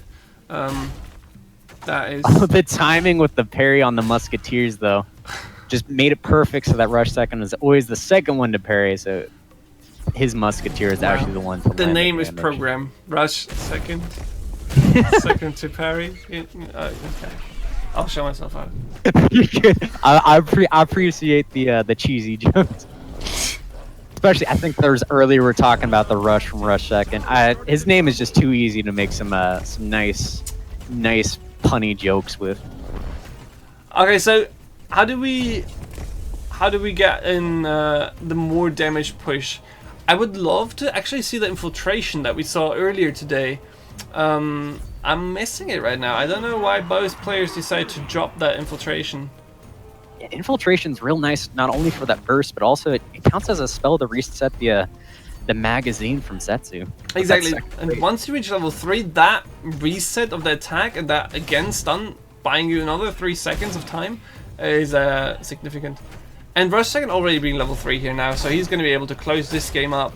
Terra Ravine saying no chance there.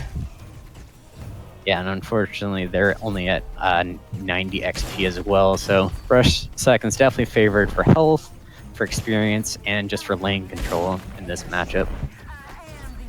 So he even picks a time when Terra Ravine is not defending the base with his Setsu, and then just decides to finish it off. Yeah, is it gonna be enough by itself with that one Setsu? There it Needs is. to reload. Is it gonna work? One more shot. There we go. Perfect. Really well played by Rush second. Great timing on those jumps.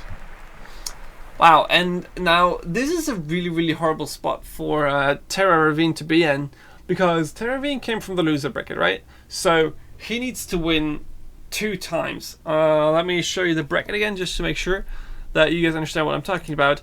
The winner coming from the winner bracket, in this case being Rush second, only needs to win 1 match because he hasn't lost a single one yet. Terra Ravine already lost a match, so he is coming back in and needs to win twice, right? So, damn, Terra Ravine really needs to step it up here. Not to mention, but Rush just won 2 games, and this is best of 5. So if Rush wins another game, he just needs one more game in order to win the entire tournament. But Terra Ravine definitely has to fight a little bit more of an uphill battle. We know they're really good with these decks. We know they're capable of doing it, but it's really neck and neck right now. So yeah, we really need some support here for Terra Ravine. He needs, if he wants to take the winning title of this KingPuffCup, he needs 6 wins now. So yeah, Terra Ravine, good luck. Let's see if he's able to do the comeback and show Rush second what kind of player he is. Next round played at 52. Alright, let's get into it. Starting in 3, 2, 1, let's go.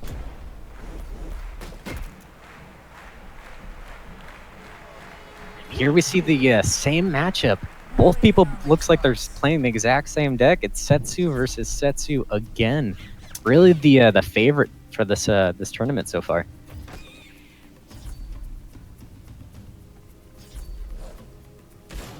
Man, so now the question is, do they add or change their decks, right? Terra Ravine lost twice now.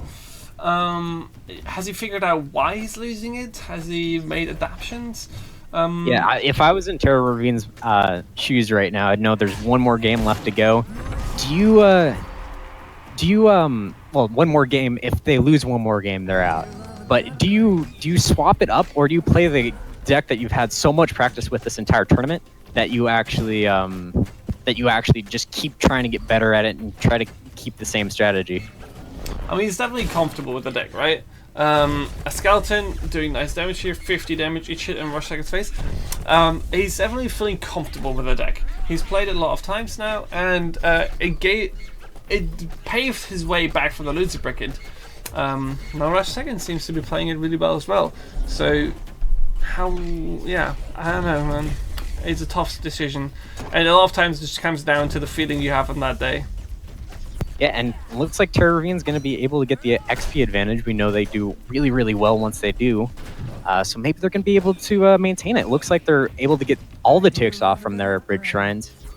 And yeah, they're able to stick a little bit of minions on board too. They were able to hold that bottom lane for a little bit, get a decent amount of damage. So even though there's a lot of units coming in, all these units are really low health. That was devastating now. Down here, Terra Ravine tried the double reboomer at the bottom right behind the Setsu, but Setsu was reloading and then retargeted both reboomers, killing 6 mana in that effect, and that's really gonna put him back.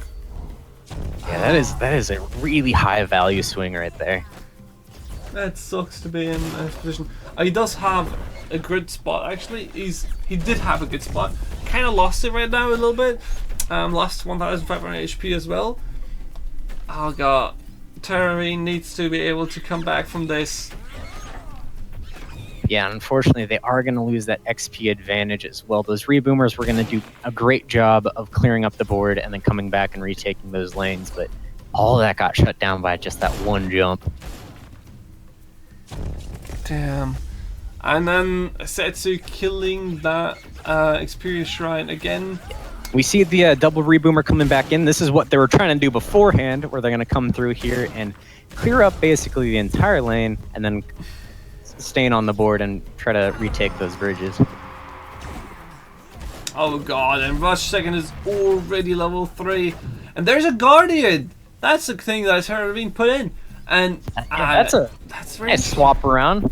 But unfortunately, there's a laser turret out there on the board too that Terra's not going to be able to get to just yet, and that's going to make quick you have work Legionnaires in your of that face, push. Terra. You need to deal with those. They're doing a lot of damage. That's 400, 500. Is the Reboomer going to get up in time? Come on, Come on, Reboomer! Oh my god! He's at 70 HP. Unfortunately, all Rush Second has to do right now is cycle back to the jump. There's a jump. Please have Guardian ready. Do the Guardian, Terra. No, No. Guardian's too far down in the deck. That's not that's the Guardian. unfortunate. That was a good tech choice, but unfortunately, that combination of that really good jump from Rush Second and also those Legionnaires getting value, or that last stand getting value, that was just too much to try to win that uphill battle. Wow. So well played by Rush Second, man. And this double Reboomer, man. I think that really changed the game around for him. Really unfortunate for Terravine, man, and good, well done for Rush Second. Rush Second being again a champion for the tournament, taking the win, and now